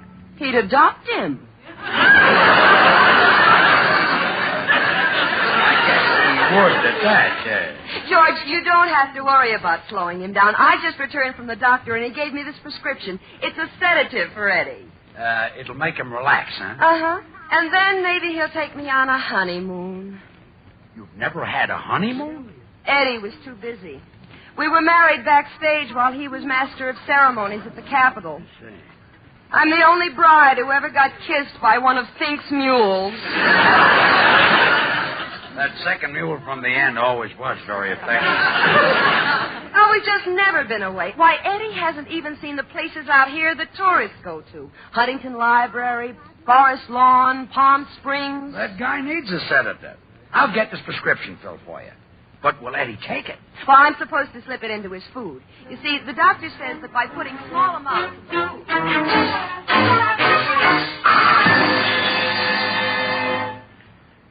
Gee, I hope Ida likes this candy I brought her. The first layer was delicious. Oh, there she is, waiting by the window for... And there's a man with her. No, it's not a man. It's George Burns. Could he be the one who's chasing Ida? I'd better sneak in and listen. This is a great idea, Ida. Once Eddie takes this stuff, we won't have to worry about him anymore. What's this? Do you think you could give it to him without making him suspicious? Oh, it'll be easy, George. All I have to do is slip a little into his soup. Poison. She's going to give me poison. I'm too young to die. I've hardly been on television at all. George, I don't like to do it either, but it's the only way to save our love. Oh, those dirty people. So they want to save their love, eh? Well, they'll do it over my dead body. What am I saying? Are you nervous about it, Ida? Oh, yes, George. I'll be glad when it's over with. Then I can take Eddie to Palm Springs and Forest Lawn. Wants to bury me with a suntan yet.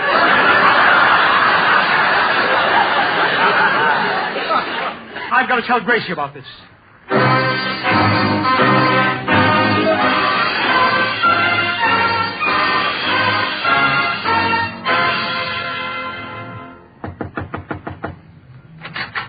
Yes?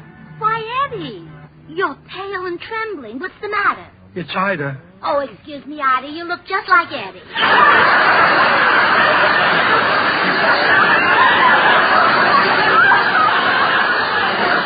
I am Eddie. And I've just made a terrible discovery. Ida's going to feed me cyanide soup. Oh, what's the matter? Don't you like those foreign dishes?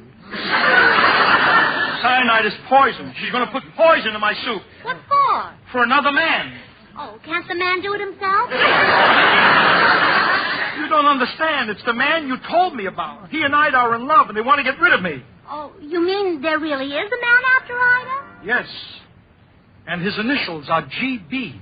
Jack Benny. No, Gracie, it's George Burns. George Burns. Well, now, that's a funny coincidence. I've got a husband by that name. That's the man. I heard George and Ida plotting to get rid of me so they could run away together. George and Ida? Oh, I can't believe it. I can't either. It's ridiculous. You and I are the ones who earned a living. What are those two going to do, cook for each other?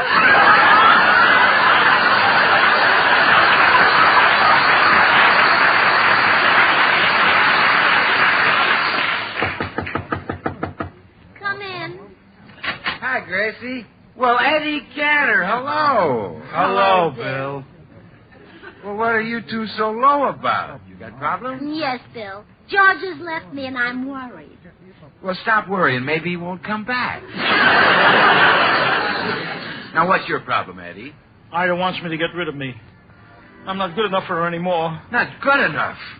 Why, Eddie, you're the answer to a woman's prayer. You've got everything. Charm, talent, a handsome face, a fine figure, youth, sex appeal. You really think so, Bill?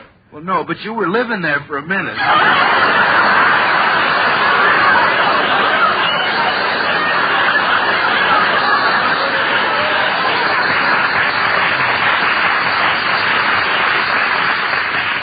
I'd like to give him some of Ida's soup. No, Bill, you're not helping. Well, I'm only kidding, Gracie. Look, I've got a terrific problem, too. Now, let's solve them all at once. Gracie, have you got some Maxwell House coffee on the stove? Well, I always keep them hot, Bill. Well, bring it in, and we'll sit down and thrash out all our problems over a cup of rich, delicious, mellow Maxwell House. All right, I'll get it right away. Fine, Gracie. All right, Eddie, now tell me your whole problem right from the beginning. Well, you see, Bill, I'm never home, and Ida... And believe me, your problem won't seem nearly so big, Eddie, after you've had a sip of that refreshing Maxwell House coffee. Go ahead, Eddie. Well, you see, I'm never home. There's something about the flavorsome goodness of Maxwell House that just seems to make troubles vanish. Go on, Eddie. Well, I'm never home. That's why Maxwell House is America's favorite brand of coffee. Keep going, Eddie. Well, I'm... Good to the last... Well, let's hear your problem, Eddie. Well, I'm never... Ah, well, you see, I'm never home, and I have to blend it. Those choice Latin American coffees, you know, radiant roasted to the very peak of flavor perfection. Bill, are you through talking about Maxwell House coffee? Yes, Eddie. Are you sure? All through. Well, my problem is that I'm never home, and I Here's the Maxwell House coffee, boys. Oh. Let me at it. That was wonderful. Well, goodbye. Wait a minute. You haven't solved any of our problems.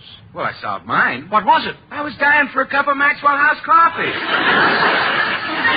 I'll see you later, folks.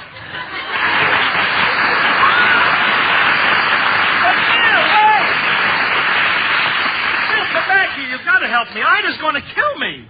Kill you? What for? What does she hope to get out of it? She'll get George. Well, that'll teach her crime doesn't pay. Well, Bill, George happens to be very desirable. With his looks and personality, any woman would be crazy to take him. She certainly would. Now, listen, Gracie, I don't believe this whole story. Well, maybe there is some mistake, Eddie. Let's go to your house and see if Ida and George are still there. Yeah.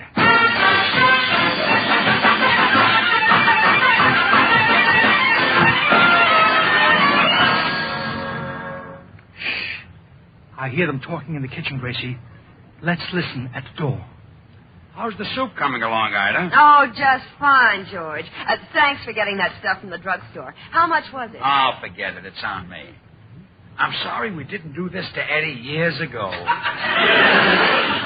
See, Gracie? Well, you're right, Eddie. They're going to kill you. What shall I do? Well, you better have your tuxedo cleaned. The guy in the drugstore says that this stuff has no taste at all. Eddie will never know he's getting it. Oh, what a honeymoon we'll have. You're already planning the honeymoon. This time I won't have to be kissed by one of Fink's mules. Did you hear? Did you hear what she called me? Yeah, and I think it's cruel. You didn't ask to be born with those ears. This is going far enough. Come on, Gracie, let's face them. Okay. Eddie, Gracie. Ida, George. Gracie, Eddie. Herman, Sam.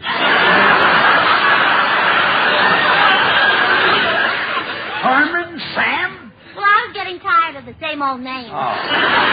Well, you two murderers, we caught you red-handed. What? Oh, Ida, how could you do this to me? What about our children? Man, George, how could you do this to me? What about our children? We haven't got any. I know. What about that?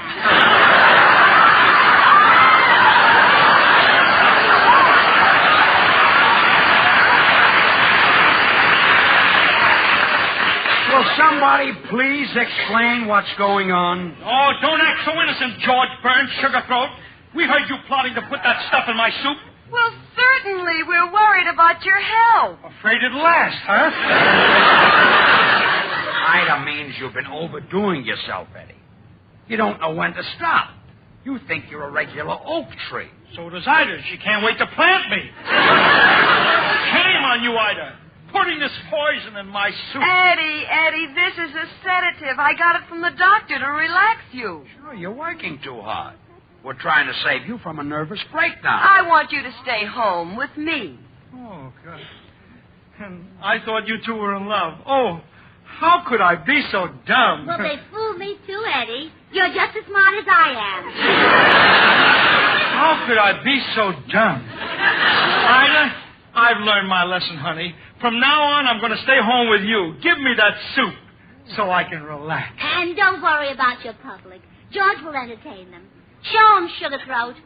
If you knew Susie like I know Susie, oh, what a girl. He's going to do this to my public. Classy, Ida, give George the soup. Tell Miss Titus to okay Cleveland, Detroit, and Cincinnati. I'm going back to work. If you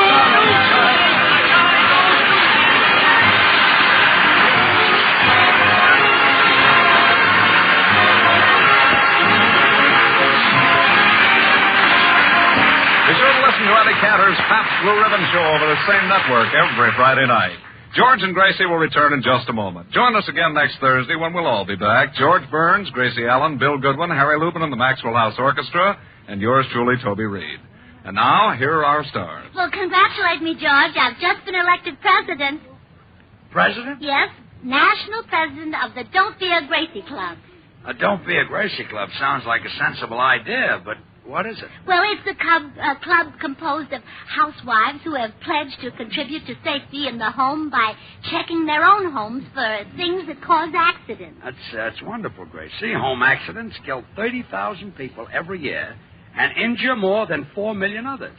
How many clubs are there? Well, tonight in 35 cities, charters are being presented to the first chapters of the clubs.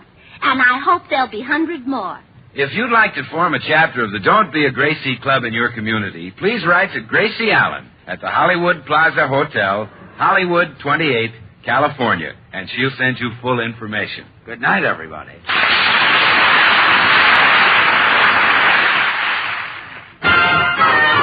If you like good things the easy way. Good things the easy way. Instant Maxwell House, that's for you.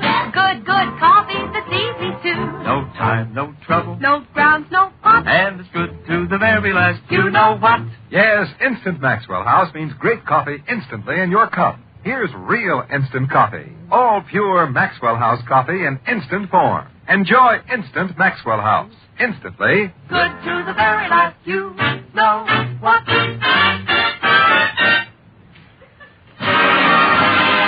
Until next Thursday, good night and good luck from the makers of Maxwell House, America's favorite brand of coffee, always good to the last drop. The George Burns and Gracie Allen Show was transcribed in Hollywood and written by Paul Hemming and Keith Fowler. What's in a word? Let genial Haven McQuarrie tell you. Stay tuned for Noah Webster Says, next on NBC.